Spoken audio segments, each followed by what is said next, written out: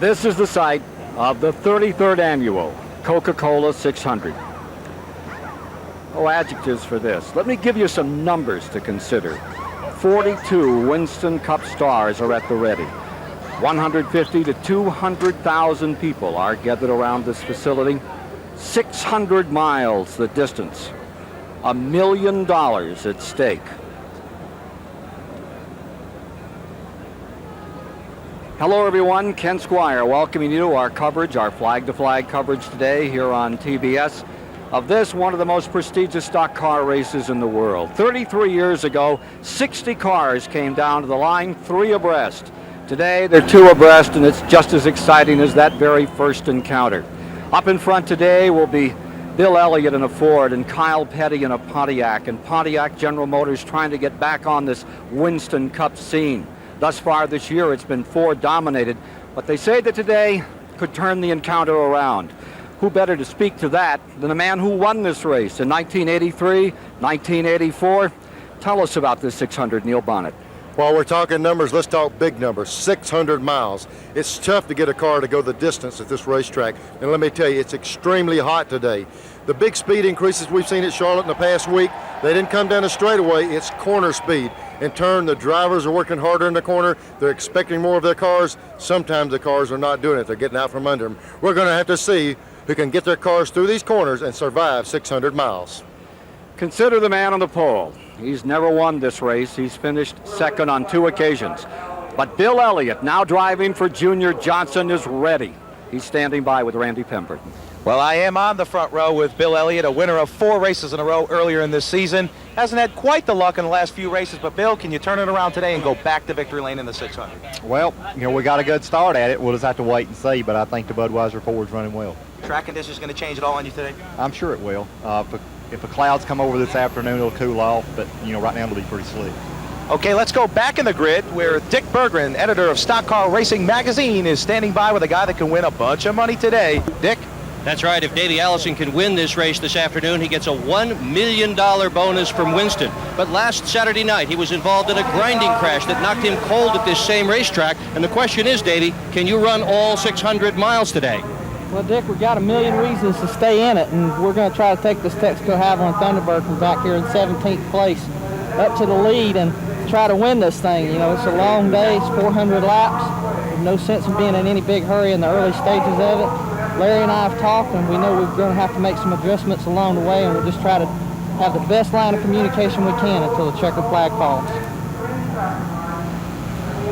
Well, I'm up here on row 1 on the outside of Bill Elliott where Kyle Petty is strapping in. Unfortunately, these guys have already got a problem. They've got a radio communication problem. They've switched the radios out, trying to talk to Kyle to make sure they'll be able to go the distance with these radios, as crew chief Robin Pemberton talking with Kyle. So hopefully these problems will subside and Kyle will not have a problem, because certainly communications in this sport is everything.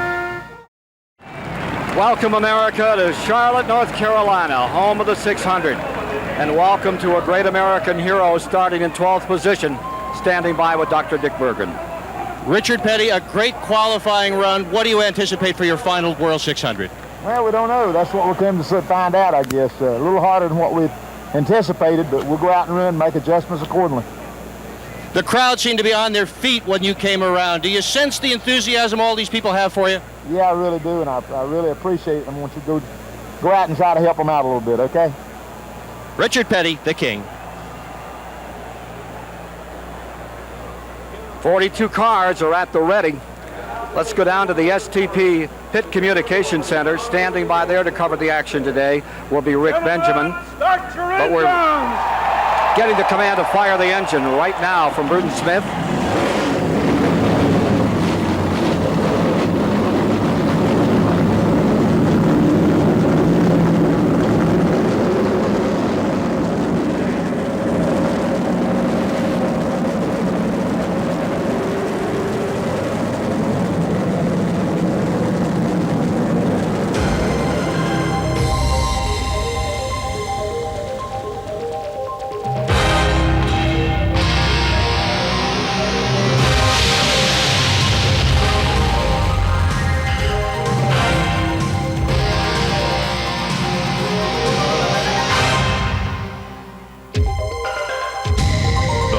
Coca-Cola 600 is brought to you by Budweiser, the king of beers with that clean, crisp, cold taste. Nothing beats a Bud.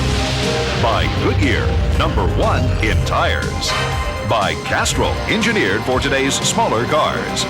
By Autolite spark plugs, guaranteed for 2 years no matter how far you go. And by Napa, because there are no unimportant parts.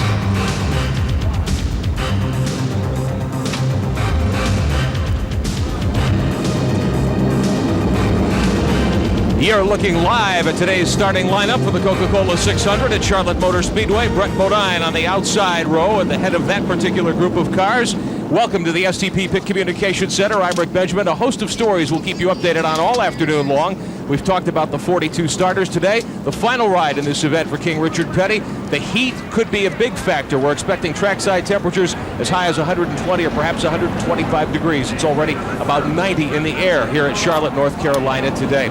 We're also going to be keeping track of some other things, some other stories to tell you about. We expect visits today from Jeff Gordon and Todd Bodine, who were at the forefront of yesterday's running of the Champion Spark Plug 300 here at Charlotte, which we brought to you live on TBS. And a little later on today, you'll have an opportunity to participate in the Gillette Halfway Challenge. If you can make a call to our special number, we'll give that to you a little later on. You may win a brand new Chevrolet Lumina for your troubles if you name the correct driver who's leading at halfway. All those stories and more coming up down here later on. Field just about ready to be given the command. I believe they're getting 3 preliminary laps today, Neil, before they're going to turn them loose. They usually give them several laps to warm them up, but we're just talking about how hot it is, and 3 laps will be plenty to get these motors ready to go. They may cut it back to 2, we're now being told. Earlier this morning, and in the driver's meeting, the consideration had been 3. Anything else out of the driver's meeting this morning we should talk about? Well, I think they're just telling everybody to use their heads early in this race at 600 miles, but when you're talking to 40 of the best race car drivers in the world, you don't need to remind them. I think everybody's got a game plan, and you'll see it unfold during the day. So here you see, we're back to row 6. And let's take a look now at the starting lineup for the 33rd annual Coca-Cola 600. On the pole with a new record, Bill Elliott in car number 11, the 3rd time he's been there. Alongside is Kyle Petty, who won this race in 1987. In row 2, it's Ricky Rudd and Brett Bodine. Row 3, Arkansas's Mark Martin and Ken Trader from Missouri. Row 4 today, Rusty Wallace, who won it in 90, and Alan Kowicki. In row 5 is Sterling Marlin from Tennessee and Dick Trickle. In row 6, it's California's Ernie Irvan and Richard Petty, the 2-time winner. Row 7 is Dale Earnhardt looking for his 2nd win in this race, and Terry Labonte. Row 8 is Michael Waltrip and Ted Musgrave. Row 9, Davey Allison, defending champion, and Darrell Waltrip, the 5-time winner. Row 10 is Jeff Bodine. He's been here, done well. Jimmy Hensley in the 66 car, Cale Yarborough, and the rest of the field. Dave Mader III has qualified well. In there with Bobby Hamilton for row 11. Row 12, Dale Jarrett and Bobby Hillen. Going to row 13 is Morgan Shepherd, Harry Gantz there.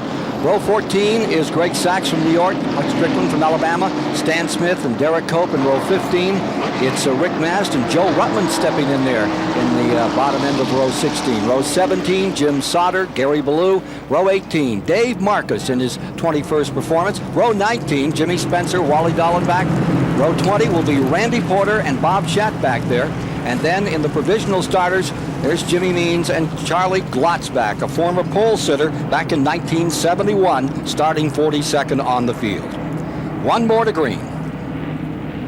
Quick look at the course. And this thing is a big tri-oval, start-finish line right here in the dogleg in the middle of the front straightaway. Big sweeping turn down in turn 1, easy exit off 2. The banking is 5 degrees on the straightaways. Each straightaway has 5 degrees. You get down in the corners, you're dealing with 24 in each end. Don't let it fool you. It shows the same numbers, different corners. Real tricky off 2, real tricky off of 4. So it's a little bit harder to get off 4 than it is at 2 at particular times during the day. We have a lot of spins. Riding in the 5th place car inside of row 3 with Batesville, Arkansas's Mark Martin, the Valvoline Ford, taking you down the backstretch as we get set to go.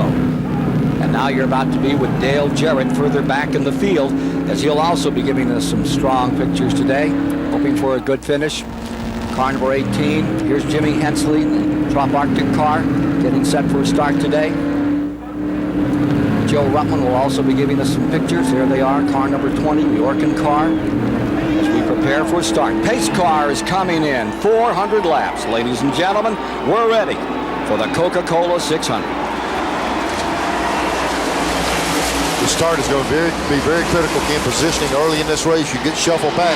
These guys will race real hard on this first lap to get a good starting position.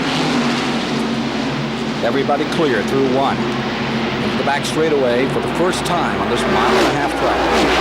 And a move on the back straightaway as they stack them up. Here's Ricky Rudd going for the lead on the bottom of the racetrack. Ernie Irvin falling off the pace and sliding back through the field. Hutch Strickland, the number 12, getting around it. Back for the leaders as they come to the line. Ricky Rudd leads the first lap. Kyle Petty slithers down to the inside, stays in second. Bill Elliott on the high side. The pole sitter back in third. Brett Bodine in fourth for the moment, and having it taken away right there as they slip into the back straightaway. This might be something we see all day. See Rudd move to the inside. The GM guys are trying to work with the other GM drivers, and Ford's working with Ford. You're going to see a little team workmanship all day long, trying to help each other as the day goes on. Kyle Petty working on that second spot against Bill Elliott as they complete lap number 2. Ken Schrader rides in that fifth spot. Going to 6 is Alan Kawicki up from 8. Brett Bodine sliding back to 6th position from 4th, and Mark Martin now 7th as they go around turn 2. In the back straightaway, the leader is number 5, and it's still even Steven. Back straightaway, Kyle Petty for the moment gets a little bit of advantage. There's the quick interval that's being developed by Ricky Rudd over Kyle Petty in second, then the number 11, and here comes the 25, Schrader. He's a bomb out there. That's something we haven't seen all year, that GMs be able to work on these Fords even at the start of these races. There's 3 General Motors products taking the lead away from Elliott, and I don't know if he's just pacing himself or what, but you can't pace in this type of racing. So it's unbelievable to see the Chevrolets take off like they did. Dick Bergen, what about this Rudd car taking off like this? He is a rocket ship out there, he sure is, but I'm also watching Ernie Irvin rocket his way to the back of the field. It sounds like he's running on about 6 cylinders. They changed the motor on that car this morning, Ken, and the motor they put in it is not running on all 8. That's a deal where they'll just try right now to ride it out and hope for a caution. There's no reason to pit now. If they can stay out and catch a caution, they have to see what's wrong. If not, they got to come in on green. See Tony Glover looking anxiously on. There you see Ricky Rudd. This is his 16th 600, and would you believe this? This is only the second time that he has led in the 600. It's hard to believe. A little thing of Kyle Petty's coming in there behind him. Kyle has been the strongest car in practice every time they open the track. Battle for 12th position. Earnhardt, Allison, Saturday night, Winston, all over again. Here they come through 4. Davey Allison driving car 10. They a little touch there, huh? Hello? Looked like a little bit close right there, but it's early in the race. And Davey moved outside, was able to get around Dale on the outside. Earnhardt down on the bottom. Allison on the outside. Allison driving hurt today, black and blue all down the left side of his body from that hard crash on Saturday night in the Winston when he won $300,000. Still doesn't remember. Starting 17th. What's your strategy, Davey?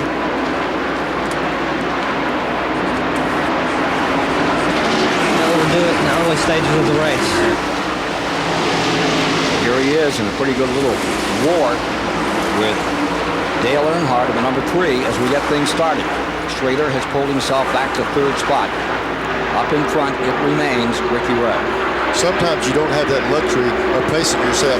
Just the starting position Davey was in right now, he's a quarter of a lap behind, so he's going to have to run the car hard. You talk about pacing yourself, but still these guys are cranking out 170 plus mile-an-hour laps leading the race, so it's going to make them have to run hard to catch them. Kyle Petty, 1987 winner of the 600, trying for a second, closes in, moves ever tighter on Ricky Rudd in number 5. This for the lead. They're working lap number 8. And while they're working, Kyle is working the apron of this racetrack. That's been his strong suit all during the Winston, all during practice. Watch how low he runs on the racetrack. See the Ricky Rudd up high. Kyle Petty's running around the apron. And see the advantage there? He's able to run right up under Ricky. There's Jimmy Means' car going out, smoking. The number 52 backing off, and look at this battle for the lead. Look at it quickly because Kyle's saying goodbye. Kyle Petty back out in front another time. He was so dominant in much of the Winston back on Saturday night, that $1 million race. First super speedway race under the lights held right here at the Charlotte Motor Speedway. And that's one of the 3 cars that figured so importantly in that last lap. They talk about second guessing someone. That's not the car Kyle ran in the Winston. That's a separate car, a new car, and they brought us a different car for the race. Take a look at this bunch up for the lead. Alan Kowicki right on the tail end of that for 4th. Rudd takes a look on the inside of Kyle Petty. The number 7 car, Kowicki, closes in on number 25, Schrader, who is driving really hurt today. Imagine a herniated disc. He may have to have it operated on early in the season here. But he's out here. He says he feels most comfortable. He can hardly move his neck, but he feels most comfortable. He slides down into that racing seat. Somebody like Kenny Schrader, as much as he likes to race, he'll feel good in it with broken legs. I'm telling you, the place he wants to be is in that race car right there running these big races. And Rick Hendrick has said to him, don't worry about it. Go to the hospital, get yourself fixed. You've got to ride with me. You've been here a while. I like you, but Schrader wants this race bad. We just saw Kowicki pull into 3rd spot. So as they're now deployed, it's Pontiac in 1st, Chevrolet runs in 2nd, and Kowicki's Ford is maintaining 3rd spot. There are now 10 laps complete in the 33rd running of the Coca-Cola 600.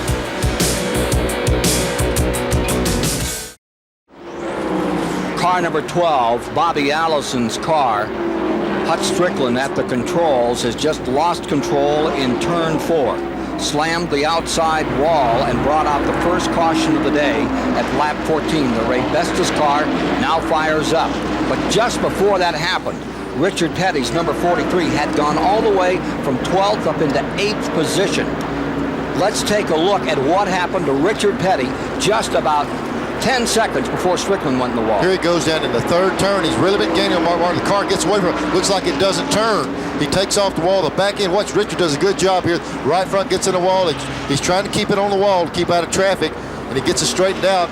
Right after this is when Hut Strickland spun right in that particular part. Right there, just as he got it straightened out, Hut Strickland had that Ray Bestis car in trouble, number 12. Let's take a look at exactly what happened to Hut Strickland.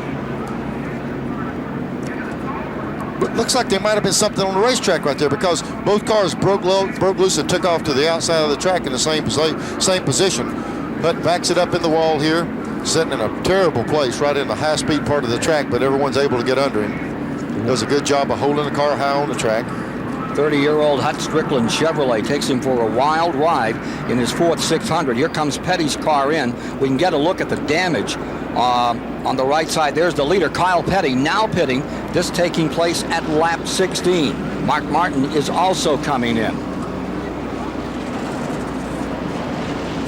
That's just the 2 of the lead cars came in. None of the other leaders came in, but Kyle and the number 6 car, Mark had been complaining about a little bit of problem with the car, so it's unusual to see these guys come in this early in the race as good as that car was running. 16 laps, and only 16 laps have been completed. That's about 24 miles.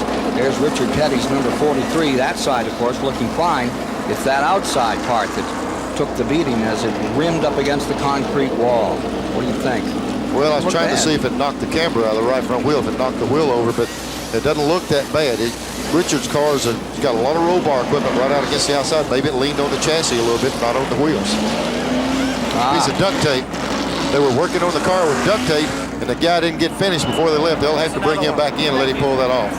So Richard Petty, 54 years old, twice a winner of this event, 1975 and 1977, both in Dodges. Have to come back in and get a little work done there. Well, Richard Petty just came over the radios right after he had hit the wall up there, and he said, fellas, I lost my brakes. So other than the toe end being out on the right front, Neil, the bottom line is Richard is running around with a little less brake than normal, and that could present a major problem with 580-some miles to go here. But on the other hand, remember all those great races that Richard Petty won that year when he just dominated 110 in a row?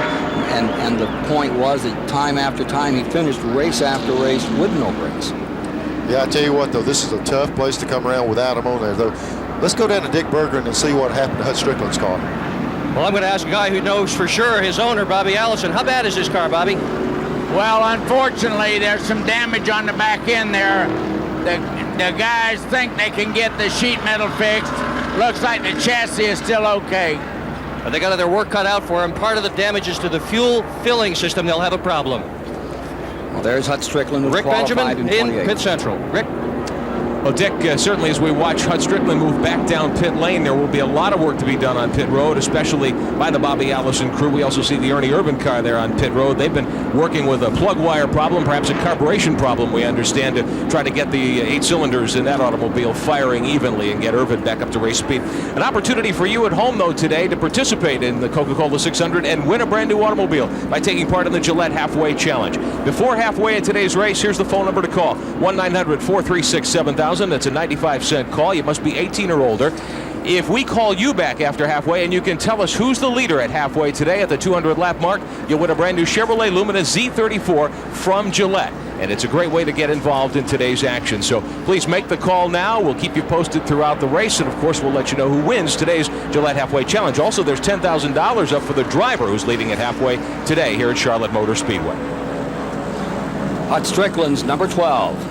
Owned by Bobby Allison, 3-time winner of this event. Being administered to after a hard clout on the 4th turn wall here at the Charlotte Motor Speedway. When we saw Petty a while ago go in that corner, we said the front end looked like something happened to the front end. The front end took away from him. We also saw him come in and pit, and you saw the rear wheels lock up on the car as he was pitting. These cars have dual master cylinders. He must have only rear brakes. That's the reason the car tried to get away from him going down in the corner. The front end wouldn't slow down, just took off from him as he turned in. Hut Strickland's car had finished 6th here a year ago. He's got a lot of work cut out if he ever intends to get that close again. He may be going to lap down right here. More from Charlotte live in the 600 in a moment. Back with you with 20 laps now complete. Under caution, the first 10 laps run at a record 168.7 miles an hour. Then we've had a lengthy caution here after Hut Strickland's cars crashed before this massive crowd. I'm sure it's the largest crowd ever at the Charlotte Motor Speedway, Neil. Getting set on a restart, and as we do, you see Ricky Rudd in front. They've had the pit stops recently. Alan Kowicki in 2nd. Going 3rd is Ken Schrader. 4th is Elliott. 5th is Wallace as we get ready to go. Should Winston Cup drivers race in Busch Grand National? Remember our question from yesterday? 83% say keep them right in there. Keep them trucking. Makes for a great show. Thank you very much for calling. Appreciate it. Great show and good training for the Busch guys. They really love it. Pictures out here. We are ready on a restart. Getting ready for a go. Pace car is in. Back in 7th, Labonte. 8th, Davey Allison. 9th is Earnhardt. 10th is Marlin. 11th is Teddy Musgrave. Jeff Bodine is in 12th. Waltrip is in 13th as they come streaking back to the line. Let's go back to Mark Martin, who finds himself in the Valvoline car back in 27th position to start. Watch him come up. It'll take him long to get to 167 miles an hour on that start. At Ford telemetry giving you a picture of what happened. Whoa, a little bouncing, a little rippling there as they get going. Looked like Kyle Petty got into the side of the car right there on the inside and really ricocheted him out. And here's down the back straight. Watch the RPM at 82, 83, 8300. Rolls out, touches the brake pedal just to set the car in the corner. He's looking under Kyle here. If you notice, the lowest the RPM went was like 66 or 6,700. The motors stay at high RPM all day long on this racetrack. Getting around Joe Ruttman, that puts them up to the 24th and 25th positions. Cars 42 and 6 respectively as they dash through the field from the rear after their pit stops. Meanwhile, in the lead, it's Ricky Rudd Chevrolet. Alan Kowicki's Ford Thunderbird, number 7, lies in that 2nd spot. Maintaining 3rd is still Schrader, while back there in 4th is Bill Elliott, and Rusty Wallace creeps up in the Roger Penske Pontiac to 5th position. Boy, Kowicki's holding Ford's end of it up. He's right there battling for the lead. Looks like he's got a lot of car. Rudd's going to have his hands full holding him back.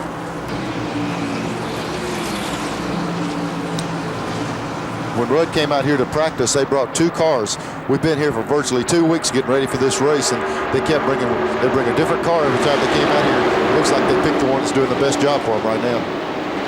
Let's take a look a little further back at how Mark Martin is faring as he tries to come up through the field. Here you see him with Kyle Petty working as they try to move around. They've already knocked down 2 more cars. That gets them up to 22nd and 23rd positions respectively as they come down this main straightaway. Mark Martin fading, going up to the outside, get a little running room there. Here's Davey Allison in the car number 28. He's running in 7th position for the moment. He just passed several cars. He started well back. They had a little bit of problem qualifying with a new car, and he's really been working his straight way through. They tried on the outside of Bodine. He couldn't quite get around him earlier.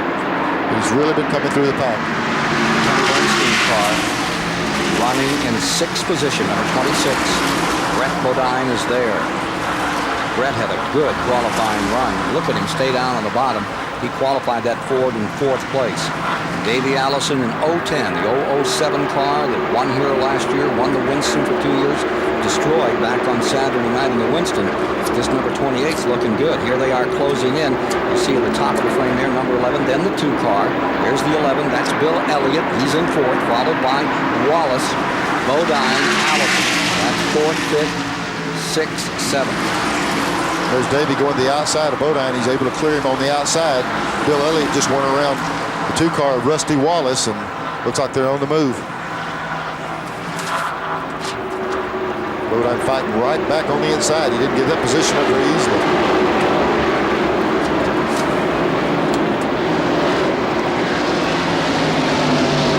Boy, this weather really threw all of these teams a curve today. It's been fairly cool. We haven't had, I just think we did a lot of night practicing, getting ready for the Winston. These guys spent a lot of the time practicing night. Big hot day today, a lot of track temperature, and the guys started guessing this morning. These crew chiefs had to guess what it took. The ones that hit it are going to look like heroes. The rest of them got some work to do. Back to Mark Martin. He is now in 18th position. Here he is closing up on the Dave Mater, the 3rd car, number 9, running in 17th position. And that Ford telemetry giving you an idea of the paces the Roush Ford is being put through by Mark Martin on this 1.5 miles off the 24-degree banking. Takes it outside. The old number 9, the Elliott campaign, finished 2nd twice in this race with. Now Dave Mater, the 3rd, a very good campaigner out of your part of the country. Dave ran a lot of short track. Here's Rusty Wallace and Bill Elliott going at it now. 4th place, side by side. Number 2, Wallace on the inside. It's Bill Elliott on the high side. Takes it right up around in turn 3 into 4. Here they come over the bump. Down the main straightaway. Look at this battle, and Davey Allison wanting a piece of this action. Which guy do you think he's going to try to work with? He's not going to jump behind that Pontiac. He's going to jump in behind that Ford and see if the 2 of them can put Rusty out. Just as soon as I said, Davey tries inside, but he'll probably swing high on the outside coming off this corner. Just behind them is Terry Labonte, the Billy Hagan car, number 94 in 8th spot. You see it there, the Sunoco car, and that was taking a good run. Back comes Wallace. Wallace in number 2, looking as stout as he has for some time. And look at this battle for the lead. Slipping and sliding on the inside. Alan Kowicki going for it. I think he grabbed first place. Too close to call. Back they come. The 5 leans on the 7. Right on the high. 3 wide. Here comes Schrader down to the bottom of the racetrack. It's Ken Schrader low. Ricky Rudd is high. Alan Kowicki says thank you. 600 miles. I'll wait a little while before I do that. Let me tell you what, the manufacturers will tell these drivers, do not get 3 abreast. The inside car does not have any air on it. As soon as they got him 3 abreast, you saw Ricky's car break loose, and he had to get out of the gas. That 3 abreast kills him. But you're seeing the best stock car drivers in the world. They can pull it off. Do not try this in your backyard. But you saw how good it told them not to try it. Yeah, they made a pretty good effort, and we're just 31 laps in the 400, so these guys are really laying back. Schrader says, hey, let's go racing, and he did. All right, take a look at this. Here's Wallace down to the inside. Here comes Elliott trying to reel him in.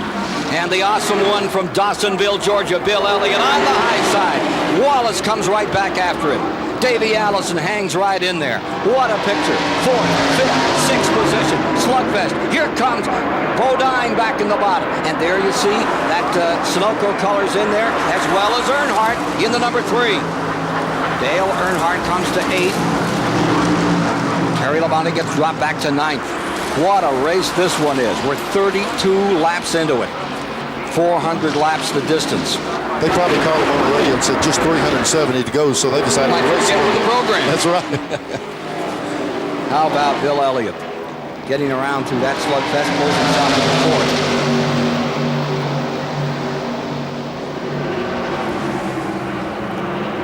The front 3 trying to gather up some steam and pull away from the rest of these guys. They like to get sorted out from the likes of Earnhardt. There are the 3 leaders. There you see Schrader in front. You see Rudd, and you see Kowicki. Now look back how much of an interval they've developed here, Neil. Whoa. But what brought a lot of that on was that passing. They got side by side in that second group. They were swapping positions, and that in-line racing up front enabled them to get away just a little bit. Every time Bill goes in a corner, gets a little bit high. Watch Rusty Wallace on that inside car, the black car, just stick it right down on the bottom and try to get that position back. That interval is shortening up between those front 3. Here is Mark Martin. He's closed up on Musgrave now, and that is 12th position. So Martin has moved to 13th. He's moved around Waldrop. Was running in 14th just half a lap ago. Here he is up on Ted Musgrave in car number 55. Mark Martin having a beautiful run out of the back of the field. And along comes Kyle Petty as well as they make their charge back toward the top. Mark's really having to use his time and bide his time and not get in a big hurry. He's got all day to get to the front. His car's capable of getting back up there.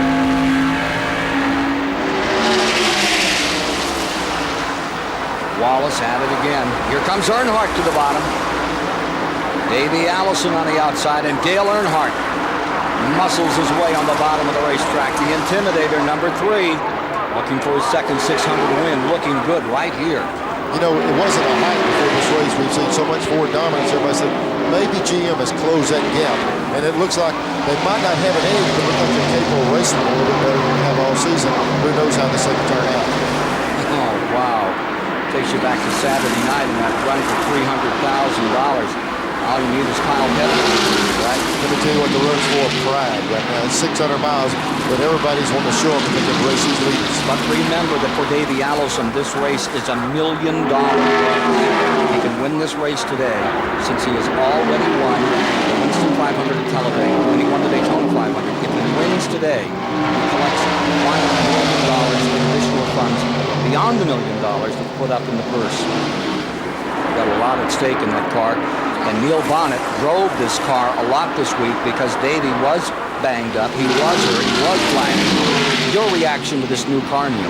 I tell you what, the thing drove unbelievable. Davey Allison asked me, he said, you use a helmet strap on it, goes up under your arm to support your helmet? And I said, Davey, I've never used them. He said, well, get you one and hook it on the front of the helmet and hook it on the stool. This thing will snatch a knot in your neck when you mash your gas. Put your head right through the back window. Yes, sir, and I'm telling you, it's stacked. There's a lot of race car. Drives extremely well. You can see why they win as many races. To the STP Pit Center, Rick Benjamin. Ken, one of the stories we're following is the progress of Hut Strickland and the Bobby Allison crew. Now, Strickland brought out the first caution this afternoon a few laps back when he spun coming out on the 4th turn. A lot of sheet metal damage to the rear. We understand there may be an airflow problem inside the car. Let's go pit side with Dick Berggren. Rick, is probably 100 degrees here on pit road, but Bobby Allison, what is going on with Hut Strickland in the air inside that race car? Well, we think what happened when the Rebestis Lumina got hit there in the rear, it tore the panel out of the wheel well. That's letting a lot of hot air into the car. Now, it may be also getting into the intake for his hose on his helmet. So we'll have to look at that. That's the story on the number 12, the Rebesta Chevy of Hut Strickland. Now, one of the things that's happened is Mark Martin has sorted himself out. He's pulled up into that 11th spot, but Kyle Petty is back in 16th. You see Mark really on the assault here, making a tremendous charge. And look at Earnhardt come after Elliott. This is for 4th position now at stake. Oh! Earnhardt had just passed Davey Allison and the 26 car behind there went up, and now he's battling with Elliott for 4th place. Gave him a little right jab, just a little right jab. Let him know he was there. So he says, yeah, I know all about that. Here's Davey Allison right with him again. Tell you what, those GM cars are running well. Schrader is out in front. Remember, Ford has won every race this year. Can Chevrolet turn it around here in this $1 million Coca-Cola 600? It's Chevy running 1st and 2nd. Ford running in 3rd. Then Chevy pulled back to 5th with Elliott. Pretty good mix out there in the early going. I'll tell you, a little caution in the wind. What's happening here, these guys are going for broke, and these cars, a lot of these Chevrolet cars are pulling a ton of gear, which is really turning a lot of RPM. They've got to go 600 miles to win it. There's a lot of gambling. Now you got a couple of Fords cranked right here going after each other. Elliott on the outside, Allison on the inside through 3 and 4. All this action at almost 170 mile an hour. Now, at 45 miles, 30 left, the average speed was 131,707. And regular race fans, you know the story. Richard Petty holds the mark for this record. That mark was set in 1975 at 145 miles an hour, 4 hours, 7 minutes, 43 seconds. Everyone was saying that record cannot stay. It's going to go away today, and it will be done by the tremendous cornering speeds they picked up. Cautions will tell the story. Look at Elliott on the high side at number 11. Roll that Thunderbird around Davey Allison. Boy, just before we got to that shot, they got together going in the third turn and kind of bounced off each other and went through their, just laying on each other. Over 150,000 folks here, Neil, enjoying this great battle as Earnhardt, Elliott, Allison, Schrader, Rudd all mix it up in the 33rd running of the Coca-Cola 600. Welcome back to Charlotte Motor Speedway. The Coca-Cola 600 underway here on TBS. You're looking at live pictures from our Pennzoil aerial platform. Alan Kulwicki in second spot there, chasing race leader Ken Schrader down into turn 3 on the 1.5-mile trioval here at Charlotte Motor Speedway. It's been an exciting early race so far as we watch Kulwicki reel in Schrader on the main straightaway through the dog leg. Opportunities galore for you to get involved in today's Coca-Cola 600. Maybe the most exciting is to be a part of our Gillette Halfway Challenge. Once again, you can participate in the Gillette Halfway Challenge. Gillette, the maker of White Guard antiperspirant, deodorant, and the sensor shaving system. $10,000 will go to the driver who's leading on lap 200 at the halfway point today. And if you call us now, here's the phone number, 1-900-436-7000. It's a 95-cent call. You must be 18 or over. You can get entered in today's sweepstakes. If you can tell us, if we call you back after the halfway point, you can tell us who's in the lead at halfway. You'll win a brand new Chevrolet Lumina Z34. You could also qualify for an instant prize if you have the correct UPC code from a package from Gillette. So get on the phone, call us now at 1-900-436-7000. Be a part of today's Gillette Halfway Challenge here at the Coca-Cola 600. Back with the leaders, Kulwicki closing on Schrader. Schrader's best finish a year ago, runner-up in the 600. Wants this one bad. Ken Schrader out of Missouri, Fenton, Missouri, stays just in front. And look at this battle. Here comes Brett Bodine's number 26, being challenged. Little Elliott there on the outside. This is for 6. Elliott in number 11, rides in 6. Bodine is in 7. At 40 laps, 60 miles. The speed in 10 laps has climbed from 131 to 135 mile an hour average as they go after that record of Richard Petty back in 1975 of 145 miles an hour. Bill Elliott, here's the reason that people think Bill Elliott's a great speaker. Well, you got to. You know, if you don't, somebody might put you a lap down, but, you know, it's just a situation. If a car's going to live, it's going to live. If not, it ain't. Okay, Neil, translate. He's from Dawsonville. I can't translate that. I'm from Alabama. He's talking wrong language for me. You're just now apart, aren't you? Yeah, we're real close here. I tell you what, talking about close, every time we look up, Bill's racing somebody. He was with Davey Allison just a minute ago. Davey cleared him, got by. Now Brett Bodine's really working on it. Bill's, you know, it's hard to tell if Bill's having a problem or he's content. He's the kind of guy that knows how much car. When I say content, look at his car slide high. I don't think he wants it. I think he's going to have to come in on first caution and work on the car because as he goes in, it looks like the car scoops up in the corner and they're able to get under right there. Tell you what, if you want to listen in Georgia speak, you want to go on to Kirkle's Pool Room there in Dawsonville, Georgia, which is a museum to Bill Elliott, and they really would like to get that siren wailing today. Look at Mark Martin close up again. Here he is up to 9th position, closing on Terry Labonte. Mark Martin getting beneath car number 11. Labonte takes his shot down to the bottom of the racetrack.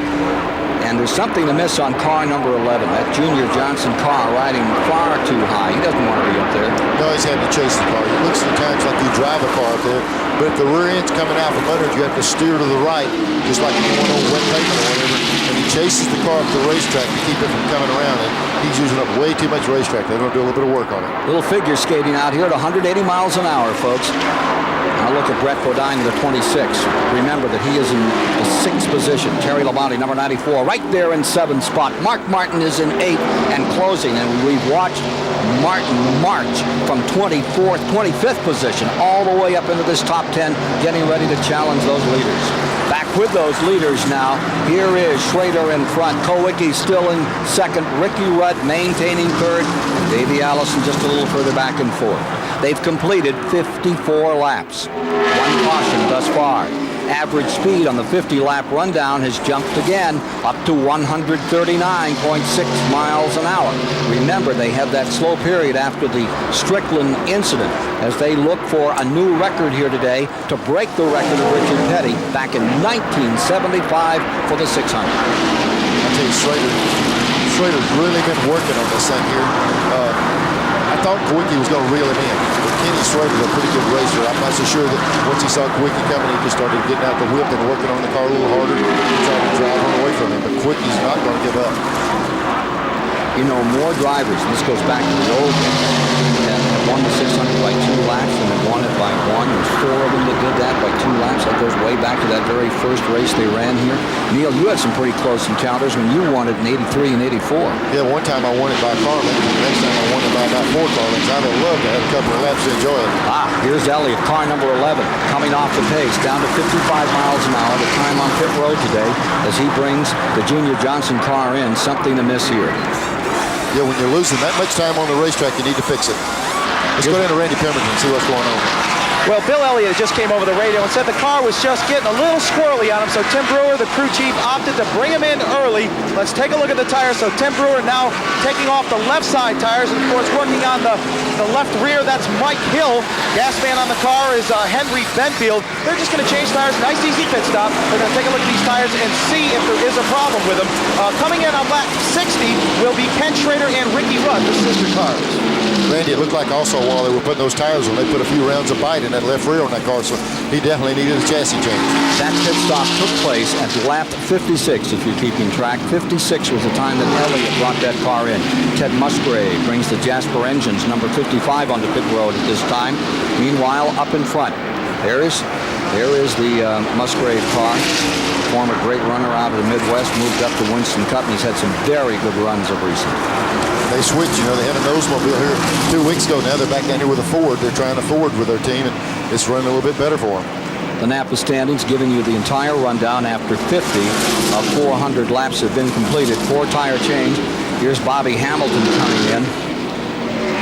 Bobby Hamilton getting set to go again, and Ted Musgrave in his second 600 comes back on the track. 60 laps complete this time by on your leaders. This is a little bit early for normal pit stops. The guys that are sitting in the catbird seat are the 6-car Mark Martin and Kyle Petty. They stopped on that caution on lap 21 and refuel, so they're going to be able to go further than he wants. Here comes the 22 cars coming down pit road also. Charlotte Motor. Here he is, Maxwell House car coming in for service after they had the sister car in, number 11. And I think we're going to see Schrader and Rudd both pit at the same time. Both of the Hendrick Racing cars. Here comes Allison in. Earnhardt is coming in, and Brett Bodine all assembling on pit road under green at lap 60. This is taking place. This is happening at lap 60. We're 90 miles deep. Boy, that stop early, I was questioning Kyle Petty and the 6-car to stop in early, but it's going to be good for him. Let's go down to Dick Bergman. Pit stops, Dale Bonnet. These are scheduled pit stops. They wanted to come in early to make sure the fuel was all right. Earnhardt originally was going to take 2. He's changed his mind to take 4 because that's what Ricky Rudd is doing, and so is Davey Allison up pit road. Rudd is out of here already. Earnhardt still in the pits. It's a slow pit stop for these guys. Having trouble with the left rear, but indeed a slow pit stop for Earnhardt at 26.26. This is where you get some separation in these races. Some of those crews are just so much better, and they're all working on pit stops now. Alan Kawicki had his team working all week, trying to improve their time on pit road. He felt that was his Achilles heel. The Penske people, they've been doing the same. Yeah, and as we're talking about Alan Kawicki, here he comes. He just turned down pit road as we're watching Mark Martin and Kyle Petty. There's Kawicki coming in right now. This is putting Mark Martin into the lead and Kyle Petty in the second as we watch Kawicki's pit stop. Here's Dick Bergman. Alan Kawicki's up with the right side of the automobile. They're also going to do a 4-tire change. One of these guys comes in, they set the pace for everybody else. Everybody seems to do what the first car does. They got the right side of tires on Kawicki's car. He has now gone a bit further on the racetrack than most of the others, so he'll have at least a little bit of a fuel advantage if we go for a long green flag.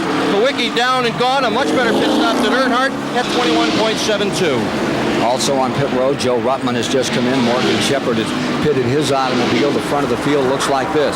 Martin, Kyle Petty, Dale Jarrett, Darrell Waltrip. 1, 2, 3, 4. Jimmy Hensley has taken the 66 up to 5th. This is the lead right here. Mark Martin from 25th into 1st. Looking forward to some lap traffic out there. How do you use those lap cars in this track? Well, what you want to try to do is catch him in a place where it's easy. Oh, it's Mark real loose right there. Just as soon as Kyle got it behind him. That's the first time Kyle had really reeled him in, and he got him loose when he got directly behind him. Let's see if it happens going down in this corner also. Didn't touch him, just came loose. No, just took the air off the back of the car. Down at lap 63. Terry Gant has just pivoted to 33, and he's getting back into it another time. These two guys here have a 20-lap cushion on them. They can go 20 more laps now, more than the other guys, because they made that early stop. 42 trying to close in one more time. Out the back of Mark Martin's car, there you see Kyle worrying him a little, fretting him inside and out. And that's what you don't want to see. When the car got a little loose like Mark's did just a while ago, you don't need to look back there and see nothing but the top of the guy's car, because he's up under you. See Kyle drop back right there. I'm not so sure Kyle saw the looseness in that car. He said, let's the two of us, while we're ahead like this, let's keep these other guys down. He knows if he gets directly under the 6th car, he's going to get him real loose. He might give him just enough running room where both of them can run fast. Ford and Pontiac riding first and second. Kyle closes in another time in car number 42. Maybe going for it right here. Coming around to complete lap 66. Mark sure gave him a lot of room right there. I'm not so sure he didn't know that he didn't need him back up under him there. Let Kyle go, but the two of them can run. But when you got a car that did what Mark's did a while ago, it really gets your attention. Kyle Petty pulling away for just a moment. A couple of car lengths advantage. This battle seesaws. Next time by, they'll be at 67 laps. That'll be 100 and a half miles, 100 miles in the book of the 600 to be run today. I think if you took a vote in the garage area, the sentimental favorite for a win would be a Petty, but it'd be Richard. But the realistic win would be Kyle Petty, because he's been the fastest guy for 2 weeks. There's your third place car. That gave you an idea of the interval between those first two automobiles. And Joe Gibbs, car number 18, the Redskin Super Bowl guy, wanting to win a Super Bowl race, the 600 today.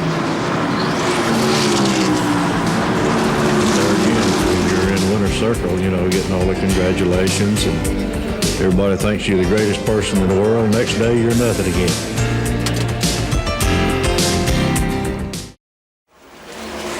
Here are the standings after 71 of 400 laps. Kyle Petty has appropriated first position. Mark Martin has come up to second spot. Dale Jarrett now finds himself in third, and Jimmy Spencer, driving that Travis Carter car, is in fourth spot. Behind the Pennsylvania driver, Dick Trickle is now up there in the Stavola brothers, number 8, running in 5th position. On the board, they are working the 73rd lap, and there you see the interval between number 42 and you saw the number 6 car running in second. The Pontiac up in first and getting ready to pit, we think, in about another lap.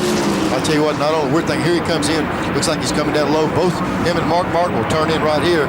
And it's a good thing for the rest of the field, because they had them a lap down by that long caution they had. Let's go to Randy Pemberton as we await the leaders on pit road.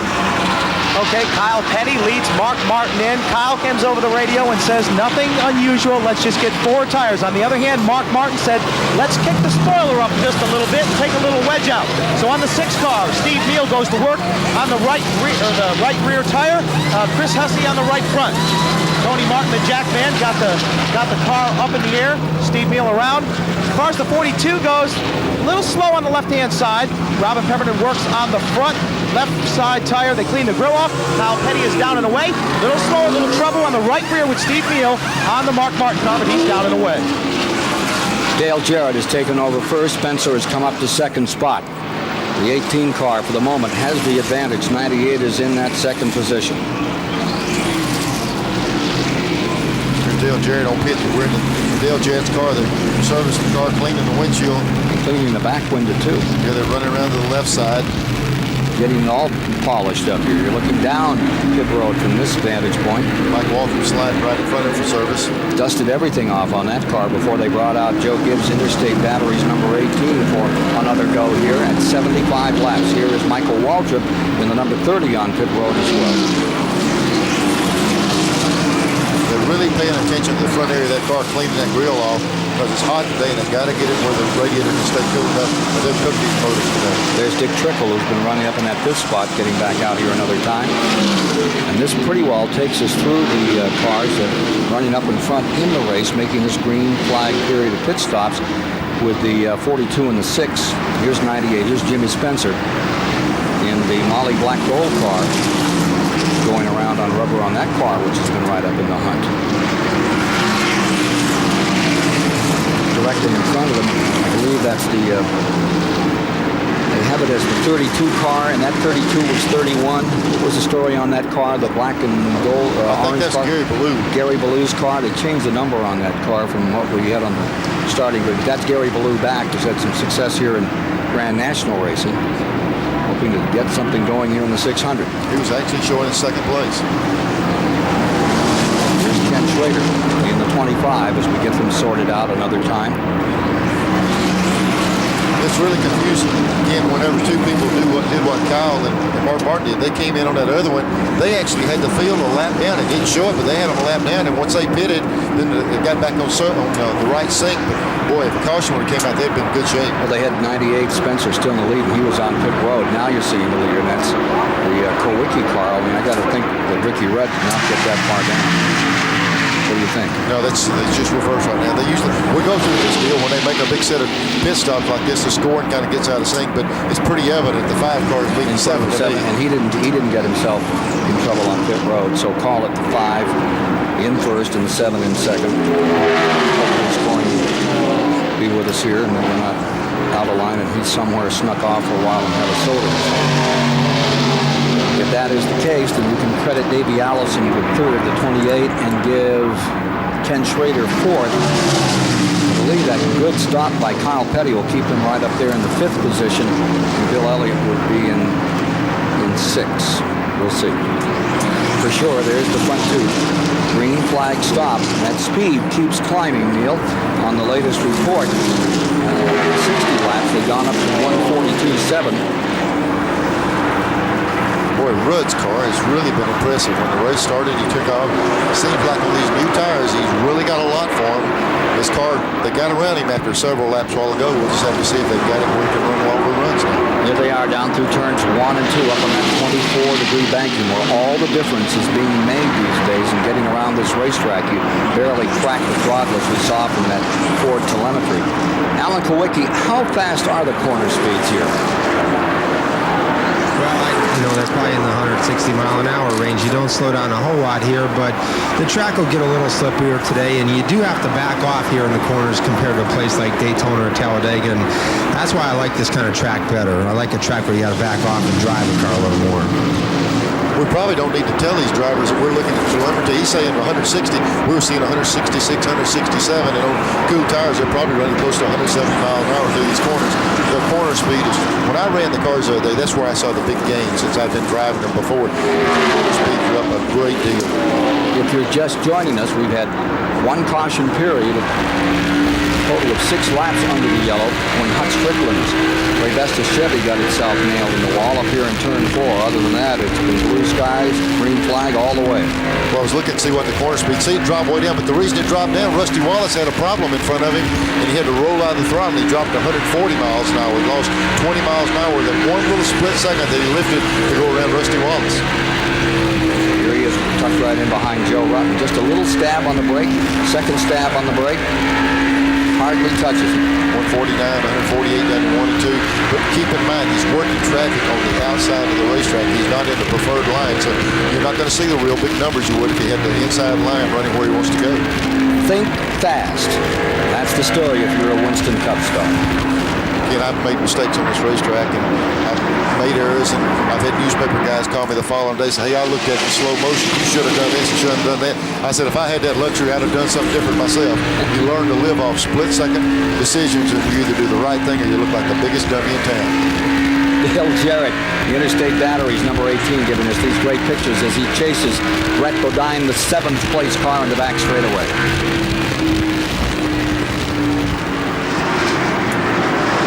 View is really limited when you're up on that banking. You can see it there out of the number 6 Martin car. It looks like Bill Elliott. The 18 car. There was Bill Elliott coming in right behind him. He was running a lot lower line than he had earlier. Maybe they corrected some of that problem. Here's the leader. It looks like the 5 car, Ricky Rudd, is stretching it out on Kowicki a little bit. Chevrolet in first, Ford in second. If you're just joining us, Ford has won every race this year. Chevy trying to put a stopper in that bottle here in the 33rd running of the Coca-Cola 600.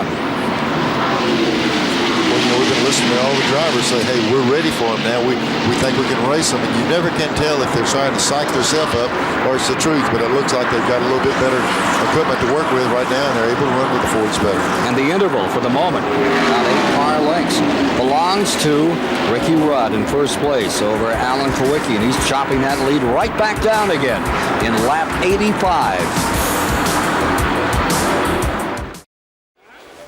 Keystone Beer presents a NASCAR profile. Jack Roush is a master at putting together winning combinations. He does it with an eye for talented drivers, hard work, and a foundation built with strong engineering.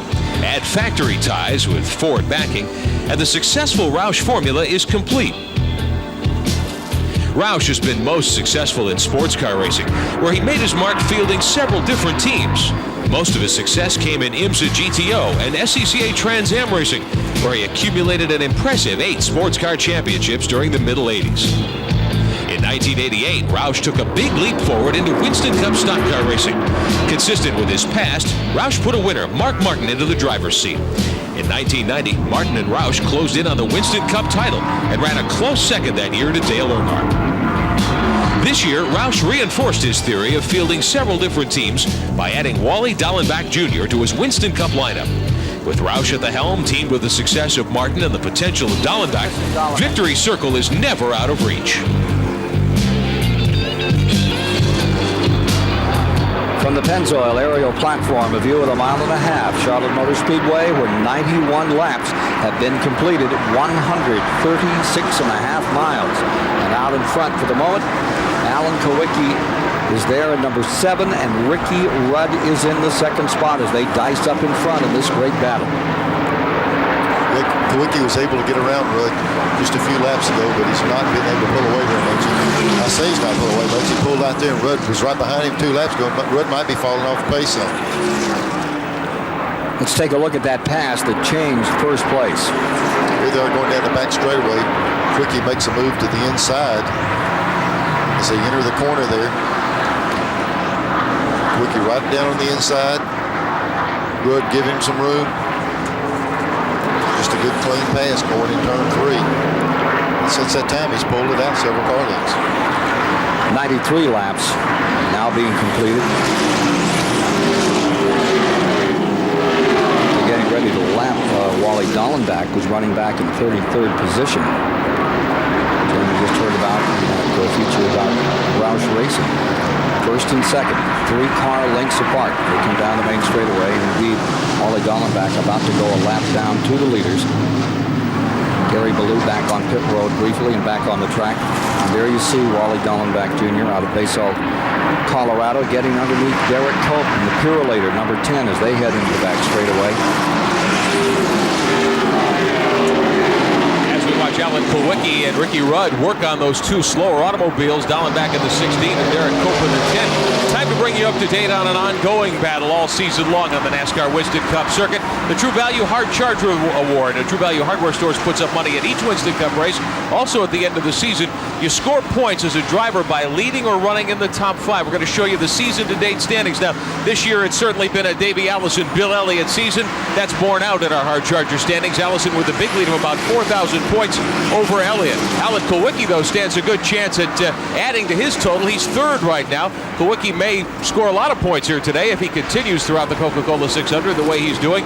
Harry Gant, Dale Earnhardt rounding out the top 5. At the end of today's race, we'll let you know who wins the True Value Hard Charger Award. Alan Kowicki looking very good right here, right now. 4 career Winston Cup victories. I like Alan Kowicki. He once said that when things are going bad, I've never been one to quit in my life. If I'd not stuck it out, I feel I'd have agonized forever. He's had some real adversity in Winston Cup racing, and he just keeps coming back. A lot of people favor him to win this race. And he was really criticized. He had some of the top teams offer him rides on the circuit. Junior Johnson and several of those guys offered him rides, but he said, I want to build my own race team, and he's really stuck with it. He's got a winning team on the circuit. There you see, he also was the one that said, just because I've got an engineering degree up there in Wisconsin doesn't mean I know how to fix the washing machine or the engine. That's not my game. He's pretty good at assembling a team. Oh, he's great at that, and he's wonderful on geometry. He just knows how to make these cars work around these racetracks. little washing machine right now has about a 3-car length advantage. There's the car number 66. Let's go inside of Jimmy Hensley's car, having a pretty good afternoon. That's about, what, the 3rd driver that they've had on the season in car number 66. He's in 15th spot at the present time. Back with the leaders, putting a lap on Dave Marcus. The story Marcus, he's been here for so many races. Wish that he would have a very good day out here in this 600. Starting his 25th 600 today. Brought that food lion car right back up in there. Kid, the black car right here is the car of Jimmy Spencer. He's not showing up there on the lead, but he came. I've been watching him off the screen there. He's been running these leaders down. I don't know why they're showing him off. He was up there leading the race a while ago, but he got off on that pit stop, and he's actually been running the leaders down, and he's got an opportunity here to get a lap back. He's been reeling them in. He's got a chance to get that lap back and be in contention before the thing's over.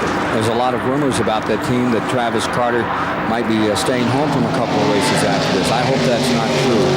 Travis Carter was fielding some great cars. Had that Hal Needham car years ago that won the 500 for the first time for Harry Gant back in, what, 1980, 82? Anyway, that's the same Travis Carter that has his number 98 out here today. And trying to get that lap back. And looking good right now for Jimmy Spencer out of Berwick, Pennsylvania, the 2-time modified champion. Back straightaway, still Kowicki out in front. Still second is Rudd, and third is Davey Allison.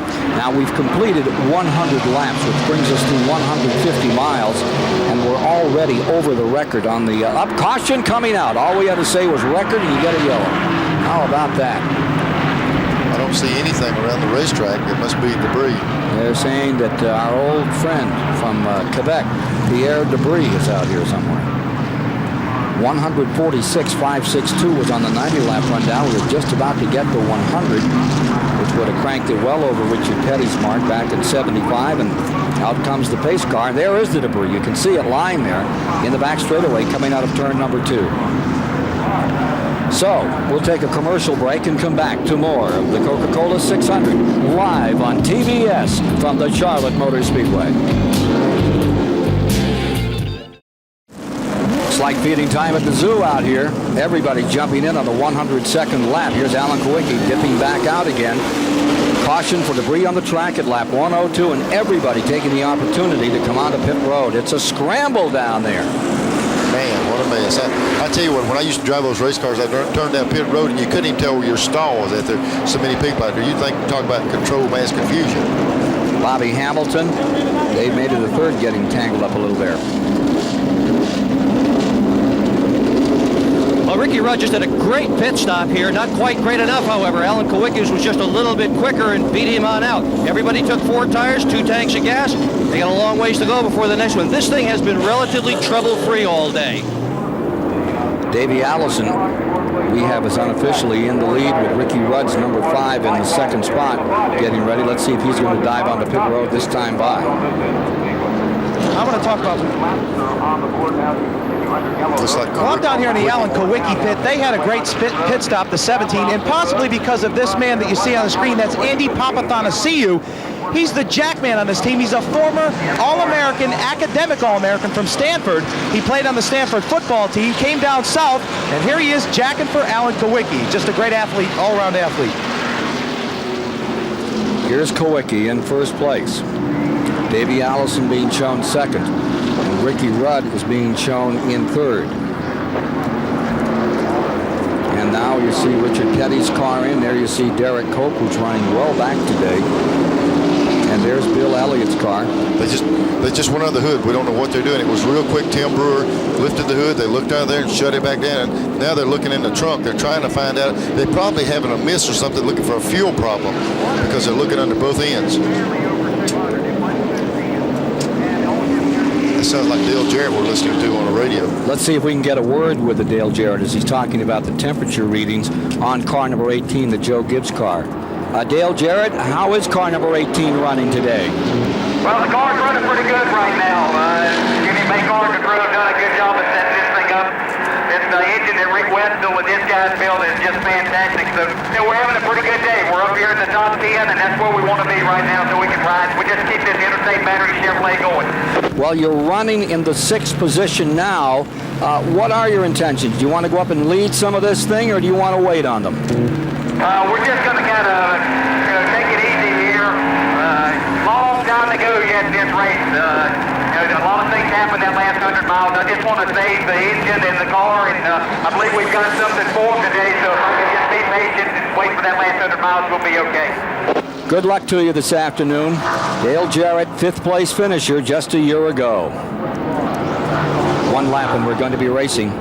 Dale's already had a 2nd down at Bristol with this new racing team this year after they had a terrible time down there at Daytona, lost 2 cars. But Joe Gibbs keeps saying he's a winner in everything he does, and that's how Joe Gibbs judges people. Over here in the condos, looking down in the first turn, there's Felix Sabetis watching his car. I imagine he's having a little chat with Kyle now and then, huh? See him putting that body English. Says, Kyle, get on in that hole. Don't lay back. Go on. Get on around there. Felix is coaching from the top, and that radio, I'm sure, will be running a little bit when they start this thing. Well, that's one way to watch the race. Here we are, getting down for a restart. 106 laps complete when they hit the line. Kowicki jumps out in front. Takes about a 3-car length advantage over Davey Allison. Going down into the first turn, it's Ford, 1st and 2nd. Chevrolet in 3rd with Ricky Rudd. Kyle Petty's Pontiac is in 4th. Running in 5th is Harry Gant. Going 6th, Dale Jarrett. 7th, Mark Martin. 8th, Bodine. 9th is Slater. 10th, Wallace. 11th, Earnhardt. 12th, Darrell Waltrip, the 5-time winner. And Jeff Bodine is in 13th. Greg Sachs finds himself up to 14th spot. Back in the main straightaway, here's Ernie Irvin trying to get a lap back as they come down across the strike. Well, it's a shame. The first race, Ernie had a lot of problems, but the NASCAR, they got it corrected. He's trying to get one of those laps back. And while he's doing that, it's going to open the door for Davey Allison to get up under Kowicki. That'll put Davey taking the lead away down the back straight. Totally different mindset when you come down to a start. The tires, they've changed a little. Everything changes when you come back out, and that's what makes Winston Cup drivers so good. They know, they have a sense of feel about these cars. Look at the number 42, Kyle Petty, in 3rd spot as he clambers out from around some ladder cars and sorts himself out for a run at the leaders. Look at Davey Allison down at the bottom in the car number 28. Davey Allison looking very strong in this brand new car. An old bruised and battered body on Davey Allison from his win just a week ago this weekend. Took $300,000 into Winston and crashed on the finish line with Kyle Petty. Here's the Elliott car. We saw a little bit of problem. Let's go down the pit with Randy Pemberton and see if we can find out what was happening to Bill's car. Well, Tim Brewer brought him in, put the hood up on the car and the trunk. It ended up being a vapor lock problem, so they took the fuel line off, let it breathe just a bit, stuck it back on. They're not sure if they have it cured yet or not. Bill hasn't said anything over the radio since he went back out. Thank you, Randy. We were guessing it was a fuel problem when they're working on both ends like that. Maybe they got it corrected. 22nd position is what he's running in. 22nd. Complete rundown for you after 100 laps have been completed here today. Back up in front. Number 28. Davey Allison trying to become a back-to-back winner of this event. Doesn't happen very often that they win them back-to-back, but he's trying to do it right now out here. What could be a scary thought for the rest of the teams is when Davey got in his car the other day, the first time he ran on the racetrack, he says, you know, I believe this thing is better than 007. 007, the worst finish he'd ever had, was 2nd at this racetrack and won the rest of them. And he told me, he said, I think this is a better race car. If it is, these guys are going to have their work cut out for them even to stay on the lead lap with him. Showing 110 now officially in the books. And the leader for the moment is one of the Alabama gang. Davey Allison is there. Can he stay there? We'll see. Caution is out at the 112th lap. Richard Petty trying to dodge a car. Guess who it was? The man that was then running up in 4th position. Alan Kowicki's number 7 has just had an incredible moment in this race. Kowicki, there it is. Yeah, he was the one that brought it out. How about doing a 360 in turn 4 in front of the field and surviving? Little damage on the left rear, a ding there, but wait till you see what happened to Alan Kowicki up here in turn 4. And Bonnet, how about this? Here he goes. He's already coming around. There's Dale Jarrett. We were just talking to Dale right behind him. Watch the car 7 go down it, but it's going to start backing up the racetrack. He just barely gets by him here. Here comes Mark. Mark's going to be the guy that tags him, I believe. Yep, he just clipped him in the rear. There come Rusty Wallace and barely clipped him. He bent that left rear fender, but he's sitting in the middle of the track in 4th place and nobody else hits him. I promise you he'll take that little dink in the fender. Yeah, watch it from this angle and watch those cars scooting, scattering, slithering around him here. Look at Brett Bodine getting down. Yeah, but watch this at the very end. Let's keep this thing running, Ken. Right at the end. Watch Ricky Rudd. Watch the shot right here. The last minute, he barely avoids him or just kept nailing right in the rear. Now watch coming into the top of your frame right now, folks. Okay, we just see Ricky Rudd clear him. Okay, watch Richard Petty back there in the back. He's trying to get slowed down. He's looping it around. And he luckily doesn't get into anything either. Remember, we heard earlier that he has a brake problem on number 43, and it looked like one of them didn't hitch up that time. But he avoids anyone else. Now watch this car here come to the inside, tap the other in the rear.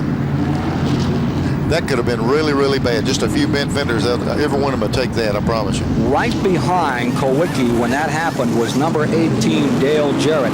Let's see if we can get a word from him. Dale Jarrett, Ken Squire up here at the TBS booth. That was a close call, eh? What? Dale Jarrett? Ken, I think he's back on that Jimmy.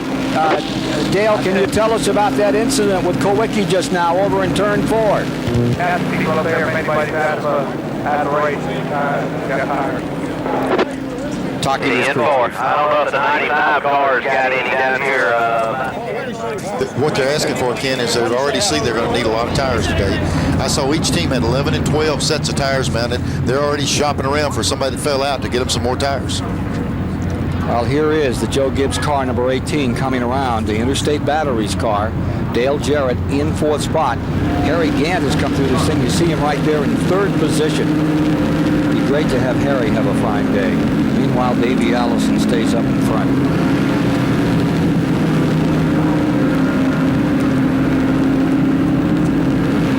Interesting shot as they come down here by the condominiums and turns 1 here, and there's another set of condos a little further over.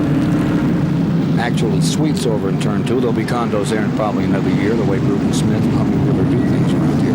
Most of the guys stayed out. We see Bill Elliott. He's not content with that race car. They're still working on it, or he wouldn't give up track positioning. So every time they have an opportunity, they're coming in and putting tires on that thing. 115 laps complete, and we should be back under green very soon. Shortly here. Track is clear. Safety crew is doing just a dust down up here in the 4th turn right now. There you see Tim Brewer on that left front tire. Getting the Junior Johnson number 11 rolling once again. Elliott racing from the pole, better than a $30,000 bonus in Unical money if Elliott can win today. Richard Petty has been in the pits again and back out. Let's go to the STP Pit Center. Here's Rick Benjamin. Okay, we want to update our fans. We're in the 2nd quarter, I guess you'd say, of this contest. We've been talking about Joe Gibbs and his Dale Jarrett, his driver, in the football motif. We're coming up on the halfway mark, so that means it's time for you to call our 900 number, 1-900-436-7000, and get an entry in today's Gillette Halfway Challenge. Gillette, of course, the makers of Right Guard, antiperspirant. They're inviting you to participate today. If you call now, you're entered. And if we call you back after the halfway point and you can name the driver leading at halfway, you'll win that brand new Chevrolet Lumina Z34. Also, you have a chance at an instant prize if you have the right UPC code today. The driver leading at halfway here wins a $10,000 bonus, and it's always an exciting shootout as we move toward the halfway point of a Winston Cup event. So we'll keep you posted on the progress as we get toward halfway, but now's the time to call and be ready to be an entrant today in the Gillette Halfway Challenge. Now, who did you say I should call for? I just call that number and see if you can take a pick, but who are you going to pull for? Who are you going to put it down for leading the halfway? Well, I had picked Elliott earlier. I thought Elliott was going to be the guy today. Here we are at lap 115. We're 172 miles in, so you have a little time to make that phone call. 300 miles, the halfway mark today. As you see, Bobby Allison, the 3-time winner of this race. Here's Ray Besta's Chevy being driven by Hutch Strickland back on pit road, as is the Whitcomb number 10 with Derek Cope at the keyboard. Stay tuned for more. The Coca-Cola 600 live on TBS. You're riding with Mark Martin in 17th position, going around the Molly Black Gold number 98, Jimmy Spencer. And Jimmy Spencer goes right back underneath him. Here comes Spencer out of 4. just saw Mike Walton and another car get together coming off 4 right in the middle of this big pack right here. There's Mark coming in through. Watch this. You run up on this track, see him hold his hand up, somebody hit him in the rear. He's going around down in the corner. That's just that you saw it just as it happened. Mark threw his hand up. Several cars going in the wall down there. Derek Cope getting hit. Strickland's in it again, and Richard Petty. You were riding at 180 miles an hour with a Valvoline car when he got hit. Now they're racing back to the line with Davey Allison in front. The race came back under green at lap 117. We were away about another 50 seconds there. We came up on lap 119, and we were riding with the 17th position car, Mark Martin, when he got in trouble coming down the main straightaway. Here's Strickland out of number 12. Richard Petty's car has collided with the front end of the back end of number 12. The front end of Richard's car banged up, and here's Hutt back to see if Richard is all right. King climbing out. Remember, he qualified 12th. Had trouble early with the brakes on this car. It slid up in the wall, and now Richard is coming out of car number 43.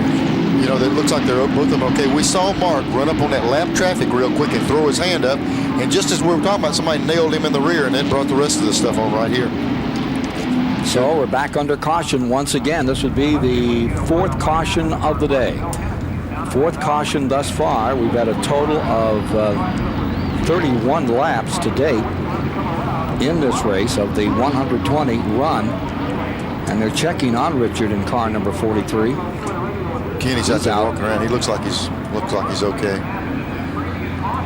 I tell you, I really felt like this was just like a couple of guys said this week. Every now and then, sometimes in racing, something special happens, and I really felt like this would be it. I thought Richard would have a good week here, good run, but he's had a little bit of trouble.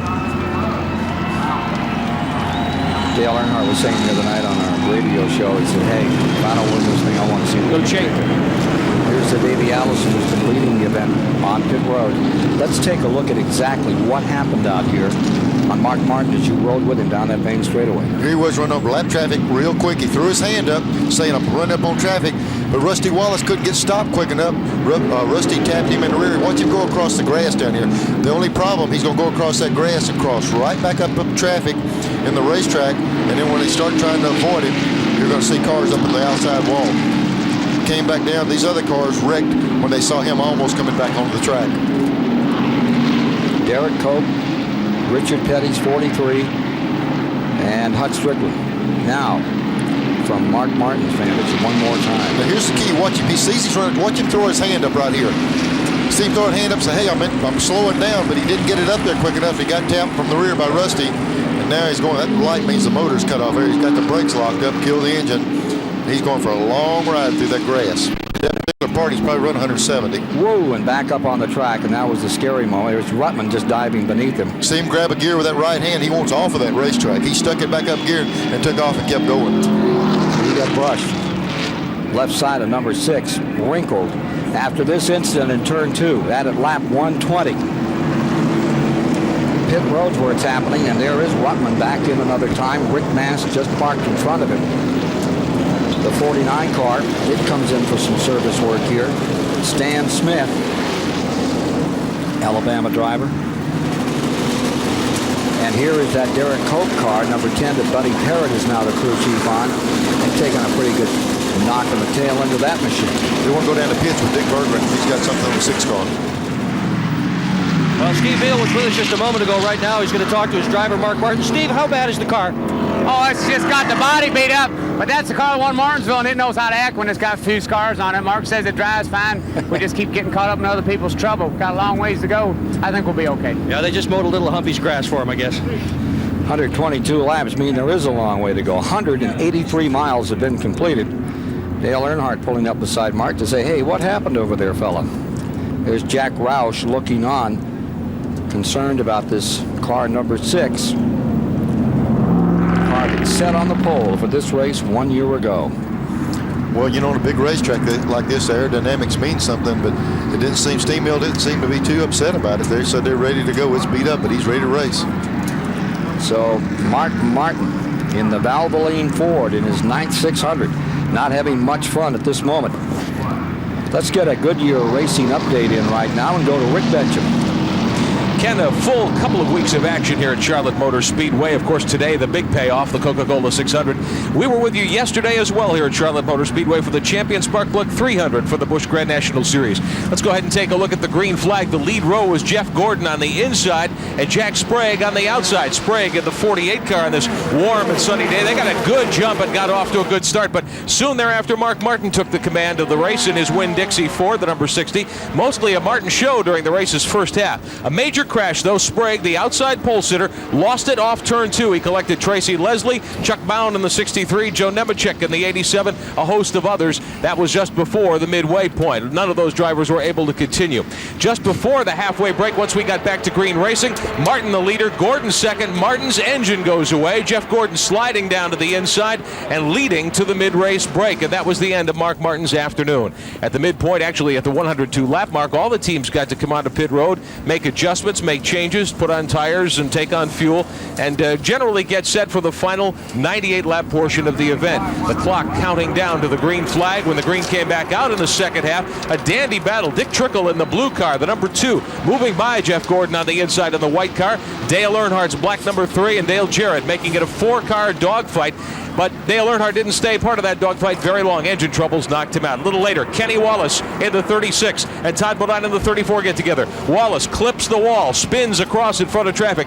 Very dangerous moment, comes sliding to a stop in the infield. He is able to refire. It took him a long time, but Wallace got back in the race yesterday. Another problem a little later on. Here's Phil Parsons on the outside of the 29, a 3-car sandwich. Gordon and Trickle get together. Everybody stays straight. And later on, Trickle again got into it, this time with Todd Bodine. Both cars slide the wall, hit the wall a ton, really. And Todd Bodine, as you can see there, and Trickle got into the fence. Trickle ended up in the infield. Later on, Jeff Gordon went all by himself into the lead. Gordon easing to victory yesterday. He won from the pole. He won $113,000. Besides the $53,000 he got for winning the race, he won a $60,000 bonus that Charlotte Motor Speedway posted for any Busch Grand National Series regular who could win yesterday. Gordon collected that money as well. Gordon, a big payday yesterday, $113,000 plus for winning the Champion Spark Plug 300. 20 years old and a great career in front of him for Jeff Gordon with that incredible finish yesterday in the Baby Ruth car number 1. Here's Richard Petty's number 43 on the hook and being brought in. We're being told they're going to try to get this thing fired and going in one lap. Safety personnel all back on pit road. Sad conclusion to Richard Petty's efforts here in the 600. Twice a winner. 75, 77, but so many great memories of Richard Petty's performances. 31st consecutive, not consecutive, but 31st 600 was this one for the Level Cross North Carolina campaign. Can I tell you, I won one of those 600s here, one of them that I did win. One thing that really made it enjoyable is I had to race Richard right to the end.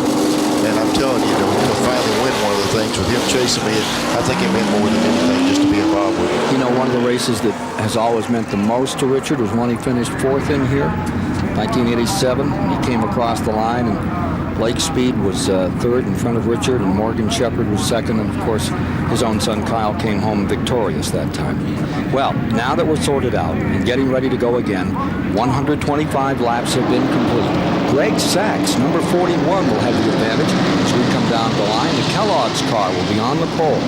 Then it'll be Jimmy Hensley, number 66. That's that Phillips Trop Arctic car from Cale Yarborough's team in that second spot. And we're going to ride with the Phillips number 66, Jimmy Hensley, as the green comes out once again. Rusty Wallace is in 3rd. Ricky Rudd is in 4th. Kowicki is in 5th. And there goes number 4 trying to get a lap back in a hurry. Ernie Irvin scoots right down there. Up on the outside comes Jimmy Hensley. He's made 32 Winston Cup starts. Of course, he's a Grand National star of great fame. Here's Jimmy Hensley going for it, trying to lead a lap here in the 600. He's never done that. Never been around for the 600 before, but he's been around forever on the short tracks in the southeastern United States. Coming back to the line, and yellow is still being shown. Pace car is out. Give Ernie his lap back. That's going to give Ernie Irvin that lap he needed back. That thing is going to give Ken, it's going to give Elmo Langley a chance to race these guys. He pulled out in front of him down there. He's going to have to get in gear. They're catching him real quick right there. Yeah, just if you could pan that thing, poor Elmo, who won the Legends race here. They're about to run right over Elmo right about now. Elmo There they likes are. to race There's the pace car, and it got out there, and it almost had a handful. Remember when Dale Earnhardt used to rub Elmo? He'd be in the pace car, and Dale pull up and push him down the back straightaway. Yeah, well, they finally passed the rule, no rubbing the race car, because it used to be just fun. You get up there and bump on Elmo, and you lean on him. Everybody's kind of messed with him in that pace car. Now the thing is, you stay off of the pace car. 127 laps are complete. The caution is out again, and for why, we'll tell you in a moment. We're checking on that. Bob Latford, our statistician, on the line to see what brought out this latest caution, as we have Jimmy Hensley with the advantage. Car number 66 going up in front here, coming back to the stripe. Great moment for him and for Cale Yarborough's team. I don't know how many laps Ernie Irvin was down, but his car's been real fast all day long, and he got one up back then, and he's taking advantage. He's turning down pit road now. He got the lap back, plus he'll get him 4 fresh tires now, so he'll be in real good shape when the thing restarts again. Let's go to the STP Pit Center. Ken, we're thrilled to have the king of stock car racing, Richard Petty, with us. He's just back from climbing out of the 43. Looked like you were off to a great start there early on, Richard. Well, we thought we was. Then we had some brake problem. I went turning in the corner and locked the rear wheel up and ran into the wall and got that all fixed and come back out, and the car worked good. It didn't knock anything, some sheet metal and stuff, but it didn't knock anything out of line. But then the brakes didn't have any brakes, and that's what happened. I got into a deal coming off before they're supposed to stop, and I couldn't stop. I had to spin it, and did the same thing going in one. Somebody lit up the tires down there, and I tried to stop and ran in the back of the hut, and I think somebody hit me. So if we can turn around, we'll take a look and see what happened to you here a little earlier. Here's a replay of the event. It looks as though this is Mark Martin down through the grass. I missed that one. This is when you got together with Hut Strickland. Yeah, I think I was back. I was back a little bit further, and we got into the deal. He was in front of. Yeah, here we come. Yeah. I know we'd make the swing. There we go. See, there, just knocked the far out of him. Then he knocked the far out of me. Tough to work in turn one here without brakes, Simon. Yeah, it really is. Really tough. We're hearing that tires are going to be a problem. Did you notice the track getting real slick? Well, the track was really, really slick, but everybody's got to run under the same circumstances, so whoever can stick the best will do it. Any final thoughts? This is your last ride in the Coca-Cola 600. A special day for you? Well, it was special to begin with because we got off to a good start. The car was really working good, and same as everybody else had a little problem, and I'm in here and they're out there. Now your son is looking very strong here. Who do you think is the stoutest car at this point? Well, I don't know. I've been busy keeping myself trying to keep out of trouble, but Kyle's real strong, and he'll be tough when it comes down to the end. We'll see how it goes. Thank you. Congratulations, Richard Petty, on a good qualifying effort today. Best of luck the rest of the season. Thank you. Gary Ballou out of Miami trying to make up a lap. He's underneath the 66, Jimmy Hensley, the great veteran Hensley, in the Phillips Schrock Arctic car, who has won 9 Grand National races in the modern era of that group, now leading here in the 600. Look at this, 3 wide. Oh, my heart. That's Rusty Wallace on the outside. Michael Waltrip was in the middle, and down on the bottom was Greg Sachs in the 41. They're on a thrash up in front at lap 130. I'll tell you what, that thing wouldn't work like that. When they went in there 3 abreast, somebody had to back out. Rusty was on the outside. He gave him a little bit of room, but that could have been bad. Well, for the moment, Jimmy Hensley is showing everybody the tailpipe on number 66. Hensley having a great run. Let's go back inside the Trop Arctic car and just watch Jimmy Hensley as he glides this thing down. This is a fine driver. He's been runner-up, 3 times in the Grand National rank. Oh, we got a car in the wall. Up into Gary Ballou has struck the wall in turn 4. Spinning down the main straightaway. A lot of guys getting out of the grass to try and miss him as they skate down through here, trying to pick it up and keep going. Stacked them 3 wide, coming out of 4, and Ballou ballooned into the outside wall and blew that car apart. Miami campaigner in car number 27 taking a lick. We'll take a look. Here's the 66 as your lead car.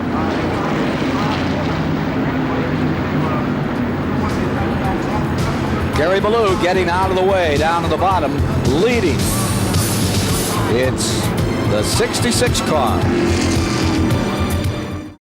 Well, it's a hot day here in Charlotte, North Carolina. The temperature's in the mid-80s, and the tempers are flaring too. Gary Ballou walked into the pit area there of car number 41. That was Greg Sachs, and apparently took a swing at somebody over. That's the word we're getting there. So we're waiting for word on NASCAR about that, and we'll try to get you an update on the altercation. But Apparently, there was some sparks flying after they flew out here on the racetrack in turn 4. Getting ready for a restart at lap 138. 138 complete. They'll be working 139 as they come to the stripe. And here you have Jimmy Hensley out in front. Dale Yarbrough, his car owner, never won this race. Wouldn't that be something if Jimmy? What an upset that would be. Guess who's fixing to get another lap back? There's the 4 car, Ernie Irvin, taking the lead again. I don't know how many laps he's down, but this will be 2 if he gets another caution. He's back in the lead. Here are Mark Martin's car going down the back straightaway. He said it didn't seem to hurt his car a while ago, but it doesn't seem to be up to speed like he was earlier. Let's go with Jimmy Hensley. Fights it out with Rusty Wallace, and for the moment, Wallace has that advantage. As you see right there, Rusty's flanked the Penske car up in first place. Yeah, there's Ernie Irvin. He's going to be battling for all he's worth to keep Rusty back there because another caution flag's going to, if he keep doing this, you're talking about a 600-mile race. He realistically has got a chance to work his way back in. If he's running big wreck in 3 and 4, cars going everywhere. Major wreck. Waltrip getting into it. Darrell is in it. I think Michael is up in the wall. And we're going to have 4 or 5 cars KO'd out of this one. Havoc in the 600. And the 4 car did get a lap back. There's Kenny Schrader, who's been running exceptional. That's not going to help that bad neck he's got. There's Michael Waltrip's car. It was in the wall up on the outside. Darrell's number 17 has been torn up. Schrader's car messed up in this one. This at lap 140. I hope you packed your supper. Yeah, this could be an all-day deal. This Schrader, boy, I tell you, that thing is messed up, and he's got to be disheartened because first the race, he was leading the thing, pulling away, and was working his way back to the front. Now they've got a lot of work. Let's see how this one started up in turns 3 and 4. Okay, here we go, right in the middle of the corner. Let's see if we can pick up what happens right here. There's Trickle. Trickle sideways because the 30's already sideways in front of him. Let's see if we can pick it up. I don't know if Mike Waltrip just lost it, and that was the start of it. When Waltrip got sideways, Trickle locked him up. Here he comes back down across the track. There comes Davey Allison. He cleared right through it without a problem. There's Gant, several of the cars getting through. But right on back behind this area is where they really, there's Earnhardt, the Gibbs car coming through. Now there's where, boy, right there, that's Kenny Schrader ran in the back of somebody and really caved the front of his car in. It looks like Trickle's car came out of that all right. It spun, came up toward the wall, but didn't touch it. The 17 car spun. Darrell Waltrip, it's in. Oh, yes, indeed. The 8 car did take a bruising on the right side. Dick Trickle now on pit road, and you can see it took some abuse. The 1 car, Rick Mass, they're down there working on it. I saw him go down across the apron. There's Sterling Marlin's car in. Here's Trickle's car. You can see that's that hammer they got there is not one you tune them up with. That's one you beat them out with. And he's got major damage on the right side. Colliding first with the number 30 already spinning, Michael Waltrip in the Pennzoil car. Stavola Brothers Snickers machine down, and they're trying to get it out here. They don't want to go down a lap. Get him back out there. They'll bring him back in for sure. There's Dave Mader, the 3rd, coming out and taking a look at the back end on Waltrip's car number 17 there. With him working like that, he probably got tapped in the rear. It's no different than a chain reaction on the interstate. Just start piling in the back there. We saw Rusty's car. He's leading the race. The left side of his is beat up. There's not many cars out there that hadn't been scrubbing around a little bit. We're not even halfway in the 600-mile race yet. Looks like Martinsville or North Wilkesboro the way it's going right now. Well, the breed of racing we have now is close, tough racing. 142 laps now complete. 142 complete. And Rusty Wallace has the lead, and Alan Kawicki will find himself in 2nd with Jimmy Hensley in 3rd, and they get ready to put this one back under. Let's go down to Randy Pembroke. Well, I'm down here with a very, very disappointed Michael Waltrip. Michael, what happened up there? I don't know, Randy. Evidently somebody lost some oil because I just went in the corner and the thing just turned around. Pretty as you please, no chance to catch it. I chased it a long way, and then I guess some other people hit the oil and started sliding up there with me and ran into me. But you know, Pennzoil's a great sponsor, and I hate all the problems we're having for them, but I hope they'll just hang with us. We'll keep digging and hopefully get this bus turned around and headed in the right direction before much longer. You okay? I feel fine. Like I said, it went sideways coming in, and I chased it all the way over here and almost caught it, but I guess other people's were victim of the same circumstance. Let's go to Dick Berggren, who's further down pit road with another story we've touched on earlier. I'm with Gary Ballou. What happened on the racetrack, Gary? Greg got up here and got a little loose up in 3 and 4. You know, he was in the lead lap, and we were trying to get our lap back. And I waited to let him get straight because, I didn't want to run over him and knock him out and take the rest of the field out, and gave him plenty of time to recover, and he got it recovered and got back down the bottom. And I was up at the top and had a nice clear line to go by him on the outside, and he just moved up like I wasn't even there and run over the left front fender and drove me straight in the wall. You went into his pit afterwards. What'd you have to say? Well, I'm just not real happy. All we're trying to do is get our lap back. We're not trying to race him or wreck him or cause anybody any other problem. But we're here to race also, and we just need a little bit of racetrack to race on. And I don't know, maybe he didn't know I was there, but hell, he had to know I was there. I just passed him, and he just passed me. So all he had to do was just stay down and, once he lost it, not come back up across in front of everybody. So it just wrecked us, ruined the race car. And we had a pretty good car going, and all we were trying to do is finish, and at that point, trying to get our lap back. Day's getting hotter. Well, apparently it was words that flew, and that was all. That's good news. Well, it would have to be 70 when I won the race, because the day before I ran 4th at Indianapolis and then came back here and won the 600. And it's probably, not probably, it is the most memorable race.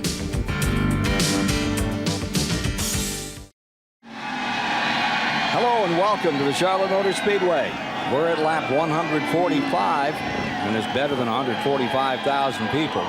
Closer probably to 175, all enjoying a great day of Winston Cup racing in the 33rd annual Coca-Cola 600, which after 7 cautions has Rusty Wallace in front, Alan Kowicki in second, Jimmy Hensley in third. Let's go to Rick Benjamin at the STP Pit Center. Ken, we're joined by Hut Strickland, the driver of the Ray Bestis Chevrolet. Hut, an early end to your day, and not the way you wanted to wrap up the 600. Well, it certainly wasn't, Rick. We had high hopes here today, and it just wasn't our day, I guess. We started out on the wrong foot there, was getting involved with that first deal. And then, we got caught up in that second deal when Mark spun down there. But we'll be back. You've had some good runs this year. Do you feel your team is turning the corner now? I really do. Jimmy Finnig, the crew chief, has been making some super good calls on setting the cars up. And Keith Allman doing the engines has been doing a super job there, dealing with a new Chevy head. Sure. So I really feel good about our chances this year. I think we're going to turn around. Now, we've seen an awful lot of spins here just in the first 100 laps or so. What are track conditions like? Well, I got to say right now the racetrack is probably looser than it has been the whole week, and probably looser than it's ever been since I've been racing here. I'll tell you, it's in pretty bad shape right now. Hut Strickland, let's not forget, Neil, that he came in second to Winston Open the other night. That team is really coming together. Yeah, Bobby said they really got some development work going with their motor stuff, and it's really showing up on the racetrack. And, an interesting thing that he said there, it's looser than it's ever been. But these guys have been working on these cars under cool conditions, working a lot of night practice, and it'll lull you to sleep. This has always been a hard racetrack to get a hold of, and I think what they're doing, they're feeling the normal old racetrack. We kind of got spoiled at night racing. 147 laps complete when they come down to the line this time to turn them loose, get them running once again in the 33rd 600. Going inside the third place car, Jimmy Hensley, as he crosses the line, puts a lap on Lake Speed, going down into turn number 1. We've completed 220.5 miles. There you see the sort out. Rusty Wallace, who's been critical of some of these drivers that he has called, bottle rockets. He says they light up, take off, and blow up, and that's it. Of course, he was just involved in this himself, but he just came up on a field that was slowing down, and he had no place to go but into the back end of Mark Martin. Here's a guy that's got to be tickled to death being the second right now. Alan Kowicki spun by himself in front of that big pack of traffic and just got one little dent on the fender, and now here he is right here, right in the lead of the race again. Harbinger of the thing. Got a problem down in turn number Spencer. 2. Jimmy Spencer sideways. Everybody got on the brakes and missed him. I tell you, I'm not so sure they've been working on brakes more than they have motors lately. We see we see cars spinning, nobody's hitting anymore. Here they are coming back to the stripe to finish lap 149, and there was no caution. They put it right at the last minute, Ken. They just barely caught the leaders with the caution. As they were coming to the stripe, they just stuck it out there, and they're wanting to check that second turn area, but they got them right underneath them. In fact, the leaders are still running wide open down the back straightaway. They haven't caught that yellow yet. I'm sure they've got them on the radio, but the 2 car and the 7, they went through that first and second turn wide open. Now they backed out of it. it's almost questionable. Do they get the flag on the leaders? And I think that's the reason they raced like they did. The flag went down just as they went out of the line. We're going to see the 66 car, Hensley staying in third, Ricky Rudd in fourth, Morgan Shepherd fifth, Davey Allison sixth. Harry Gant is running a very good seventh right now. Eighth out here is Terry Labonte, ninth is Kyle, and 10th is Earnhardt. There was a 98 car Spencer. He went in, looked like he got a little loose. He leaned up against the 21 car, Morgan Shepherd. And right here, boy, all day long, they've been lucky. When they get in the track, we've had cars going passing them at full speed. There's Ernie Irvin down on the apron trying to avoid some of it, but lucky not to get hit when you're sitting in the middle of that racetrack. So here's Berwick, Pennsylvania's Jimmy Spencer back underway. Riding with Joe Ruttman here in the car number 20, which is well back on the field. He's running in 24th position at the present time, which isn't that bad. Joe Ruttman called him at the last moment.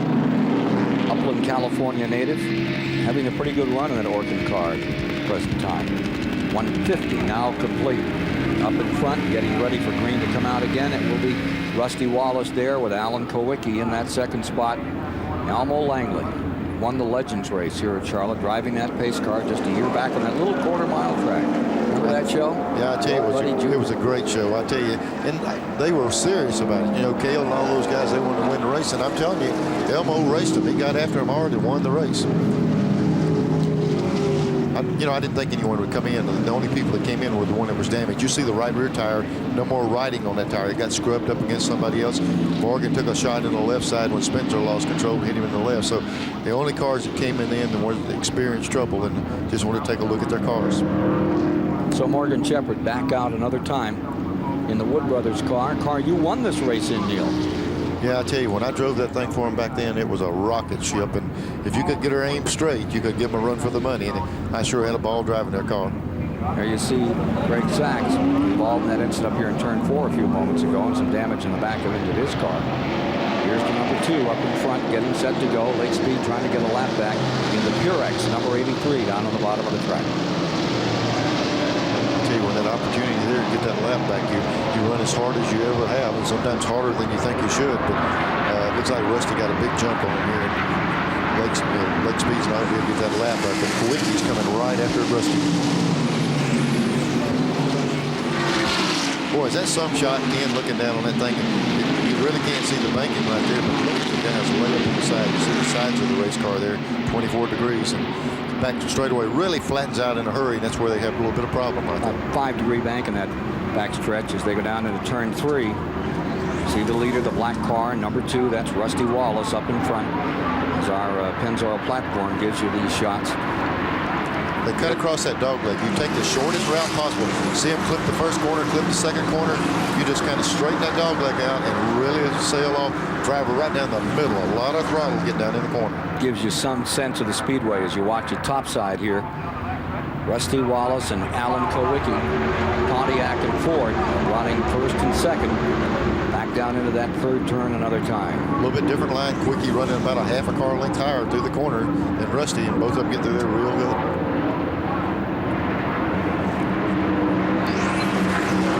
To the stripe they come. Back in third spot is Jimmy Hensley, and fourth is Ricky Rudd. Fifth, Allison. Sixth, Gant. Seventh, Terry Labonte. Eighth, Kyle Petty. Ninth is Earnhardt. He's picked up a spot. Mark Martin sticks in there in 10th. A little rippled and wrinkled, but still looking good as the number 6 Valvoline car. There's that 2 on the point, and here comes the number 7. That's Rusty Wallace out in front. Again, it might be a little slippery and slick, but they just turned that last lap at a little bit right at 170 miles an hour, so it might be slippery, but they're still getting around this place. Rusty Wallace, what kind of strategy are you going to use out here today? I'll tell you what, there's not much strategy in Winston Cup anymore. In the middle of the race, I want to be leading it. The start of the race, I want to be leading. I want to be leader Dan. And you don't have to drive the heck out of a car to do that. You just got to have a good handling car that can get through the corner good, and you don't have to drive the heck out of it. If you don't have to drive it real hard, let the car do the handling, you're much easier in equipment. That's one of the guys that's telling you the truth about this type of racing. A lot of guys will say, oh, I'm going to lay back. I'm going to take it easy. Usually if they're not up here in contention, their car's not capable of getting there. You usually run whatever your race car will run. If it'll lead this race, you lead it, because you'll run just as hard back there in 10th or 12th position. There's no stroking in this division of racing anymore. Kulwicki is closing in on Wallace. Not much question about that. Look at him down to about a car length. The Miller Genuine Draft Pontiac. And it's 11th 600 for Rusty Wallace of St. Louis. The 1989 Winston Cup champion has the advantage, as you see the NASCAR standings, on the entire field after 150 or 400 laps, all the way back through. There's Wallace in the number 2. It's still staying right at that same interval between himself and Kulwicki. They're lapping Spencer there, who had just had a problem just a while ago. He's well off the pace. When you spin a car and get in trouble like he did, that sometimes it damages the chassis. He's not able to run the speeds that he hurt. There you see Ricky Rudd a little further back in 3rd spot. Davey Allison right with him in 4th. There's Rusty Wallace in the 2. Rusty says the best way to finish a race, coming off the 4th turn and the final lap with the tires on fire. We'll see if they're on fire here at the end of 400 this afternoon for car number 2. The guy that wins this race may not have a choice. He's liable to have him on fire to be able to pull this thing out. Again, Kulwicki closes just a tad. The 1990 600 winner, Rusty Wallace, just in front of car number 7. And here's Kulwicki ready to challenge.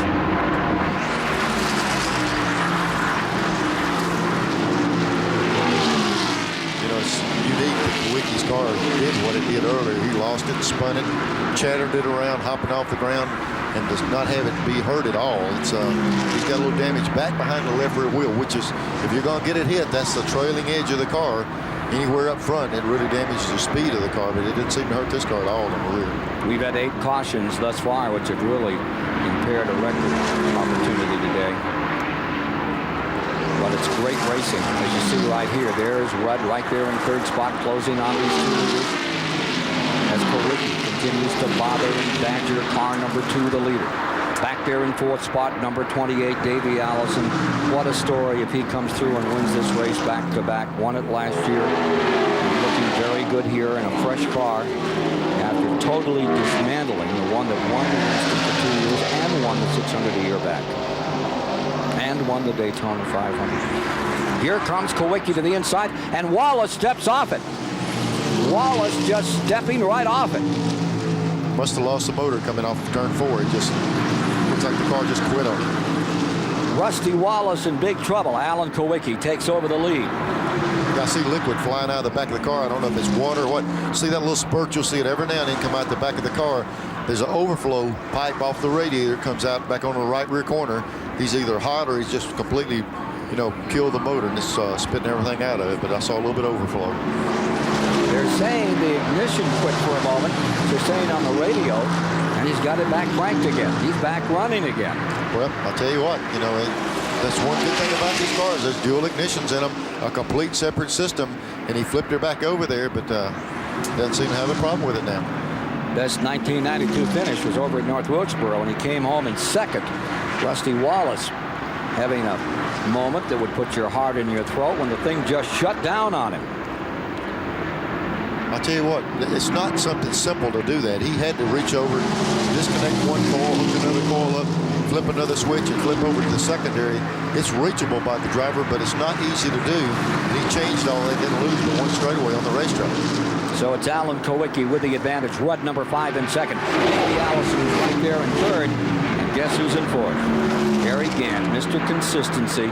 Number 33 is picking his way through the field, getting ready to close up on these leaders. Here comes Allison to the bottom of the racetrack. Number 28, Allison Lowe, gets underneath Ricky Rudd to the start-finish line.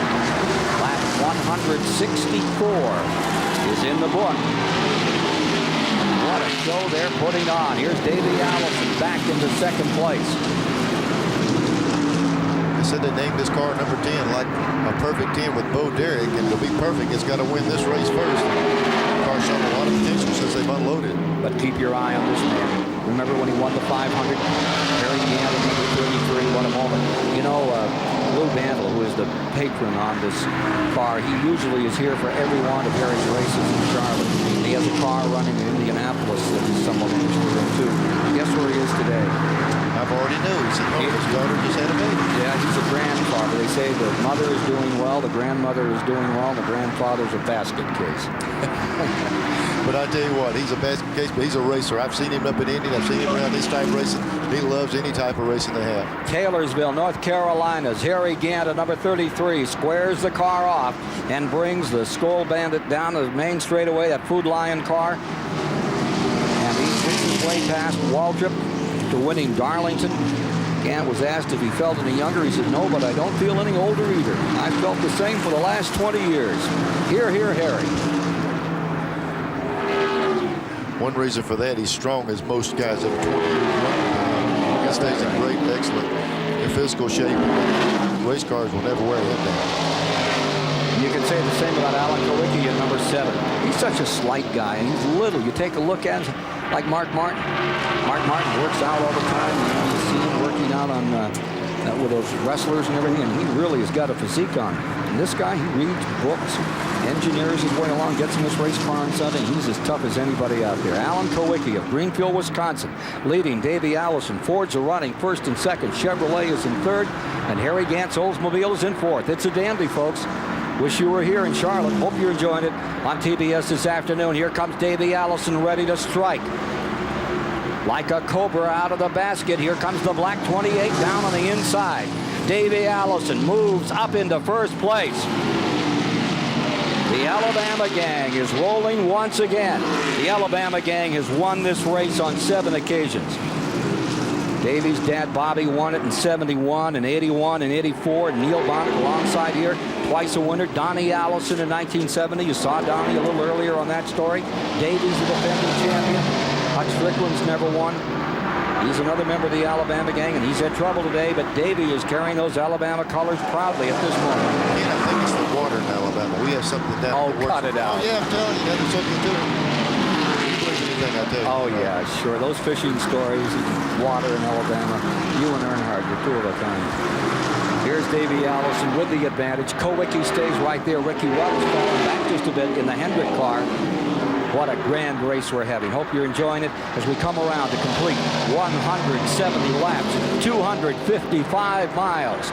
With the standings, Allison first, Kowicki second, Ricky Rudd third, Harry Gant fourth, Terry Labonte, Texas Terry, he's in fifth. The Coca-Cola 600 is brought to you by Ford. Have you driven a Ford lately? And by Ektar Film from Kodak for advanced photographers. The genius is in the details. And by Smooth Busch Beer and easy drinking Busch Light. Head for the mountains of Busch.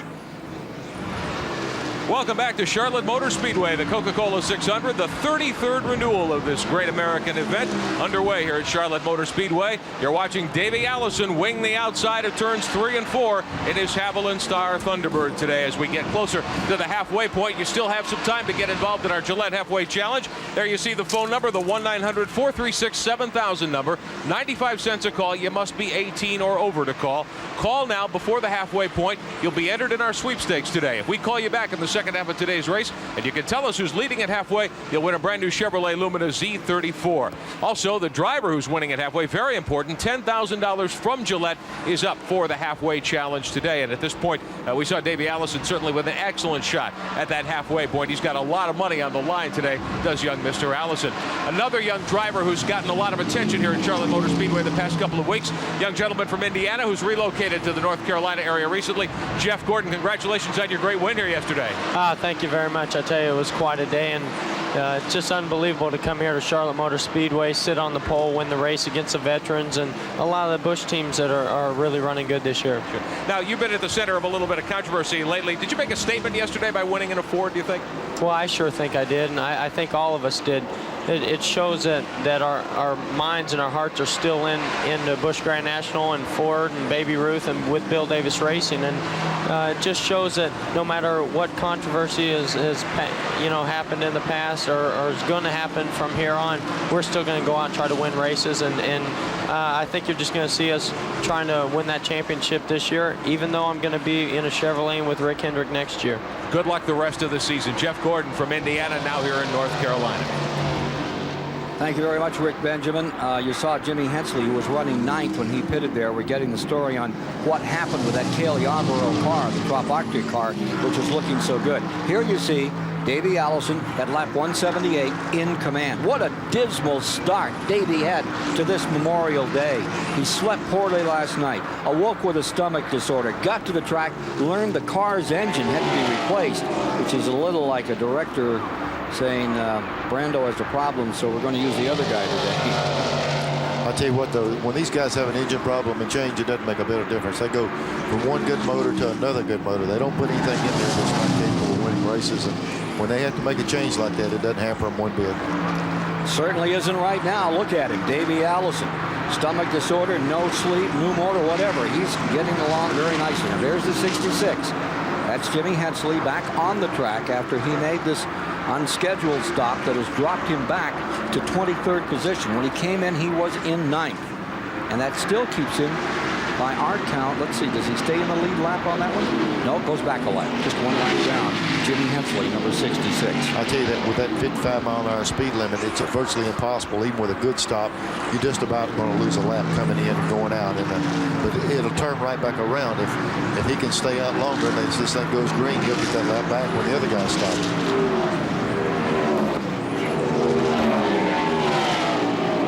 Take a look at these consecutive winners. Buddy Baker, who didn't qualify this year, gave it a game go.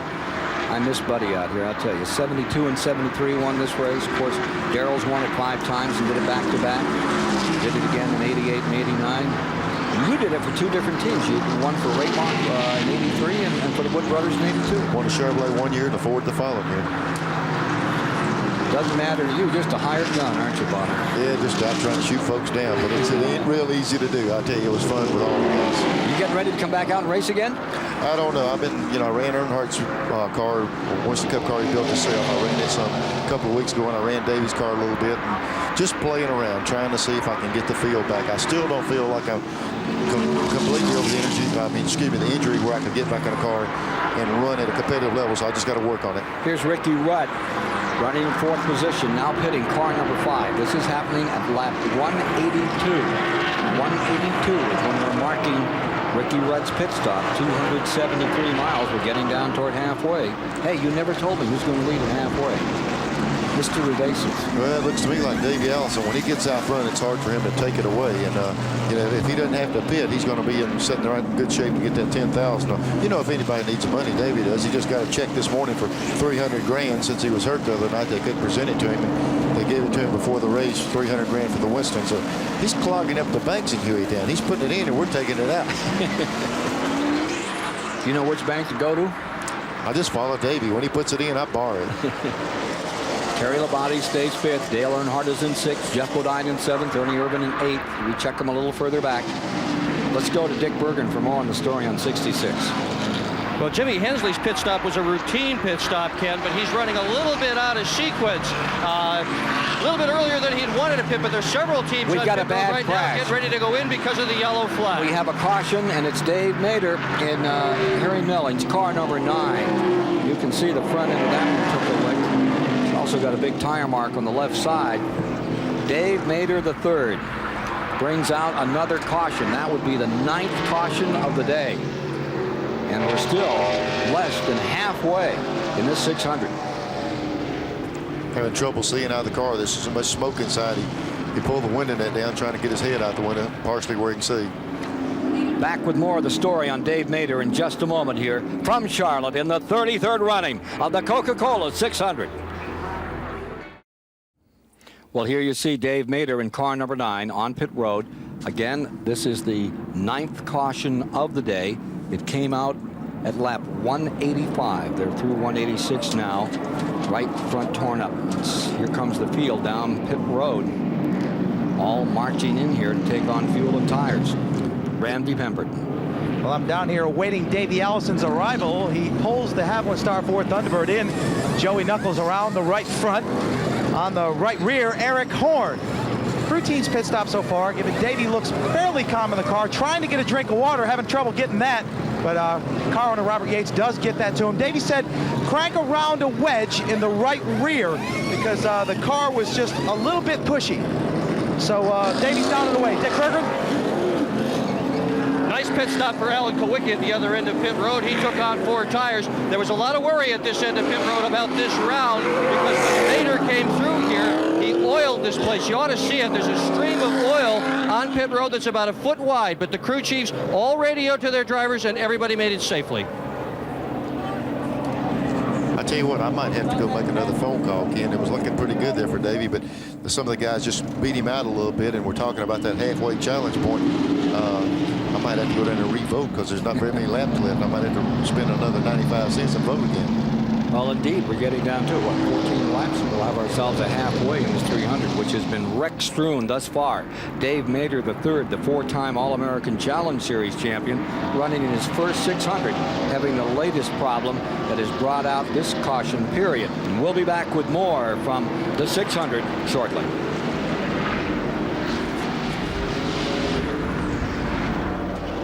Hey, racing fans, Budweiser asks, who won it? November 20th, 1983, Riverside, California. Under cold and rainy conditions, leader Tim Richmond and Darrell Waltrip get together, sending both cars spinning into the infield. The caution comes out, moving surprise contender Bill Elliott and Benny Parsons to the front of the pack. As the green flag comes back out, there'd be a scramble for the lead. Everyone knew the race would be shortened because of bad weather. Who came out on top? Here's a list to jog your memory. We'll be back with the winner after this. If you guessed Bill Elliott, you are right. Here's how it unfolded. As the rain continued to fall, Elliott ran down Parsons to challenge for the lead on the inside. Elliott finally made his move, nudging by Parsons to grab the lead just before NASCAR put out the final caution flag 2 laps before the checkered. Bill Elliott took the checkered flag under caution for his first Winston Cup victory. Who Won It is brought to you by Budweiser, the king of beers, with that clean, crisp, cold taste. Nothing beats a Bud. 189 laps are now complete in the Coca-Cola 600. Running order has Alan Kowicki in first. Harry Gant has come to second. Davey Allison is third. Kyle Petty in fourth. Terry Labonte is in fifth. Rusty Wallace sixth. Dale Earnhardt seventh. Ernie Irvin is eighth. Bodine ninth. Sterling Marlin 10th as we get set to go again. There you see the 9 car up on the hook. And here's the 17 car being rolled back behind the wall. Let's go to Randy Pemberton. Well, I'm walking alongside of Dave Mater. We don't want to bother him at the minute. I understand he took a pretty good hit up there. He's a little bit dizzy. They're just going to take him to the infield care center and check him out, but he's okay. Dave Mater, car number 9. Dave Mater III. Tough campaigner. I'd like to see him run more. Runs good on the short track stuff and is really doing good with these cars. It's a shame to see the 9 car torn up like that, but it just happens every now and then. Drivers just trying as hard as he can. Like to see him, and probably will, up in Michigan, Harry Melling's home country, where that car has done well. Mater's a good runner, and last year up at Michigan in an ARCA race, he came from like 25th position to lead in about 10 or 12 laps. Put on an incredible show up there. All right, we're getting ready, I think, to go on about another lap here. They'll turn him loose. You know, and just like Darrell Walker, we see him 5-time winner, and there he was falling out. Everybody's happening at one time here. Hey, we've talked about Jimmy Hensley and how well he's doing out here today and how good it makes so many Grand National competitors feel. Let's talk to the man who put the team together. Rick Benjamin. We're pleased to welcome Cale Yarborough, the team owner for Jimmy Hensley of the Trop Arctic Ford, the 66. Cale, your car's running awfully well today. Well, thank you, Rick. Yeah, it is. Jimmy's doing a fantastic job. We got a little out of sync on a pit stop there, and you know, a few more laps, everybody had to stop too, but right now we're a lap down, but Jimmy's capable of getting it back, I hope. First time you've seen your car in the lead in a while, I imagine. Well, yeah, it feels mighty good. You know, we've been searching around for the right man. I think Jimmy Hensley is the right man, and he's got this Phillips 66 Trop Arctic Ford right where it ought to be. We just got to make that lap back up. Glad you're carrying one of our in-car cameras today, and Jimmy, I'm sure, will be working very hard. Was it a tough choice for you when you decided to pull the Busch Grand National driver up to the Winston Cup ranks? Well, not really. I've been watching Jimmy a long time, and he's capable. He just never had the right opportunity, and we're going to try to give it to him. Hope he does well. Thank you, Cale Yarborough. Thank you very much. Great Cale Yarborough, and this is a race that always eluded him. So many people, so many greats didn't have this one go their way, like Fireball and Junior. Ned Jarrett didn't win it. Jack Smith didn't win it. Lee Petty, the Flock brothers, never came home in the 600. Joe Weatherly. But you tell me Cale doesn't look like he's in good shape. Oh, he looks in great shape. Green flag is out. 191 down. 9 to go to halfway. But those phones are jingling. Now you've got Kowicki up in front, and Davey Allison well back in this third spot as they get ready to sort it out for 10 grand. Looks like the last 10 laps of the Winston, huh? $10,000 to get these guys' attention. I know there's a lot of money on the line, but anytime you wave a little bit of green stuff in front of these guys, they will step up the pace a little bit. Well, we're going to follow this race, but we certainly want to know about Darrell Waltrip. So as we watch this battle up in front, getting toward the halfway, let's go to Dick Berggren with Darrell Waltrip. Darrell just got himself a little glass of lemonade from his wife, Stevie. What happened, Darrell? We had a great car today. The race was going just like I wanted it to. Hung around the top 10 most of the time. Could outrun just about everybody if I needed to. So the car was fantastic, and that's the part we built, but something happened to the motor. He's out. It's all over. Oh, that's a heartbreaker. And particularly for Darrell Waltrip, who one time told us, he said what was, if he ever started taking wins for granted, and he said, no, each one is special because each season those wins are a little harder to come by. And certainly proving that here today for a lot of people. Now you just saw 42 Kyle Petty duck down and go up into third spot. We're showing 193 complete. 7 to go to halfway. Leaders coming around. Kulwicki in front and Ricky Rudd closing. Then the third spot belongs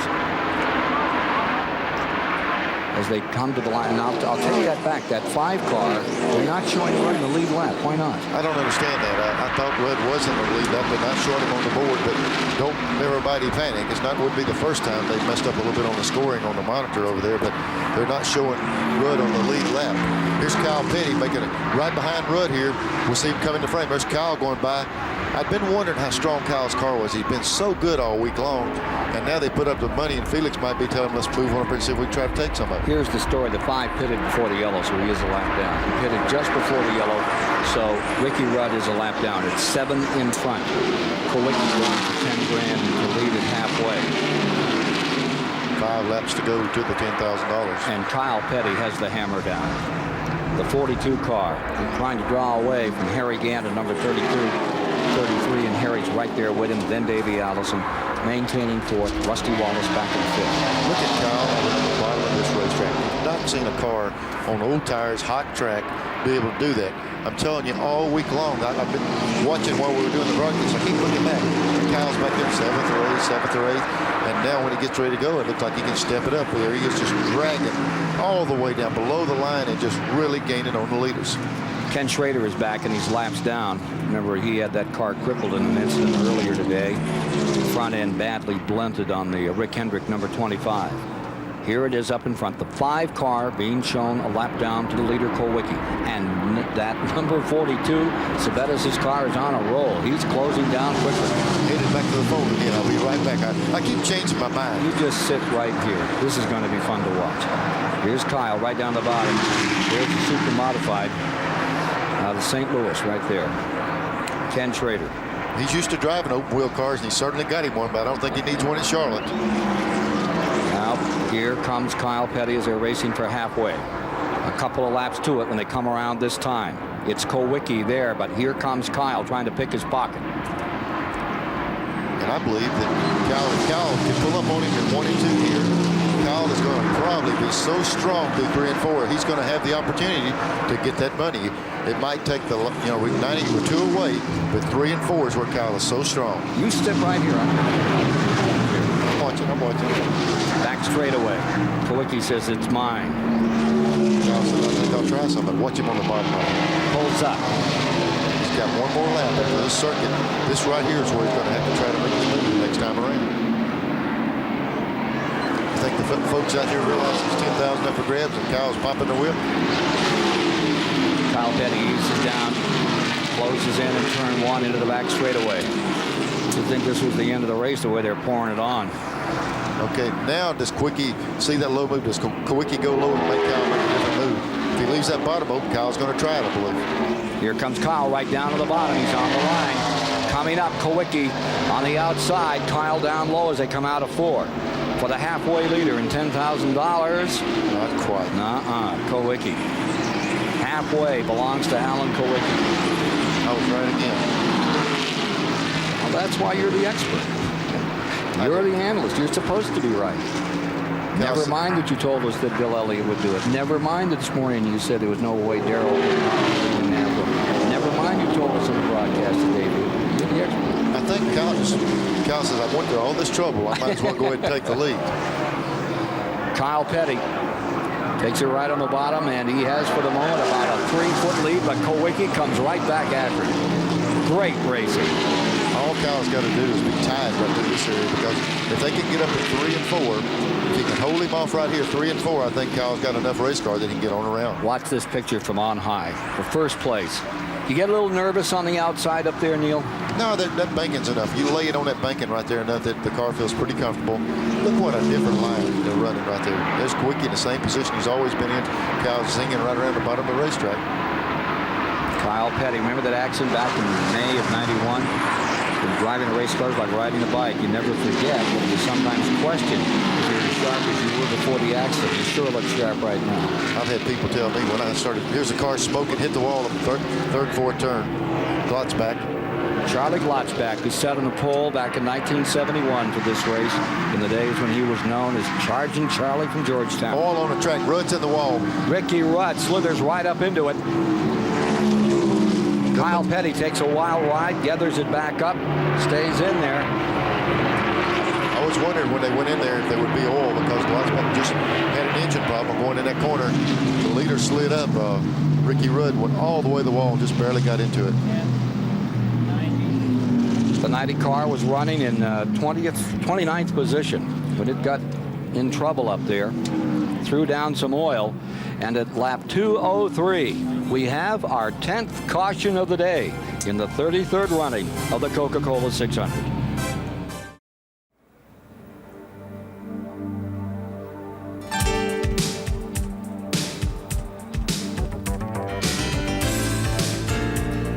My fondest memory of the 600 and probably of Charlotte goes back a long time before I was racing. And in between turns 3 and 4, there was a great big dirt hole. And in that dirt hole, we used to bring our bicycles over here and ride during the race. And, you know, we knew we were going to get 3 or 4 hours worth of playtime out in the infield when I was 6 or 7 years old, because my father would be out racing. And one time we were down in the bottom of the hole riding the bikes, and he had fell out. And there's Richard Petty standing above the hole screaming down in at us, trying to get us to come out of the hole. So, you know, we just had a good time over here, always. Charlotte's really catered to the families, and this is a family sport, so it goes back that far.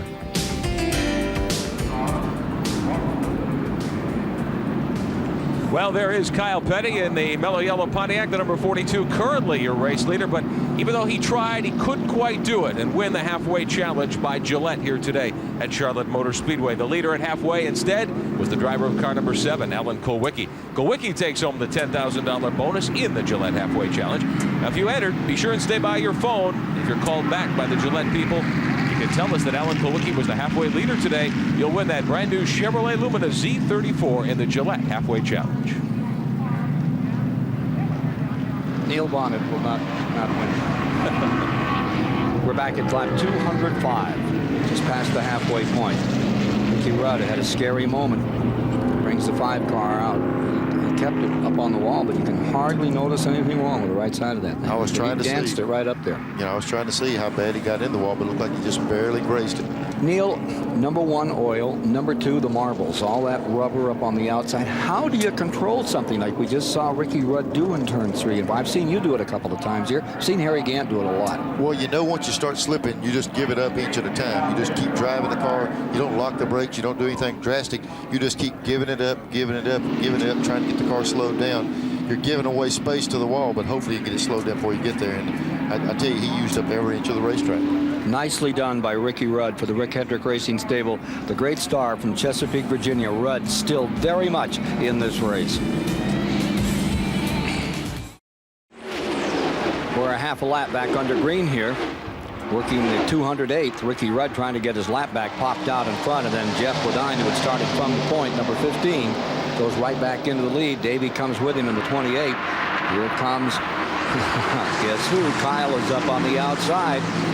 Jeff Bodine, and here is Ricky Rudd again taking that lap back. And there's Kyle moving right on up in the 2nd position, which really puts him in outside. He's got a nose out in front of Bodine. Jeff Bodine, who won here last fall. You see that car dart for just a moment. The 15 at front end, he just had to correct just a millisecond, and that was all that Kyle Petty needed to move around on the outside.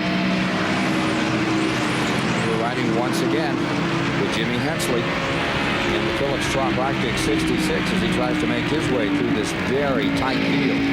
Right up there making war. Rusty Wallace moving on the outside, him moving on that. Hensley trying to get his lap back. Rudd has done it for the moment. Kyle drops to the inside. Kowicki pulls alongside in the 7.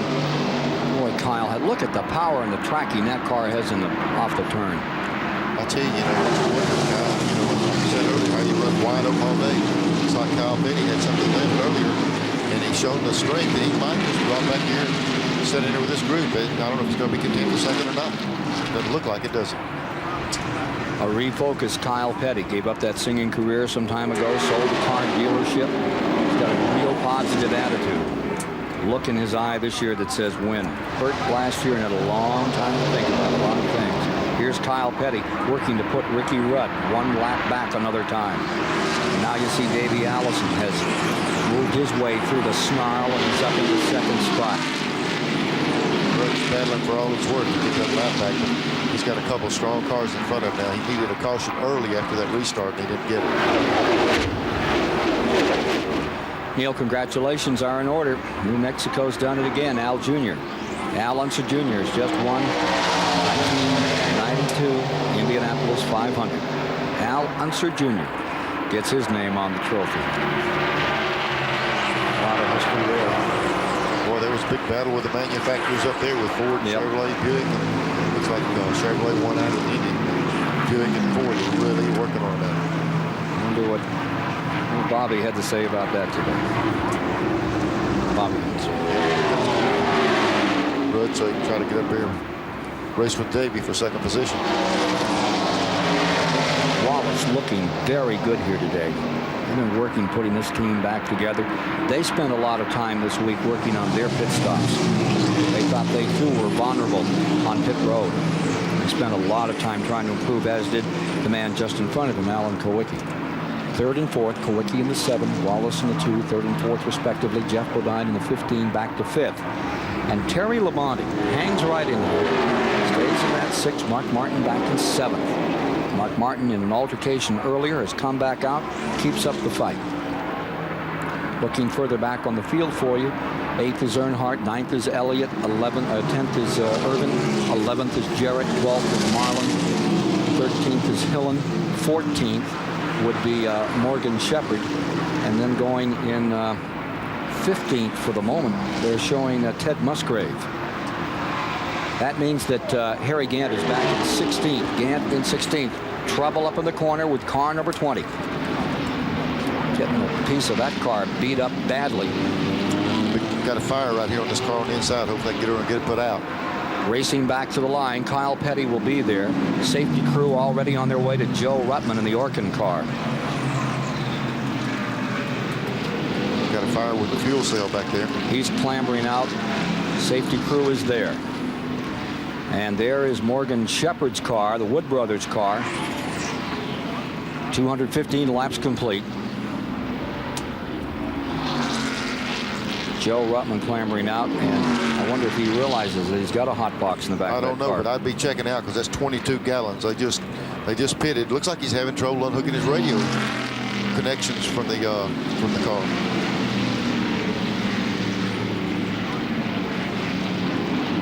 Not only that, they're having a little bit of trouble. Here we go.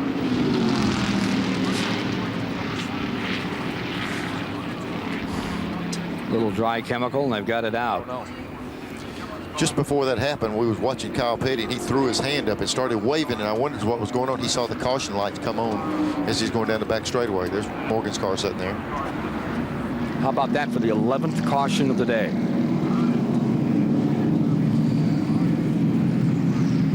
Jeff Bodine coming onto pit road. Harry Gant coming in. Bobby Hamilton making a pit stop.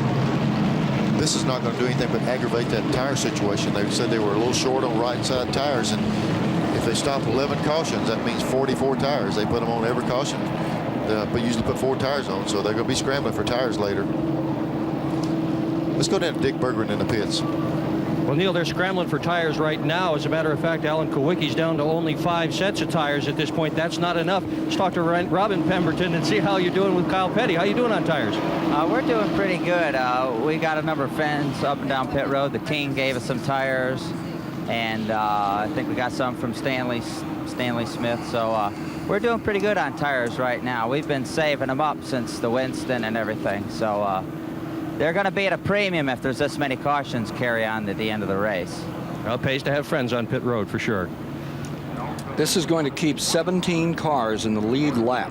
17. We are at the 11th caution. The record for the most caution periods in a race was 13. Set twice. 88 and 80. Picking up Morgan Shepherd's car as we look like we're closing in on a record that will preclude any speed record here today at the 600. Welcome back to Charlotte Motor Speedway. We're 15 laps into the second half of today's Coca-Cola 600. Let's bring you the Goodyear Eagle mid-race report right now. After 215 laps, we've had 23 lead changes so far today. 12 different leaders of this event. Our average speed, not a record at this point, a little under 123 miles an hour. We're in the 11th caution period of the event at this point, with 49 caution laps so far on the board, and 6 cars at this moment of the 42 starters are not in competition. So that's the look at the Goodyear mid-race report. Also, let's take a look at some other information. We have here are the cars to show you that are out of the event. Jimmy Means, of course, in the 52 car. Richard Petty in the 43. You see Gary Ballou, Darrell Waltrip, and Charlie Glotzbeck, Joe Ruttman, and other drivers who have fallen out. Those are the 6. At this point, the lap leaders have included Ricky Rudd and Kyle Petty. Rudd again, then Alan Kulwicki took over for a good period in the middle of the race. Kenny Schrader had the lead for about 30 laps there. Kulwicki back with it for 16. Davey Allison at this point, 107 to 127. Greg Sachs under caution grabbed the lead for a while. Jimmy Hensley showed very nicely in front. And then most recently, Jeff Bodine and Kyle Petty, who holds the advantage right now. As we showed you, Kyle Petty tried hard to win the Gillette Halfway Challenge, the $10,000 today, but he couldn't quite do it. Meantime, on the racetrack, the safety crew's working with the Morgan Shepherd automobile to bring him in on the hook. Morgan Shepherd's number 21. The Wood brothers have won so many times at this track, having problems. And let's see what happened out there in this latest incident. Who are going to first turn, and we already see car sideways there. Morgan Shepherd was up against the car in front of it, got tangled up getting down in the corner. There was Joe Ruttman. I don't know if he got sideways and then Morgan drove into him. We picked it up a little late, but they went way around the racetrack, that little flash fire. Morgan's trying to get on around there and get going. Ruttman drops off the racetrack, but the 21 car of Morgan, they couldn't keep it running. And here it comes. So a car or team for which Neil Bonnet drove to victory here, and of course David Pearson carried the colors so illustratively for so many years, now comes in on the hook. Bad day for the Wood brothers and car number 21 for Morgan Shepherd, who had won twice on the Saturday race back in the early days here at Charlotte, but it was not to happen today. Earlier in the week, we presented the U.S. Air Force Reserve Commander's Performance Award. Here's Lieutenant Colonel Mike Mickelson. It's a great pleasure for me to be here today. The Air Force Reserve Commander's Performance Award was begun to recognize outstanding individuals who've made significant contributions to their sport, their team, and their community. With me today is the head coach of the world champion Washington Redskins and the very determined owner of a NASCAR racing team, Joe Gibbs. Coach, the men and women of the Air Force Reserve know that it takes a lot of hard work and sacrifice to build a winning team. We salute you today for your success in football, for your determination to build a winning racing team, but perhaps most of all for your work with teenage boys in the Washington, D.C. area as chairman of Youth for Tomorrow. Congratulations, Coach Gibbs, and the Air Force Reserve.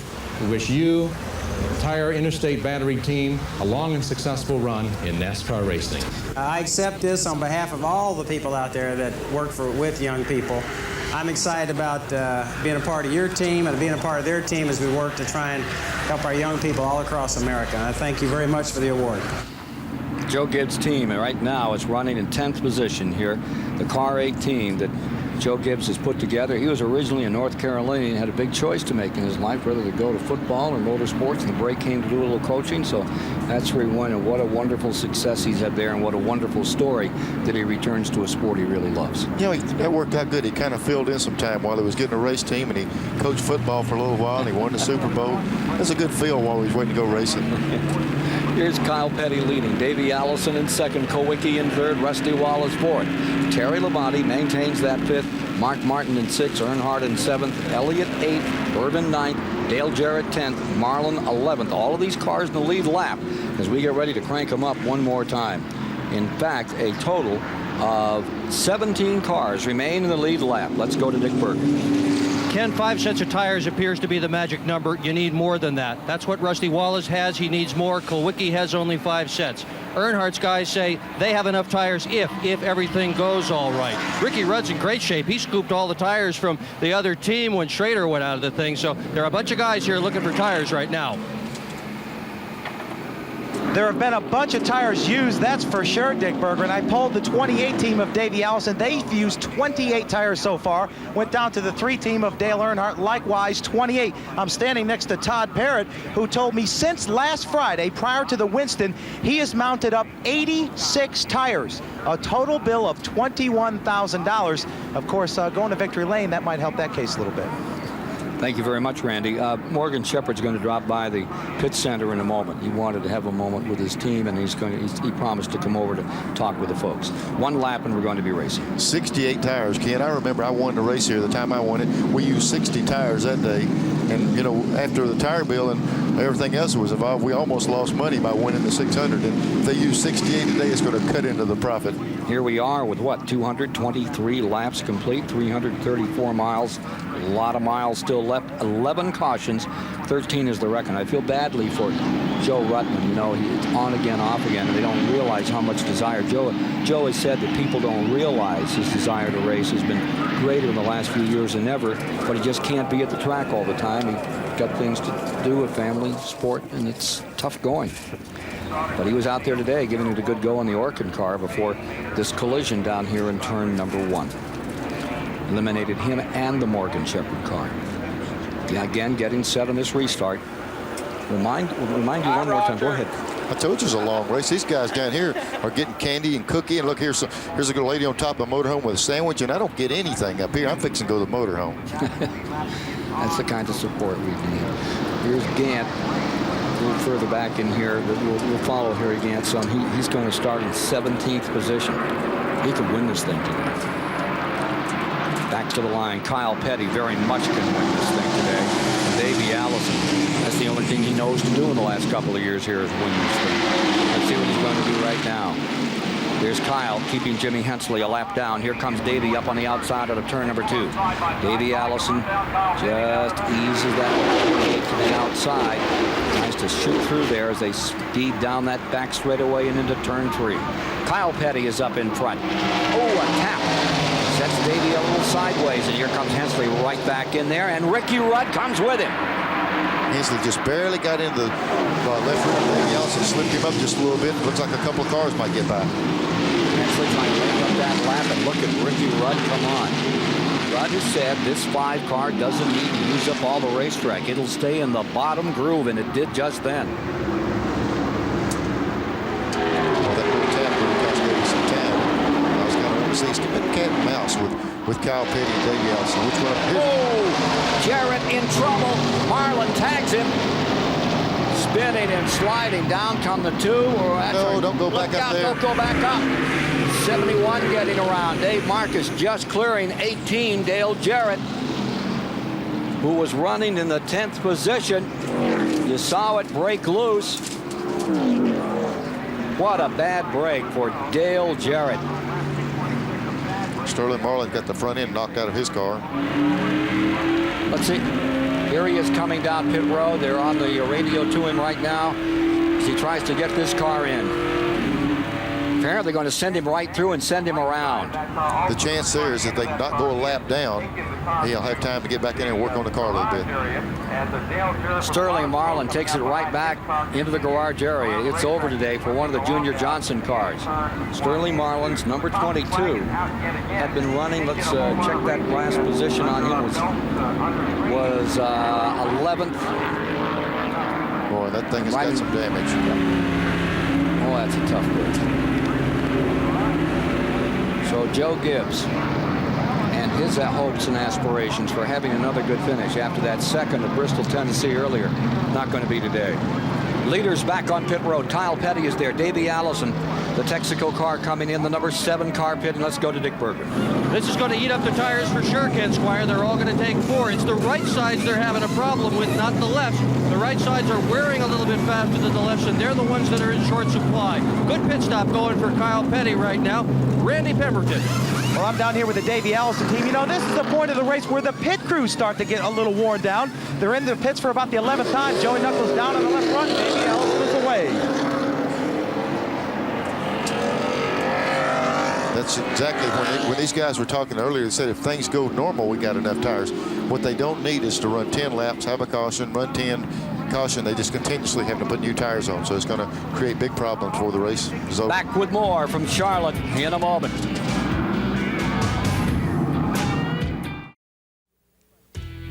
Promotional fees and consideration have been paid by the following: Phillips 66 Trop Arctic Motor Oil, the high-quality motor oil for year-round engine protection. Long live your car with Phillips 66 Trop Arctic. And by First Brands Corporation, the maker of STP Racing products. And by True Value. Give your home beautiful protection with long-lasting True Test Weatherall house paint exclusively from True Value hardware stores and home centers. Coming down with 230 laps complete, 170 laps to go, 345 miles in the book. Ricky Rudd trying to get that lap back right now. He squeezes down to the inside, gets under the 66. Hensley, and for the moment has, and from the in-car, you get a look here as Wallace is trying to put Ricky Rudd a lap down. They're even going in the back straightaway. Boy, he got a great start. He came up through the gears on the outside, really got a run and start, came around Hensley and trying to put Rudd that lap down. Here's Wallace holding on to him, but no. It's Rudd breaking away, and for the moment, Ricky Rudd is back in that lead lap. All important move for the number 5 car, running in 18th position. That'll move him up on the tail end of the lead lap. Now the lead car continues to be car number 2. Meanwhile, number 33, Harry Gant, keeps on coming, just like September a year ago. Here he is getting around Jimmy Hensley, as he's done so many times in Grand National Racing. And from Hensley's view, there's Harry Gant peeling off, coming on the banking and gaining ground, going for the leader, Rusty Wallace. Boy, anytime Harry Gant's around at this time and he's this close to the front, I know people get tired here, but I mean, he just kind of sneaks in there, and before you know it, he's right there with a chance to win the race. Right behind Gant in the 33. Comes to 15. Bodine is maintaining that 3rd spot, and he's not far away. There you see him in the red car. And how about this? Showing Dick Trickle, that beaten and battered car number 8. The Bola Brothers car. Holding on in 4th spot. There you see it come with Kyle Petty right inside of him. Kyle Petty trying to take 4th away. Ken, on that last caution, and when Davey Allison pitted, he had a problem with something on the fuel area. Let's go down to Randy Pemberton, see if he can tell us what's happening. Well, Neil Bonnet, Davey had to make an extra pit stop. The gas man, Norm Kotsamichu, he told Robert Yates, the car owner, he didn't think that he got the tank full. They brought him back down pit road, and yes, it was a check valve problem. The valve that constitutes the overflow was sticking, so they worked on the valve a little bit, dumped a little more gas in the car, and Davey went back out. They don't think it's going to be a problem. Well, it cost him a little bit of track positioning, but one thing about it, there's not that many cars left up front, and it's going to give him a chance to get back up there. Here's Ernie Irvin battling for position right now, though. On a tear, he's up to 8th. Remember, he's been a lap down, and here's the Valvoline car peeling down below the line. Something is amiss on Mark Martin's number 6. Saw the light come on, indicating that engine isn't cranking. Let's go down, Rick. See if he can tell us what's going on in the pit center. Neil, the word we have from the Valvoline pits is that Martin's car will only run at half throttle. Whether it's a throttle response problem, something in the linkage, we're not sure. They're going to the garage area. We see the red light on. It appears that Mark has shut the car off, and we'll get more word for you in a moment. Hard moment for Mark Martin as he falls by the wayside, the man who sat on the pole a year ago for this race. Look at Gant closing in. Remember that number 5 has just made up a lap. He's on the tail end of the lead lap. Then comes Wallace in first, and Harry Gant's right there in second. We mentioned earlier Lou Bantle was sitting home watching on TV. He's probably up on the edge of his seat now because Gant's up to his old tricks. He's trying to take the lead. Mr. Smoothie. Battle for 4th place. That's Dick Trickle right back in it again, getting around Kyle Petty in the 42. And here's Alan Kowicki's number 7 another time. It almost puts you to guessing. You know, all of a sudden, Kyle, he'll take off and he'll just breeze out to the lead. And then he looks like he's minding his own time, and then he'll take off again. It's, I don't know if it's when he puts on different tires, whatever. One time he'll just literally be flying, and then the other time he seems to be content just to stay right there with the leaders. Dick Trickle getting away. Sliding up through. Kyle Petty making some very good moves that make him a 3rd place competitor. Bodine finds himself a 4th, Kowicki a 5th, and Trickle back to 6th, while Wallace continues to lead. He has to be a little concerned. That green and white monster is right after him. It's time to get a lot concerned now because he's not only there, he's trying for the lead. Back in 1981, Harry Gant came home second in this event. His best finish to date. That was back when Bobby Allison won the second of his 3 600s. It'd be marvelous to see Harry Gant pull this one out. Of course, it'd be pretty good to see whoever wins. You're always glad for him. Wallace is putting on as good a performance as he has this year. Look at this ride. And for the moment, take a look at that board. Pontiac, Oldsmobile, Pontiac, 1, 2, 3. First Ford is back and forth. Jeff Bodine. Have we found parity again, Bonner?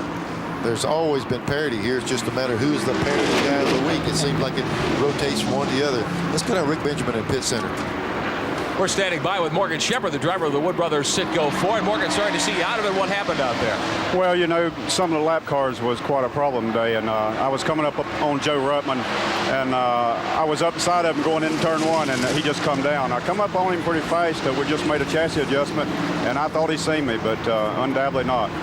How good was your car today? Well, to start with, we was loose.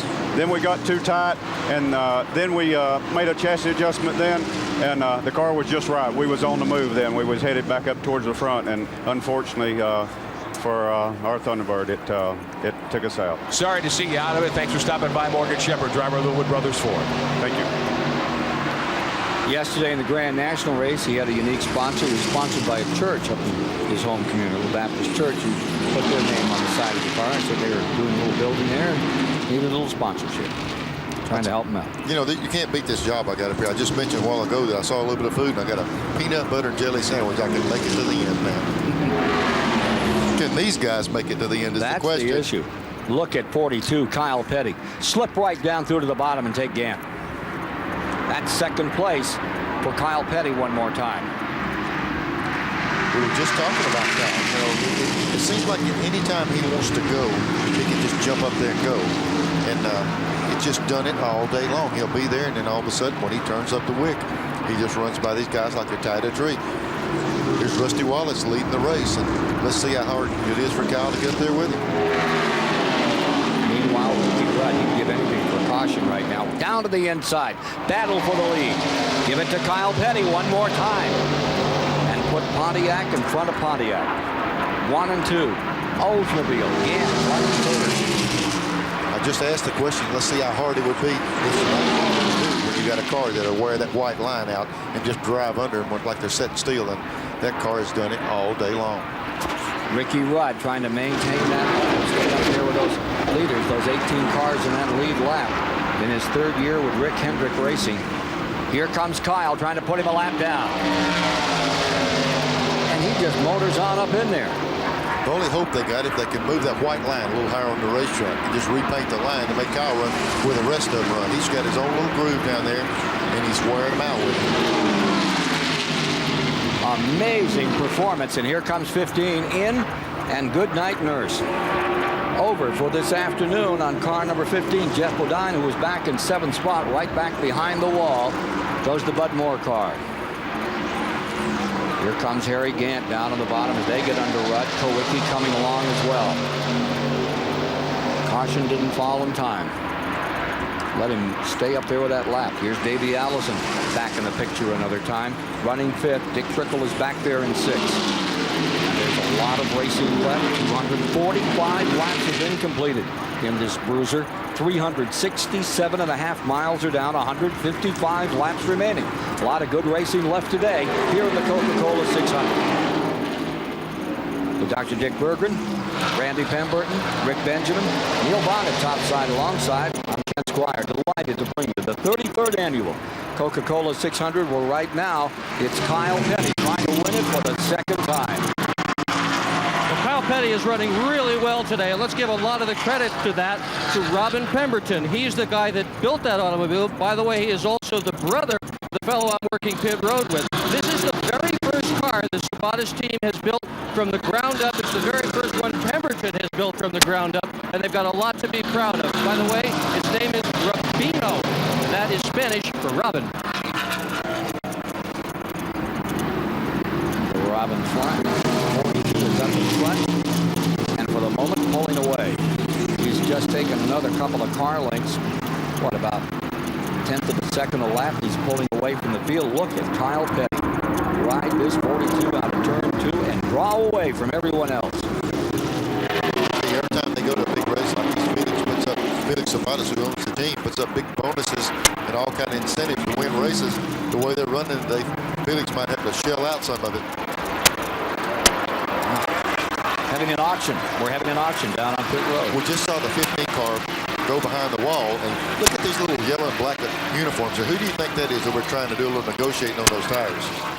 It's known as supply and demand. You can demand a lot right now. And you see here's another team looking for some, and never been used. Where's the man doing the auction? I guarantee you there's bid for them right now. No, they're mine. No, they're mine. Give them to me. There's a fight for the tires now.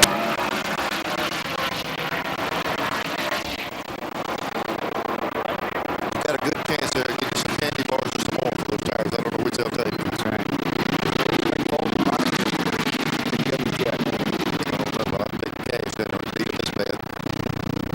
Battle for 3rd. 33 Gant in 3rd. Kowicki number 7 4th. And Davey Allison right behind him. Davy's made up a lot of ground. These other guys have been battling in that position, but Davey got way back when he had that check valve problem on the fuel cell, and he's closed in on the leaders again.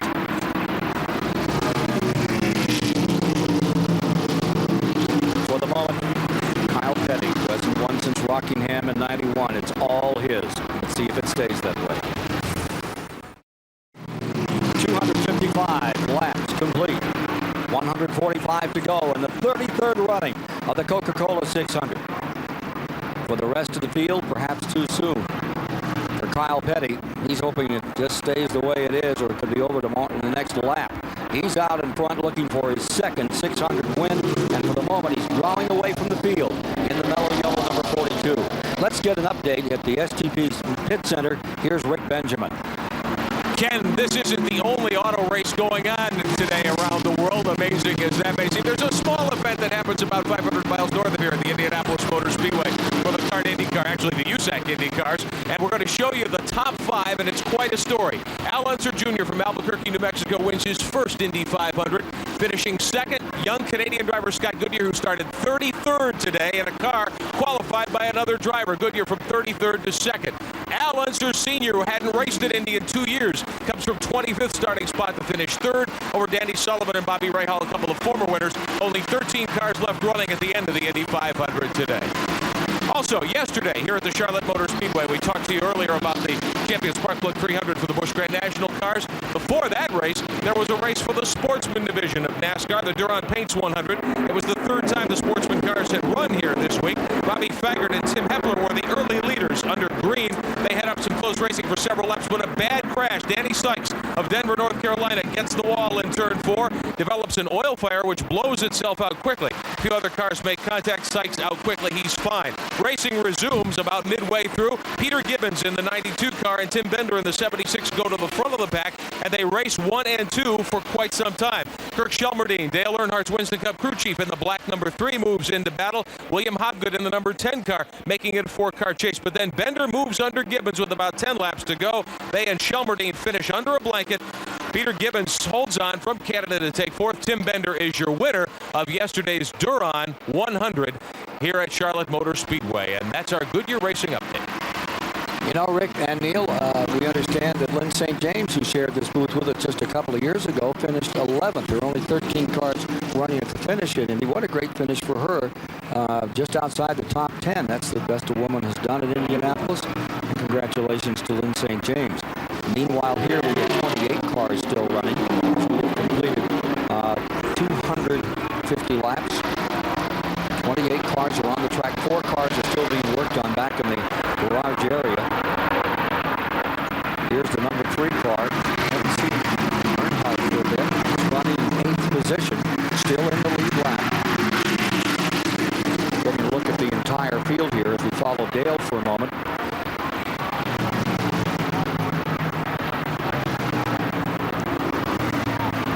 We have 10 cars officially out of the race.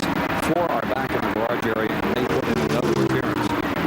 And as we watch Earnhardt out here in 8th, remember that it's still Kyle Petty, who is the story of the hour as he dominates this race. Kyle is dominating the race, but I tell you one thing that's happened right behind him is Davey Ellis has passed the car the 4th place car. He's moved up now. He's gaining on the leaders. He's the one that's making the biggest strides on the racetrack. He's running down Rusty Wallace. Rusty's just directly in front of him, and he's closing that gap pretty quick. Rusty's about 5 car lengths in front of him. The way Davey's been coming in 3 or 4 laps, he should have been contending for that position in just a second. Well, he is closing down right now, moving in on Rusty Wallace, number 2. There's the 32 in first place. There you see the interval over those cars. There's your second place car, number 2, Wallace. Just behind him comes that 4 to Davey Allison, closing in the Haviland Texaco star right back there another time. Once he got around Kawicki and Rusty, and the 4th place car, he was able to come on around there. He was battling with Harry Gann and Kawicki for quite a while. He cleared them, but then he's beginning to gain on Rusty. Seems like he's closing that gap fairly quickly.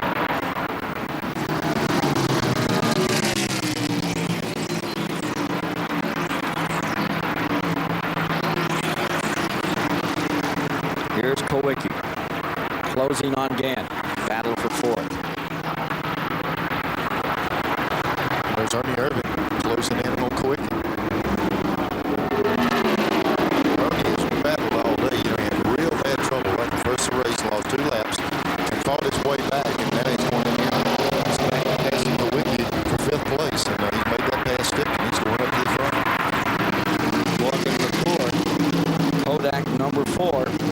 Chevrolet picking up another spot, closing now on Gann.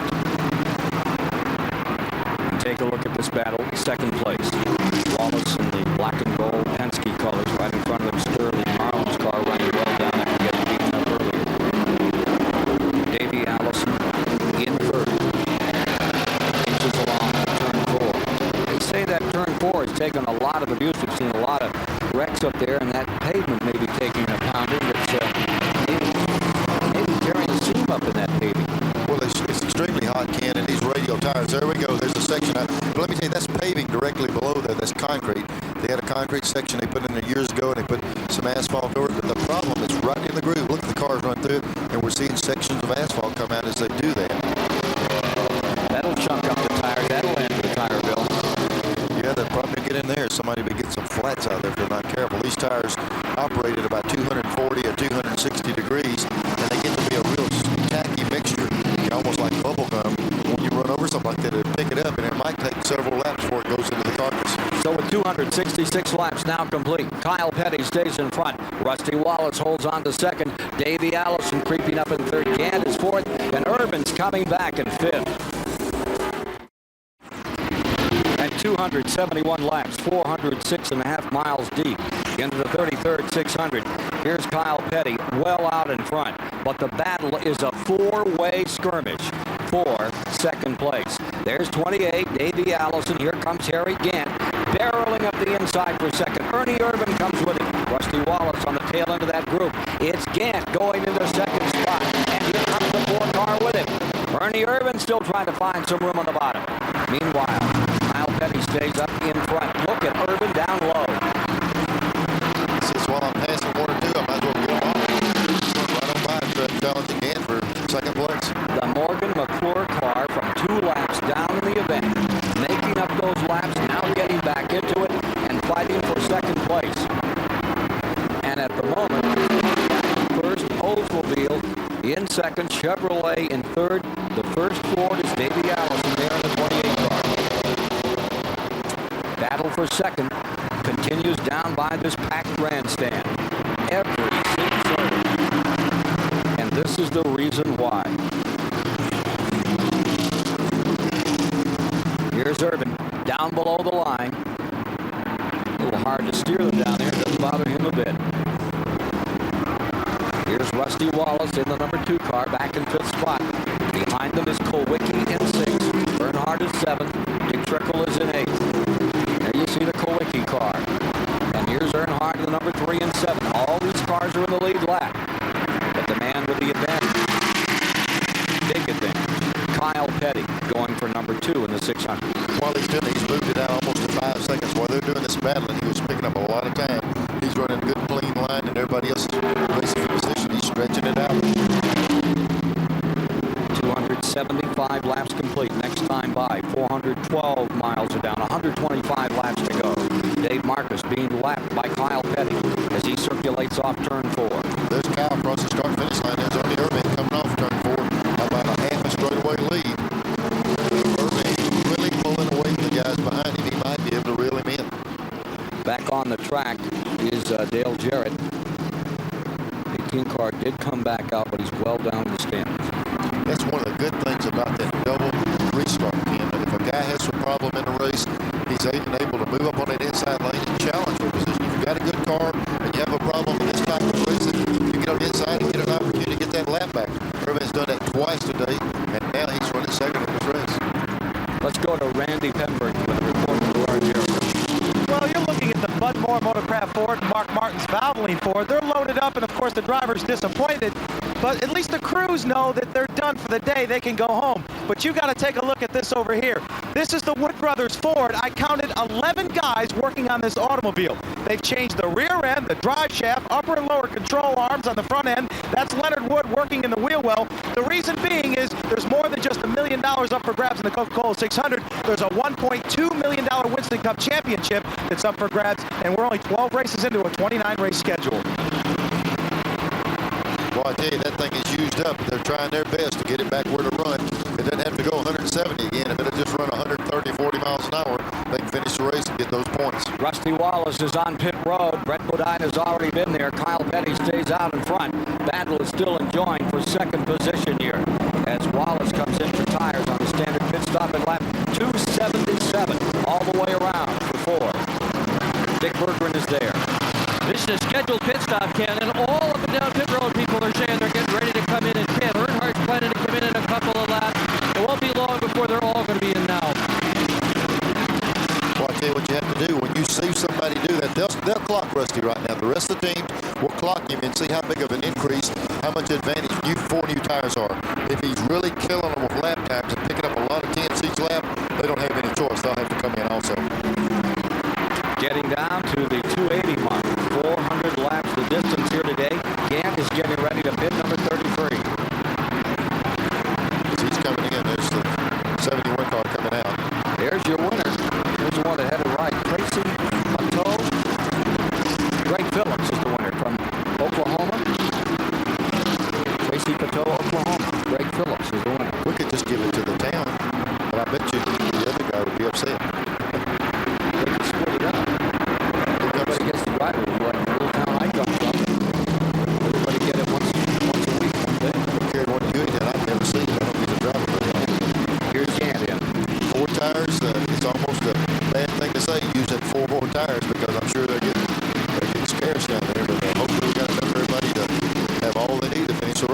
what happens if you run out?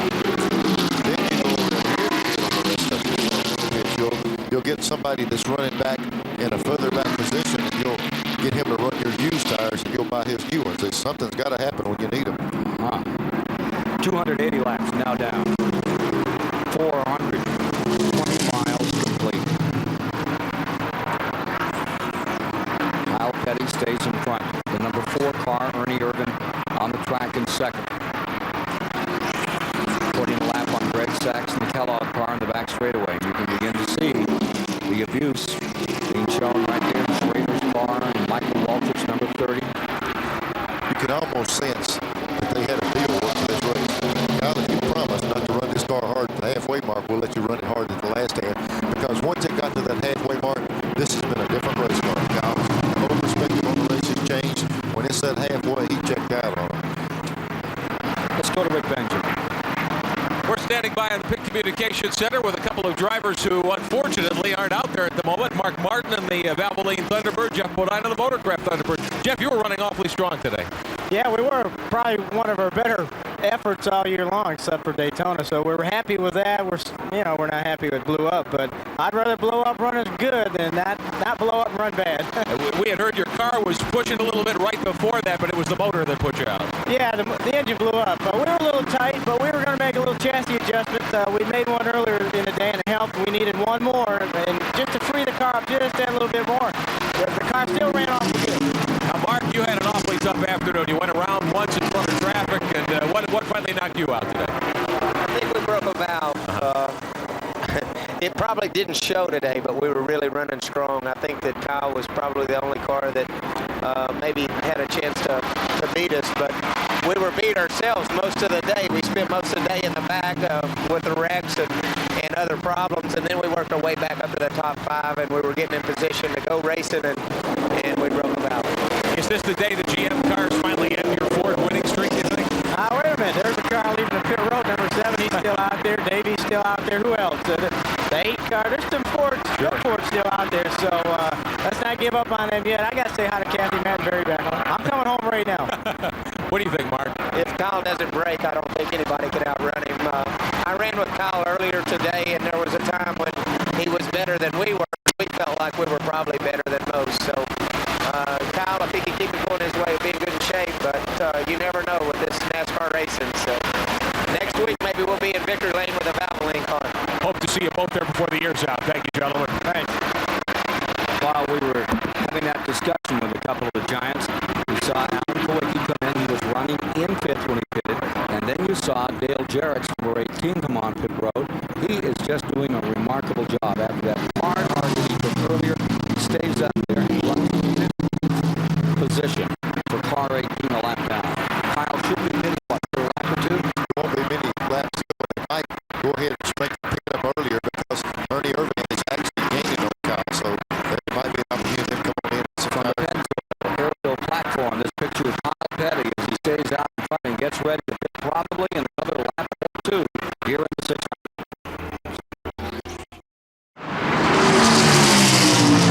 435 miles are down, 290 laps complete. The leaders are all making green flag pit stops. Kyle Petty has just been in. Gant, for the moment, is being shown as the leader with 291 laps complete. Ernie Irvin is pitted. All the top runners are down there on pit road. Let's take a look at Kyle Petty's pit stop, key pit stop here in this race.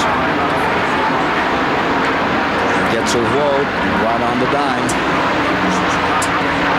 Interesting color on those wheels. That looks kind of like Petty. I think those wheels belong to King, but the good part about they belong to Daddy. He's the King and Kyle are swapping wheels around there. He got a set from his dad right there to put in the car. Don't you suppose, do you suppose they were a gift? It doesn't matter what they are. As long as you got them bolted on that car, he's leaving. They feel good brand new no matter who they belong to. Now here's Ernie Irvin's pit stop. Briefly, he'd come up, appropriated one of those top spots in the pit. While we're talking wheels, those little wheels there are bright yellow. That's Mike Waltrip's tires and wheels going on the Kodak car. Michael Waltrip is still out racing, too. He's having a little bit of a problem. They got the hood up. He's on pit road right now. He's been running at a reduced rate.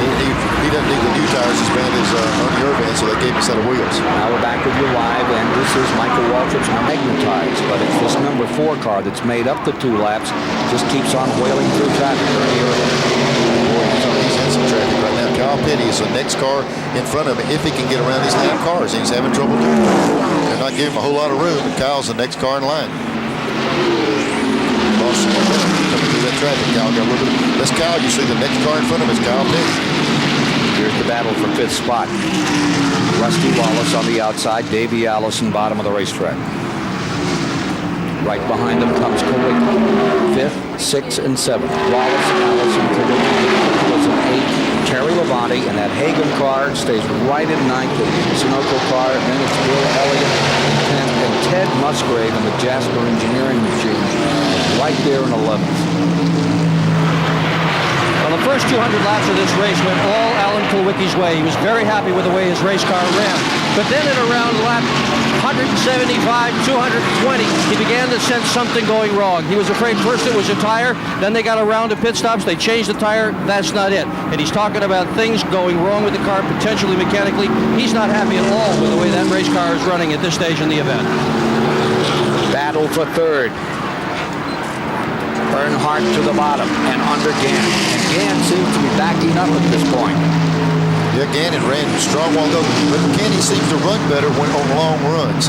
All these guys just got some fresh tires, and we'll have to see later 20 laps from now that Gannon starts again as a contender. His car seems to get better the longer they run. Earnhardt to 3rd, Gant falls to 4th. Let's take a look a little further back. This is 6th place. Kuwicki there in the 7. Here's the 2, and there's the 8 down the inside, trying to stack them 3 wide. And that's a tough place to do it right there, but they got him in there. They got 2 of them, and Rusty backed out just a little bit, coming off forward. It's hard to get 3 cars through that area of the track. Look at Dick Trickle, who just simply loves to race. 50 years of age. Says, I have a real advantage when I come racing. I'm not here to impress anybody. I'm just here to race. Is he racing now? There's Kuwicki getting a draw on him for the moment by about a car length. Here comes the 8th car right back in it another time. It's the Lola Brothers machine on the bottom of the racetrack getting beneath him. Clearly that time he got in front. You know, every one of these cars in these shots, you've got the sides caved in, the bumper knocked off the back up. You'd think we were running a half-mile racetrack instead of a big super speedway. Every one of these cars is beat up. Kyle Petty leading the race has got the back end knocked off his car. There's not many of them left. It's in one piece.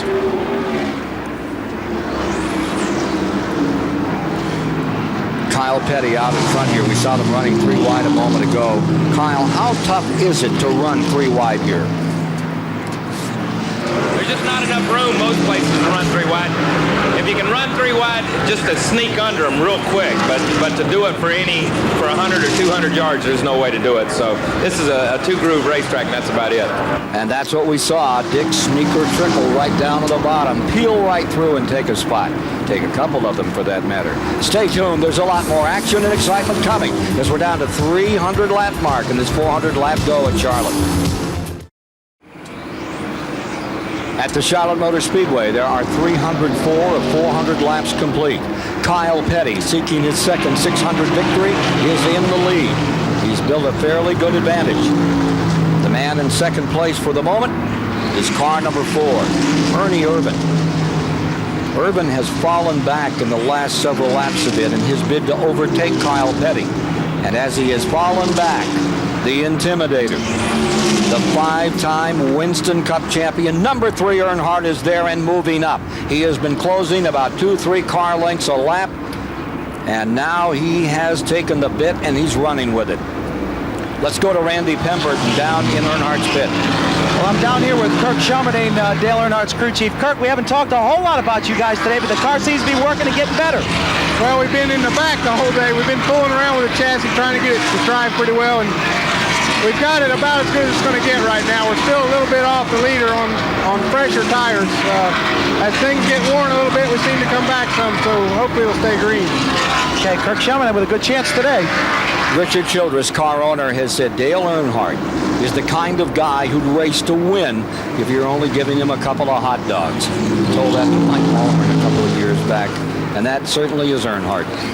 He must be needing a couple of hot dogs because he's really getting after that thing now. And, you know, he's kind of been out of the picture all day. And Kirk just said that they've been working on the chassis and they've been in the back all day long. And when it's getting down the end, the chassis adjustments they've been making must be improving the car because he's coming to the front. And it's the first time we've seen him this far up. There you see it. Closing again on number 4, and it looks like that 4 isn't handling as well, and Earnhardt is running him down. Here's the 33 car getting challenged from Davey Allison. That's the battle for 4th. Harry Gant is in 4th. Davey Allison, the 28 car, running in 5th and closing ground. This at lap 3:08. Boy, we ran a long green run. You know, we made a green flag stop a while ago. We haven't had a caution in quite a while. And I tell you, this time of the day is wearing these cars down pretty tough to go in this long a distance. Plus, the drivers are bound to be getting tired. These long greens work. Next time by, 91 laps to go. Here comes Davey to the inside. Davey Allison pressing. Davey Allison finds his way. Will the Ford win scheme stop here at Charlotte? They've won every race this year. That battle for 4th puts Davey back up in it.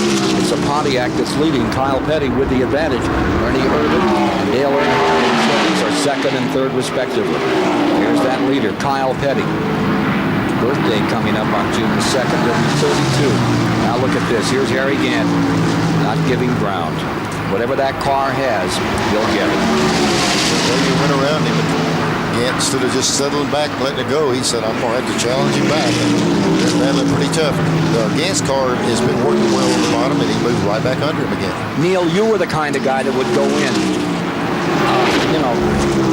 4 miles an hour over your head to intimidate somebody behind you, and you were famous for it.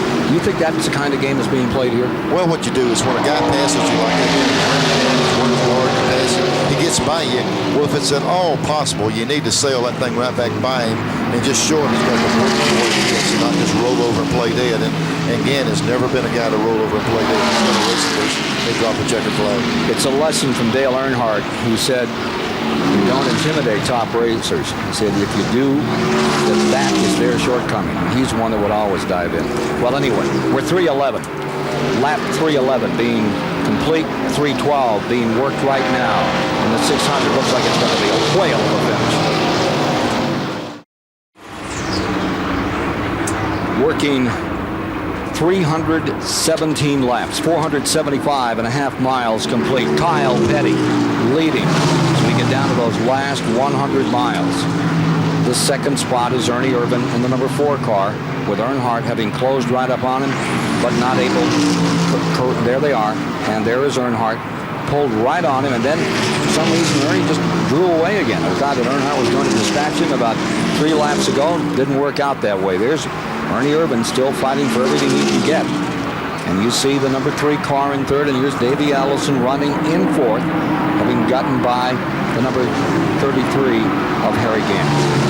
Car 49 has retired from the race. Interesting reason for retirement. Ready for this? Out of tires. It's a shame to run out of tires, have to park a car, but that's exactly what the statement says, out of tires. That was Stan Smith out of Alabama in the Armatron Battery Chevrolet. Out of tires. Now there you see the number 8, Dick Trickle, back in here another time. Trickle is running in 6. Harry Gant running just in front of him in the 5th position. This is that time in the race when you're up toward 500 miles and you have another 100 miles to go. Look at Trickle down to the inside. Just keeps on trucking. Stavola Brothers car. Look at this battle. You know, early on, Gant's car seemed to get better. This time it seems like it's giving up on him. The longer they run, he's losing ground to several cars. Dick Trickle in 10th place in the Wing Cup standings. He joined this team after Daytona. Trickle said the biggest thing I've learned in racing is how to get to the tracks. Been racing over 30 years, and here he is right back in this thing thick. 5th place, getting by Gant. But we started to mention, when you get down to here, 320 laps are on the board now. You've completed 480 miles. You still have 120 miles to go. And the question, Neil, is always, what drivers do? You have to go to the bathroom. Here's what Morgan Shepherd has said. There have been a lot of people that's asked us that. And I haven't ever had but one driver that ever told me that he had to go to the bathroom. And that was Terry Gann. And he said he peed his pants. So I reckon that's the way it's done. But I've never known of anybody else having to do it. And boy, he must have stunk awful. Morgan, shame. What a gossip. Actually, I don't see how you even need, with the amount of heat, 130, 140 degrees in that thing. I tell you, the last time I weighed before I won the last World 600 that I won, and I lost 10 pounds during the course of the day, and it was all liquid. You just sweat it out. Your uniform's all salty. The belts in the car are white with salt all over. You just do so much sweat, you just about dehydrate anyway. 11 pounds, that's a lot of weight, and you're in good shape. You always were in good shape. I could lose 11 again, probably. Both of us could take 15 or 20. Here's Kyle Petty staying up in front with 322 complete. Let's go to Randy Pember. Well, I'm down here at Davey Allison's pit with crew chief Larry McReynolds. We talked about the heat in those race cars. First of all, Davey's been injured. How's he feeling, Larry? Well, he really hasn't complained at all. I believe he's back to his full potential. You know, the car, we just ain't never hit it right on with the car. We've been a little bit loose, been a little bit pushy. It's like we've never hit dead neutral. And when you got people like Kyle that's running as good as he's running, kind of makes you miserable when you have much off. Can you guys fix it to get up there? We're going to keep working on it. We got one more stop to go here in about 20 laps, and we'll keep working on it. That's the crew chief, Larry McReynolds. What a guy. This is the guy that the whole team with great reverence calls Pigpen. And the reason they do it is he works so hard on that car. He's forever under that thing. They say that he is dirtier by 8 in the morning than a lot of guys all day. Robin Pember passed that note along, and it is a mark of reverence. There is the guy who is as hard to work. He started out in junkyard in Alabama, worked on short track cars, but he wanted to get into Winston Cup. And he has been part of the magic, part of the glue in this Robert Yates team that has made them so successful. No longer that he's been in this type of racing, he's really paid attention. He's got his own way he does things. He didn't ask anybody. He's learned his own way, and he's really producing. You know, a lot of people walk up to you, I'm sure they do, and say, "How do I want to be in Winston Cup racing?" I don't think anybody understands the hours that a McReynolds puts in, and that's the truth. At 8 o'clock in the morning, he looks like it's 5 o'clock in the afternoon. Time after time. Yeah, and he doesn't look for that clock over there to punch on the wall at 5:30 in the afternoon. When you work on these race cars like Larry McReynolds, you put in endless hours. Some days you're going on a Monday, you walk out of that shop on a Wednesday. So these guys are really dedicated. You just saw the number 26. It had such a great start today. Brett Bodine in the Bernstein car in trouble. It has backed up considerably now and has fallen a couple of laps back. The number 26 car, which is being shown in 22nd position, but still motoring. Here's Kyle Petty, zeroing in, focusing, concentrating on his second 600 win, but there's a ways to go. The Coca-Cola 600 is brought to you by Valvoline Motor Oil. People who know use Valvoline. And by Homelight Outdoor Power Equipment. Everything you need to get your lawn done right. 70 laps remain. Bill Elliott, number 11, while running in 11th, has just pitted and come back on the track. The story for the moment is Kyle Petty. They say that Felix Sabates has put up $1 million bonus for Kyle if he wins, comes back and wins in the 500 that first weekend in October here at the Charlotte Motor Speedway. And that isn't to be taken lightly. If Felix says it's $1 million, you can be sure it's Kyle's driving a Rolls Royce, and he won Felix on another bet, so when Felix puts it up, it's for sure. Now take a look at this battle. Here you see Rusty Wallace in that number 2 car, hanging right in here. The 66 car, Jimmy Hensley, we believe, is a lap down. That's the Cale Yarborough car in 12th spot. You're on board with Jimmy Hensley. I think he probably is having to go right there with the 94. Now Terry Labonte is a lap down. He is running in 8th. Just like, you know, Kyle mentioned, Cale mentioned earlier, they got a sink on a pit stop. They've never been able to get that lap back, but they've been able to run with the lead cars. Jimmy Hensley made a very, very good run all day. Now here's that pit stop that the Junior Johnson team just made a few moments ago for car number 11. Bill Elliott. Going with 4 tires all the way around for him.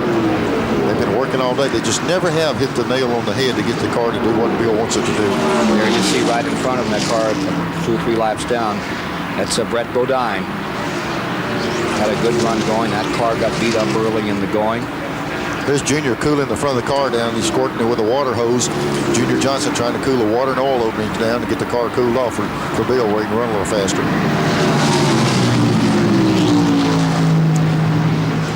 Kyle Petty eases down into turn number 1. And there's Felix Savetis looking on, watching his car. And I'm sure he's on the headset too, Kyle, up there doing a little spotting right now. Yeah, but that little bit of motion you just saw is the same motion I'm seeing. He's closing a little bit.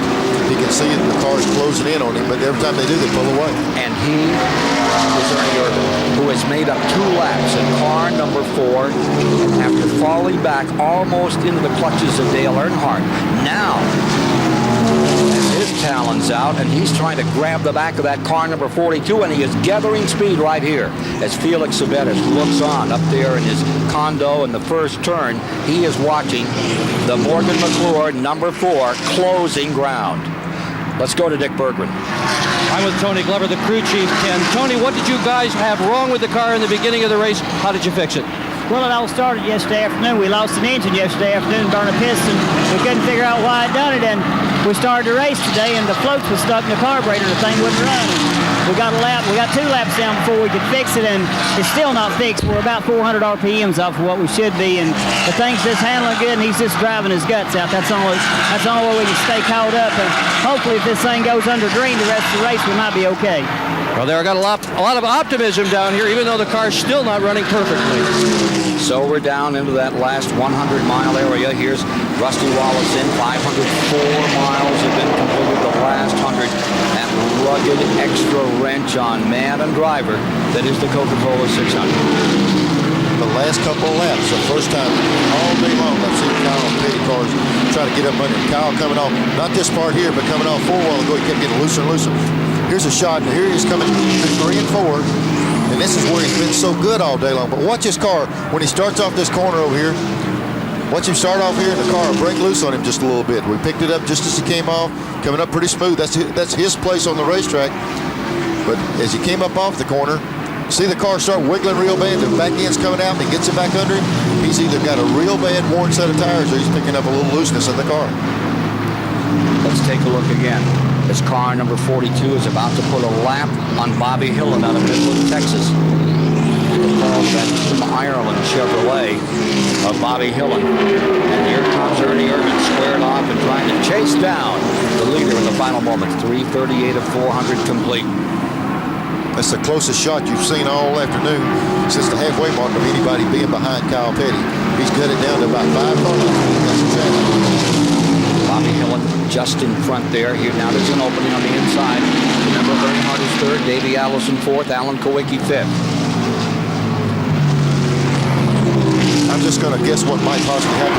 With 339 laps, they can go 60 laps on fuel. Kyle and those guys will probably try to make it to where they just have 60 to go. 1 or 2 more laps, they can make it the rest of the way. Almost touching there. Kowicki is on pit road. Gann is on pit road. The battle is for the lead. They lap Bobby Hamilton. Kyle must be out of time. Running down that quick, and when he got right behind him, it looked like he got Kyle a little bit loose. Harry Gann on pit road, 4 tire change, back up front with the leaders at lap 340. Now they're racing. Did you see the 4 car of Ernie Irvin? He knows he needs to get around Kyle. That time Irvin was sideways coming off the second turn. He drove the car so hard off too, he had his car sideways. His best finish in the 600. 5th back in 1990. Here he comes on the charge. Kyle Petty trying to hold on. And there's Rusty Wallace on 4 fresh tires. He should drive right around these guys like they're tied to a tree. He's got 4 tires and everybody is worn out.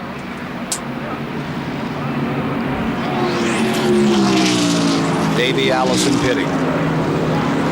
This should be the last stops for all these drivers. If it goes green the rest of the way, they should be able to make it now.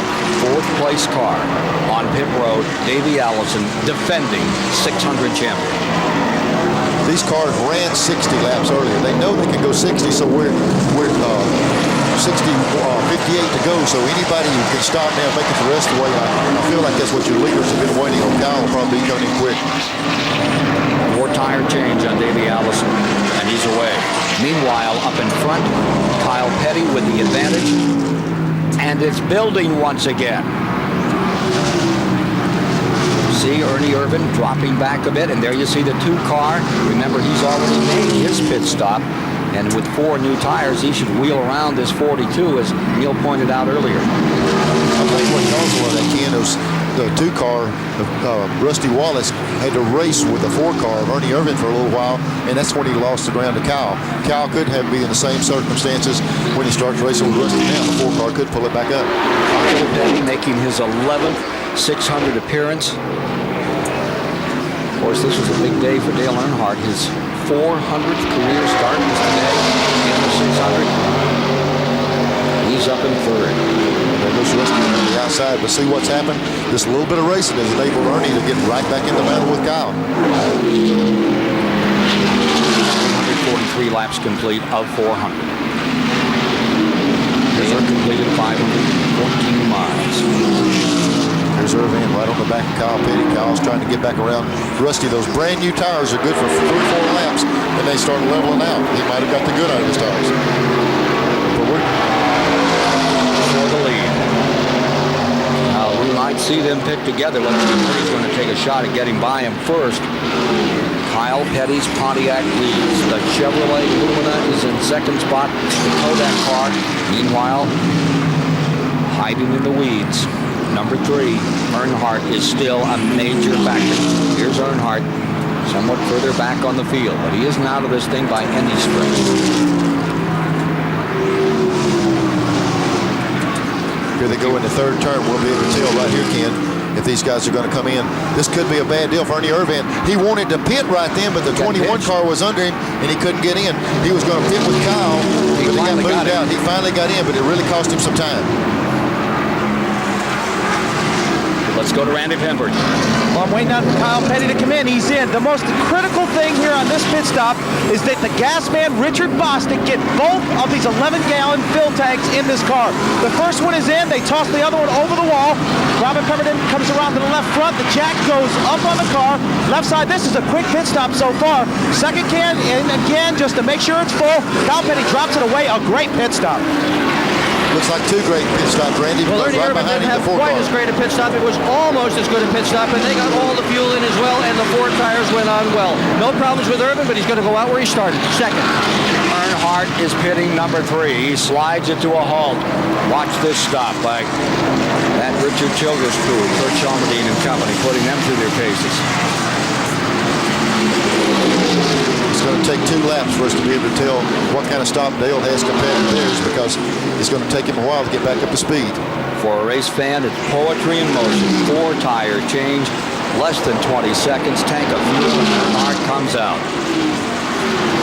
Ernie Irvan got around Kyle on the racetrack, and they're already banging, going for the lead. 28, Davey Allison is the leader. He has not pitted yet. Then comes Trickle. Look at this battle. This is the one that could decide it later today. 4 on the inside, 42 on the outside as they wheel into the backside. That's Kyle Petty and Ernie Irvan. And what a show they have put on for this multitude. The biggest crowd in 600 history. And for the moment, Ernie Irvan draws beneath Kyle Petty.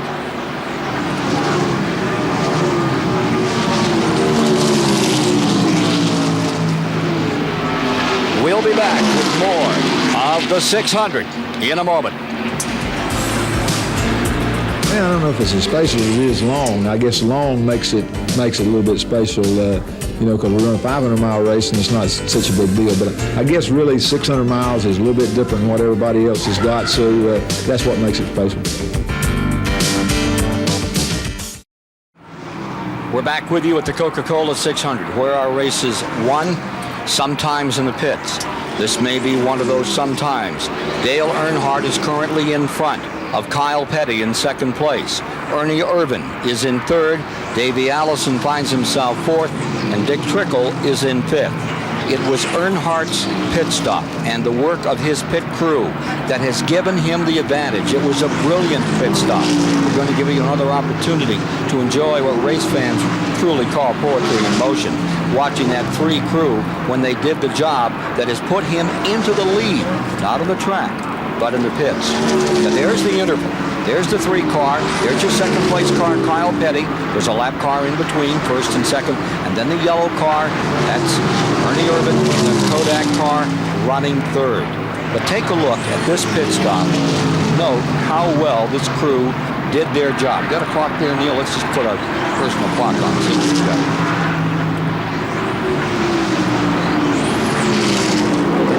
These guys do this. They practice just about every day of the week. Everybody's got one specific job, and they don't try to do anything other than what they're supposed to do. Gas in the car quick, he's out of there right at 20 seconds for 4 tires. We joined that. They were well along on that right side of the automobile before they switched over. But that was a brilliant pit stop that Earnhardt and company put together. Not Earnhardt, but those people on pit road. They have put him into first place. Now you see Kyle Petty drawing the lead. Lap 355 is on the board. Working 356. Here comes Ernie Irvan up on the outside, getting around Ted Musgrave in 55. Closing, ever closer comes Kyle Petty in the 42 as he moves in on Dale Earnhardt in number 3. Earnhardt, he says these days, I can honestly say I get as excited now as I did the first time I rolled out on a racetrack, and I want to win just as bad today as the first day I ever sat in the car. I'll tell you, that pit stop got him out there, but Kyle sure is running him down.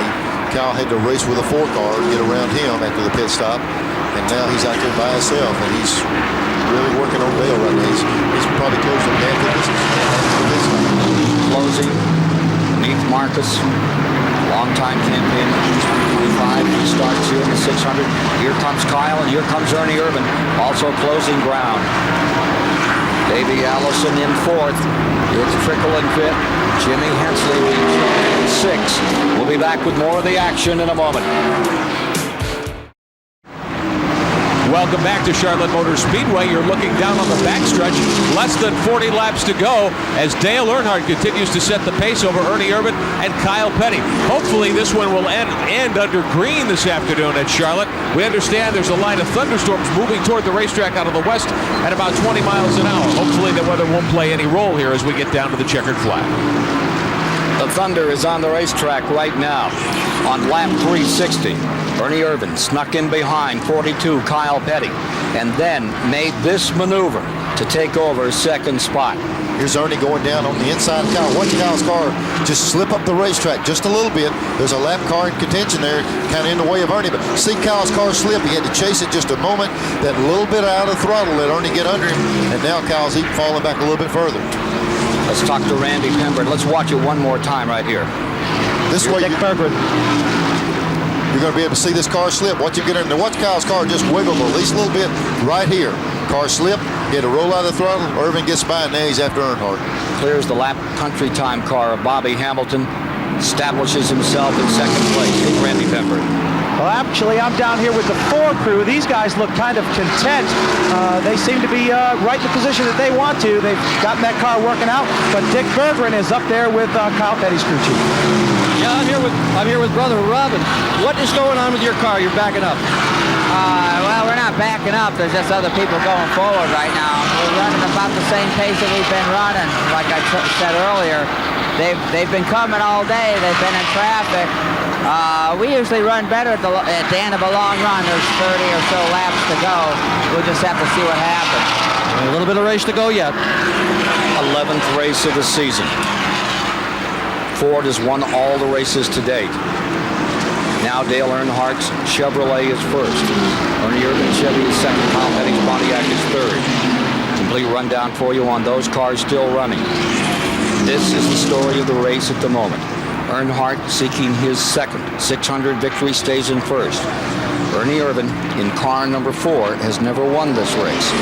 He looks like a strong candidate to close ground and do some serious business here in this final few laps. Best 600 finish, 5th in 1990. And there's Kyle Petty, the former winner of the race. Won it back in 1987. And he has slipped back from those two leaders. But it's Earnhardt, the wily one, out in front here as he gets into lap traffic, moving around the Lake Speed, the Purex car, number 83 in the back straightaway.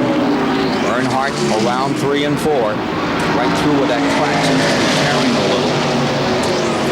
Well, that car held Ernie up just a little bit, just a little more breathing room, but he's been coming. He's, this guy's made up 2 laps, so certainly got a race car capable of doing anything on a given day.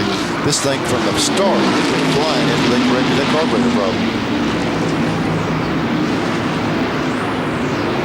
368 now in the record book, a 400 to be run in the 600.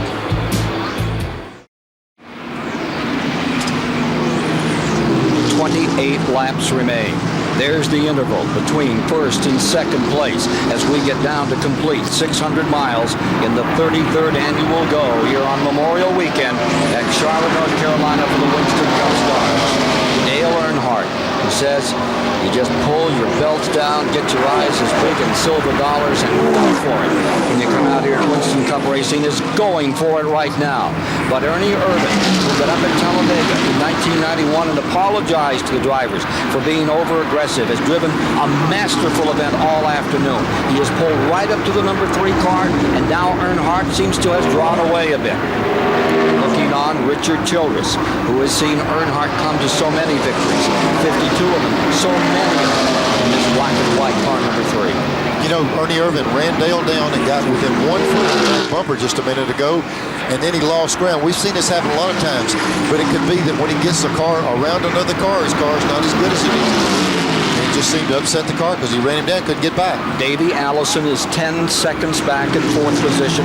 Dick Trickle for the Stavola brothers is giving a magnificent performance. He's riding in the 5th spot in that car number 8. Then it's Alan Kowicki in 6th, Gant is in 7th, Terry Labonte is in 8th. Those are the lead lap cars. A lap down is Rusty Wallace in 9th. There you see, 10 seconds back, lapping Dave Marcus. Davey Allison, defending champion in the 600. Injured last Saturday night in a 160, 70-mile-an-hour crash at the end of the Winston as he won it across the line, slamming into the wall, destroying his car. Coming right back out, got our sidekick here, Neil Bonnet, to work the car into shape for him this week. Now he's come out and driven masterfully all day. 600 miles is some test. You can't lose concentration for a moment. Every second out there. Temperature 140, 150 degrees in the cockpit. There have been a total of 12 cautions today, breaking your concentration, a little bit of a break. But that's really not a break at all, Neil. Because you've already got yourself in stride. You're doing the things you want to do on the racetrack. The caution comes out, then you start second-guessing the car. Should I make a chassis change? Should I leave it alone? You get in more turmoil on the cautions trying to decide what you're doing. The racetrack is the place these drivers want to be with these cars running wide open, and the cautions don't do anything but hamper their progress. Coming back to 377 complete. Earnhardt is in front.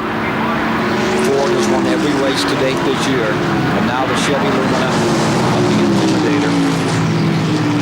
5-time, only man to ever win more championships than Earnhardt. Richard Petty at 7. Earnhardt seems determined to keep on trucking. Earnhardt had said before this race, if I can't win it, the only guy I want to see in victory lane is Richard Petty. We've got some information, gentlemen, about the pace of the race as Dale Earnhardt continues to lead over Ernie Irvan. Right before we took that last commercial break, the leader had run a lap at 165 and change, 165.13. A few laps ago, that pace was down to 163.6. So perhaps with the track breaking up, the tires going away here in the late stages, the pace of the race slowing down just a little bit. The 400th career start of Dale Earnhardt, seeking his 53rd Winston Cup victory. Scoreless in 1992. What a turnaround for General Motors if he can plank that car in victory lane today.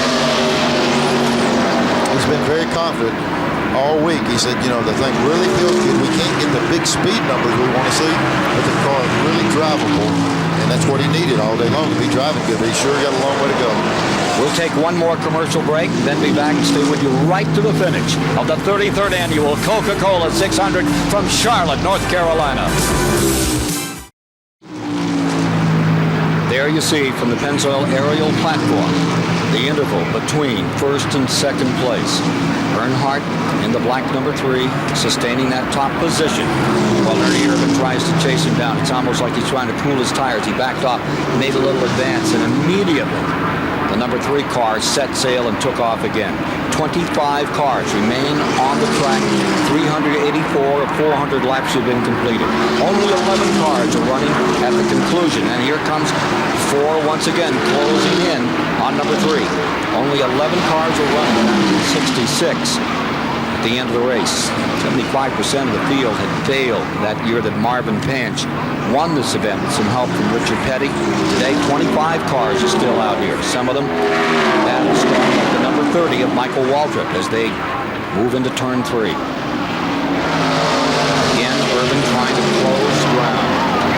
The Modesto, California campaigner. East meeting West in a showdown for the largest crowd in the history of the Charlotte Motor Speedway to ever see. They say a 160,000 plus gathering has come to this mile-and-a-half facility to celebrate this Memorial Day. 82nd Airborne was here. Pre-race program, magnificent rendition of the Star-Spangled Banner to get underway. And the final fireworks of the day are about to happen. Yeah, they're fixing to get in some lap traffic. Earnhardt's fixing to run up on 2 cars side by side, and it's going to possibly slow him down enough. Yep, it was just enough to let Irvin get right up there behind him. He's got Ricky Rudd in that car on the lap one, just slowed him up a little bit. Now Irvin's right there driving. Got around Schrader. They close up on Ricky Rudd. As you see the count going on, Ricky Rudd back in the 11th spot. Rusty Wallace has come back on pit road. Bobby Hamilton's car grazed the wall before while we were in commercial. Nothing serious, but they've rolled it back. That was a great move on Rudd's part. He saw these 2 guys back on the lead. He came up to him and just pulled all the way to the inside. There's Hank Jones sitting there watching Earnhardt. That crew of children says he's got to be tight right now. Remember that Dale Earnhardt won this race 1986. He's earned over $15 million in Winston Cup racing. Came into this race in 13th position. There is Rusty Wallace's number 2 who's given it a good go. Looks like the engine is turned off on car number 2. He was up there in the thick of it most of the day for the Penske racing team, the Miller car. This lap traffic they're coming up on just periodically. It's like climbing a ladder now. There's a little lap traffic all the way around the racetrack. And how they work this traffic is going to determine if they can get up here and race Dale again.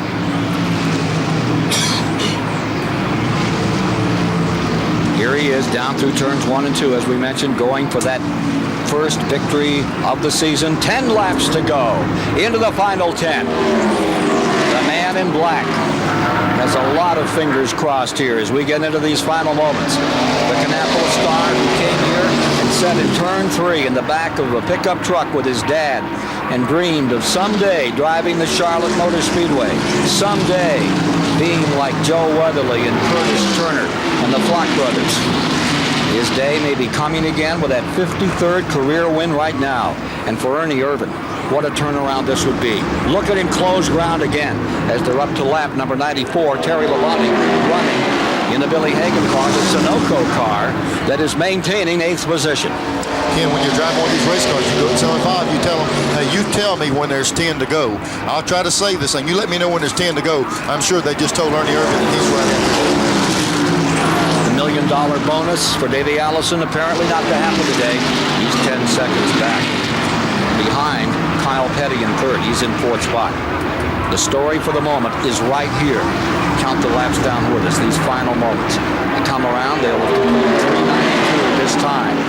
It's Earnhardt, Irvin, Chevrolets, Feynman breaking the Fords, stranglehold on Winston Cup racing. People might ask, what's the strategy of these 2 drivers? You forget strategy. You go on your instinct, and you use all your racing ability. You throw everything out the window right now in a race. Now is when you got to dive in further, deeper, harder than you really want to go. Sometimes you've got to use a little more discipline you want to. If you're sailing into too far, how many times we've seen a guy driving too deep and slide up the racetrack? That's when it goes to racing ability. At the end of the battle, they got to use that experience to get around this racetrack and not overdrive the car. Irvin is right there. You know, I thought when you fell back a while ago, he maybe used the tires up, but he might have been saving tires because he's right there now ready to do something. You You would wonder, particularly on the floor, he has used up a lot of racetrack, what the condition of those tires are on Ernie Irvin's machine. Solid rock run by Earnhardt. Somebody's going to enter into it. Terry Labonte is directly in front of him. Labonte is running fast, but they're running in on him, and how they work Labonte could be a big factor here. To Dick Burkham with Richard Childress. Richard, at a time like this, do you talk to Dale Earnhardt or just let him run? No, we hadn't even told him it's 10 to go. We don't want to break his concentration. He knows what he's got to do. He sure does. 5 laps to go. It's all his. Win, lose. 6 to go. 5 next time by. I'm getting wound up too. I started to say 4. It's getting exciting right here at the end. Coming under a lap car, Derek Cope still have Labonte in front of him. That's the car that's going to be a big factor. Randy Pemberton standing by with Tony Glover. Well, I'm here with Tony Glover. Tony, one way or the other, you've had a good run. Can he take him? I don't know. He looks awful strong. I tell you, Dale Earnhardt's the hardest man I've ever seen to beat in the last 4 or 5 laps. But, you know, Ernie's drove his heart out today. Tony Glover. Amazing guy. His dad was a great racer. 4 to go when it come back around. It's on 5 to go right now. Boy, 600 miles and bring it down to this. These guys are, it's going to be exciting these last few laps. Reminiscent of 1980 when Benny Parsons and Darrell Walker gave us what I thought was the greatest 600 we ever saw here. That was a magnificent race, and Benny came home and looked so fine that day. It looks like Dale through 1 and 2 is really good, and it looks like the 4 car of Ernie Irvin is better in 3 and 4. So Dale's got to get through 1 and 2 good because he loses just the least bit of ground right here in 3 and 4. So it's kind of swinging on the racetrack. Here's Irvin right back on 4. Here's that lap car. We'll see if Labonte gives him room, or he's racing for positions up there. He's still in the hunt himself with some other cars. It's going to be hard for him just to pull over and let him go. Both of these guys have earned their Earnhardt got a little loose. Have earned their stripes, running all those short tracks. Here they come down for 398 this time by. Eddie Hinton wrote years ago, when you win for decades on the Saturday Night Bull Rings, you may not get famous, but you prove you're a man. You're respected by your peers deep down. You see it in their faces, hear it in their voices. And then one day, you are there. Here's some of this lap traffic we're talking about. They cleared that car without a problem. 2 laps to go. They are here at Charlotte, the mecca for Winston Cup stock car racing. All these teams, for the most part, over 80% of them based right around here. You win in Charlotte, you've done a day's work. Right here, getting in this corner right here. This is where the 4 car is strong. Look at him take a look to the outside. Dale's been thinking inside. Ernie takes the outside. White flag.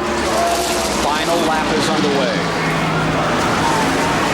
Burton settles down in 1. He's got 1 more shot to take. It's still Earnhardt in front. Remember what happened to Earnhardt just a week ago on Saturday night with $300,000 at stake when he came to turn 3. He's God's way. He's got a good lead. He got a good jump off that corner. That was Dale's end. This is the end for number 4, Ernie Irvin. He's better in this corner. But it looks like he drove it in there. The car got up a little high. Down to finish the 33rd annual Coca-Cola 600. And by 3 4-car lengths, Dale Earnhardt has come home the winner of the Coca-Cola 600 for the 2nd time in his career, his 53rd Winston Cup career victory. Earnhardt has pulled it off, won his first race of 1992, and you'll meet him in Victory Lane in a moment. The Victory Circle at the Charlotte Motor Speedway, the home of Dale Earnhardt here at the end of the 1992 600. Let's join him at home. On his way out of the race car, first guy in a General Motors car to win in 1992. Obviously a very happy man. Tired, a little bit tired, but not too terribly bad in the automobile. The last 10 or so laps, you had Ernie Irvin all over you, Dale. I was driving and doing everything I could. Finally we made it back to here. Been working hard at it. You know, it's just hard to believe we hadn't won a race till now. And it's just been, you know, hard work on our part. The Good Wrench crew, Richard, Eddie Lanier and all the guys. This is the car we ran into Wilson. They fixed it and they come back and won this race. I can't say enough for them. How important was that last pit stop? How much did they do for you on that lap one, Dale? We just changed tires. We didn't do any adjustments at all. We just got tires. Your car seemed to get better all day, or it got near the racetrack. Did the car come to the track, or the track come to you? I think the track came to us a bit. We adjusted.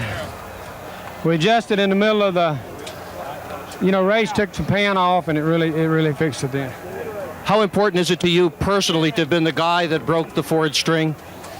It means a lot. It means a lot. Thanks a lot, Dale Earnhardt, Victory Lane here at Charlotte Motor Speedway. I tell you what, he's pretty tough and he's pretty winded. That'll give you an indication what 600 miles is like.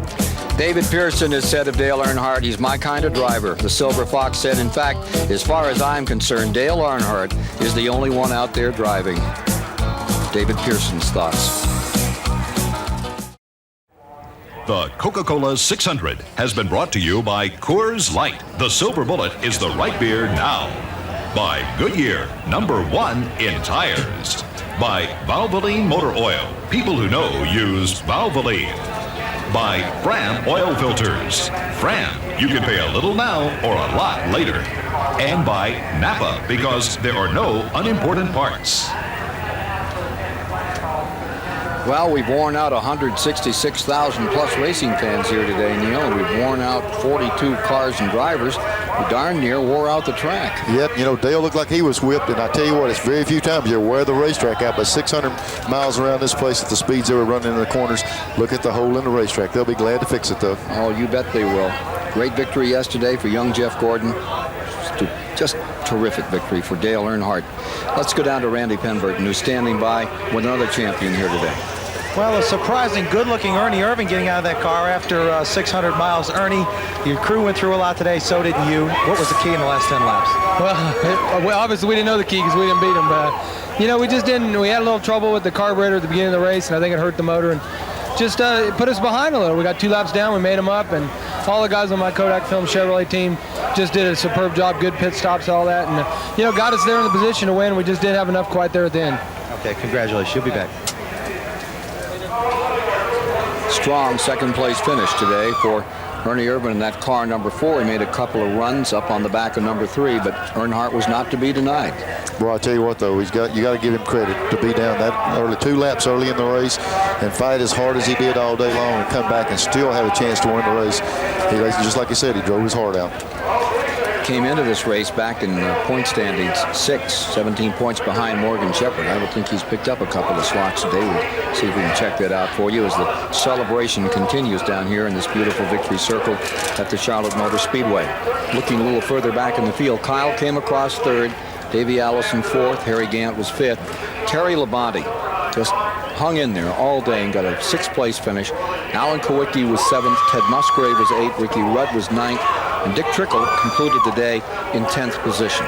11th was Jimmy Hensley, 12th was Dale Jarrett, involved in a hard hit early, and he just came back out and fought his heart out. Bobby Hillen was 13th. Bill Elliott, who sat on the pole, concluded the day in 14th position. There were 12 cautions on the day. The record is 13. Thought we were going to get it there for a while. 28 lead changes among 14 drivers. Here's Davey Allison, and let's go down and have a chat with him right now. Well, Davey Allison, you look like one tired camper. Yeah, I'm pretty well exhausted, Dick, but, we had a good run today with Texaco Havoline Thunderbird. Led some laps, came up from 17th, and we just got outrun there at the end of the race. That's the way it goes sometimes. Pretty hot in the car today? Well, it's pretty hot out there, but, we had a bunch of stuff in there to cool everything down except the floorboard, and the floorboard burned my left heel, but we'll just get ready to go to Dover next week. Just one beat-up young man. Everything's happened to him in 1992. A win here last Saturday night. Another fine performance. What a gentleman he is. There is a chip off the old block. And the grandfather's block as well. The late Pops Allison. We'll be back with more from Charlotte in a moment. Great racing today here at Charlotte Motor Speedway. Dale Earnhardt wins his first event of the 1992 Winston Cup season. Now the second great race of the day begins. The 166,000 fans here scrambling to get out of the parking lots and get on their way home. Something else to tell you about another battle that took place here today. The True Value Hard Charger Award. During each Winston Cup race, True Value Hardware scores the top 5 and provides points to those drivers based on their running order. The True Value Hard Charger of the race gets a $1,500 bonus. And today that'll go to Kyle Petty, who scored nearly 1,700 True Value Hard Charger points today. He led a lot of this race, of course, during the middle portions. Alan Kulwicki comes home second over Davey Allison. Ricky Rudd and Ernie Irvin, who came from so far back, winds up 5th in today's True Value Hard Charger standings. Well, the crowd beginning to disassemble after having this marvelous day. They've been here since 9 or 10 this morning. They've really had a day and seen a great victory. Let's take a look at some of the highlights. At the outset, it was Bill Elliott, Kyle Petty in that front row. Ricky Rudd put on a dazzling display in those early moments of the race. Took that Hendrick car up in front. A lot of the time was spent side by side and wheel to wheel in this 600. Richard Petty getting loose early in the going. Had brake problems on car number 43. Got into the wall, and just at the end of this, Hut Strickland's car in that same moment came loose in turn 4. And for the Ray Bestis Chevrolet of the 3-time winner Bobby Allison, that was about it. They came back out. They had been pretty badly battered in this one. Richard did a little repair work, carried some of the repairs around with him. Ken Schrader put on a great show first half of the race. Alan Kulwicki was unbelievable in the first half. A lot of people had picked Alan to win. He gave them a lot to cheer for with that Hooters Ford. Drawing away, pulling out in front. This young man that came down from Greenfield, Wisconsin. Alan Kulwicki's efforts. Watch this. 360-degree spin. Got a little ding just there, but probably the luckiest driver here. Richard Petty was not so fortunate later in the day. He was involved in a couple of other incidents. Finally one in turn 1 that really tore the 43 up. Here's Kulwicki's car with just that one bad brush on the back. Look at this. That's Mark Martin, who had stormed from 25th, moved all the way up, got drop kicked by Rusty Wallace. He came up on some cars that slowed down. Wallace had no place to go, and they scattered cars all over the first turn. Hurt Mark Martin's chances, but he hung in it. Car number 6 until that motor went away. Davey Allison was again the story for some time. Here's Ballew's car. It got in trouble, the Miami racer, and everybody taking evasive action, mowing Humpy Wheeler's lawn. He's sending out a lot of bills on that one, Neil. I tell you, they tore up plenty of stuff through that infield, and luckily enough, nobody got stopped in there and got hit while they were sitting still, but they were stacking them up all over the racetrack, just like this right here. That's Dick Trickle and number 30. They both got in oil. And remember that this car number 8 that you see sideways at 170 miles an hour came right back into this race, and Dick Trickle wound up 10th for the Stavola brothers in the Snickers machine this afternoon. There's Earnhardt sliding right on the bottom of the track, got through there. And there's Schrader's 25, all torn up in the nose after he had given it such a good run here in the first part of the race. Oh, man, that was a shame because he was really running too. There's Elmo, his chance to race when they all tried to get by him. Pace car driver Elmo Langley. They used to love to go up and just tap him. Earnhardt relished that. That was one of his favorite things. And they finally said no more of it. Elmo didn't like it. Bad break here for Dale Jarrett. But Dale Jarrett's another fighter. He came right back and he wound up 12th on the day after taking these licks. The Interstate Batteries car for Joe Gibbs. Kyle Petty's number 42 in the latter part of the race. He just set sail. It looked unbeatable at that time, Ken. It looked like nobody could handle him, and at the end he kind of went away with it. The handle went out on that car, but it certainly gave us a lot of great moments. He fought with Ernie Irvin for some time out here, but it was a dazzling pit stop. One of the best of the year by the crew for Earnhardt that has put them here today. He sure drove a whale of a race.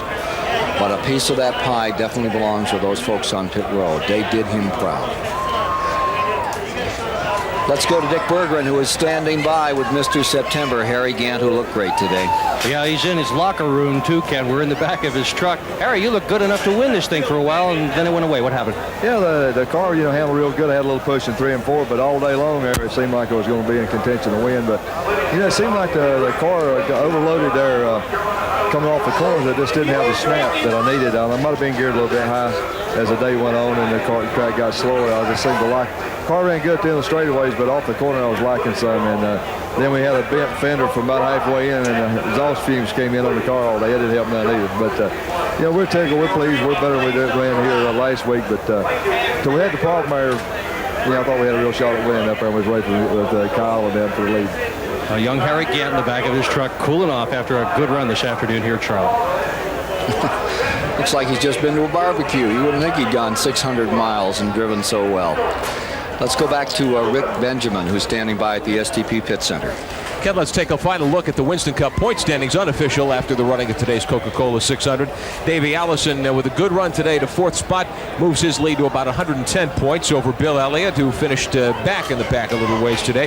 Harry Gant, I want some of his fountain of youth with a good move up to 3rd, 10 points behind Bill Elliott, 9. Alan Kulwicki a little further back in 4th spot. Dale Earnhardt cracks the top 5 today off the strength of his fine victory here at the Charlotte Motor Speedway. Well, it's over, Neil. It was a great day. I tell you what, the past 2 weeks, every racer has had a thrilling finish, side by side, wrecking around everything, and it was only fitting that this thing in the same way.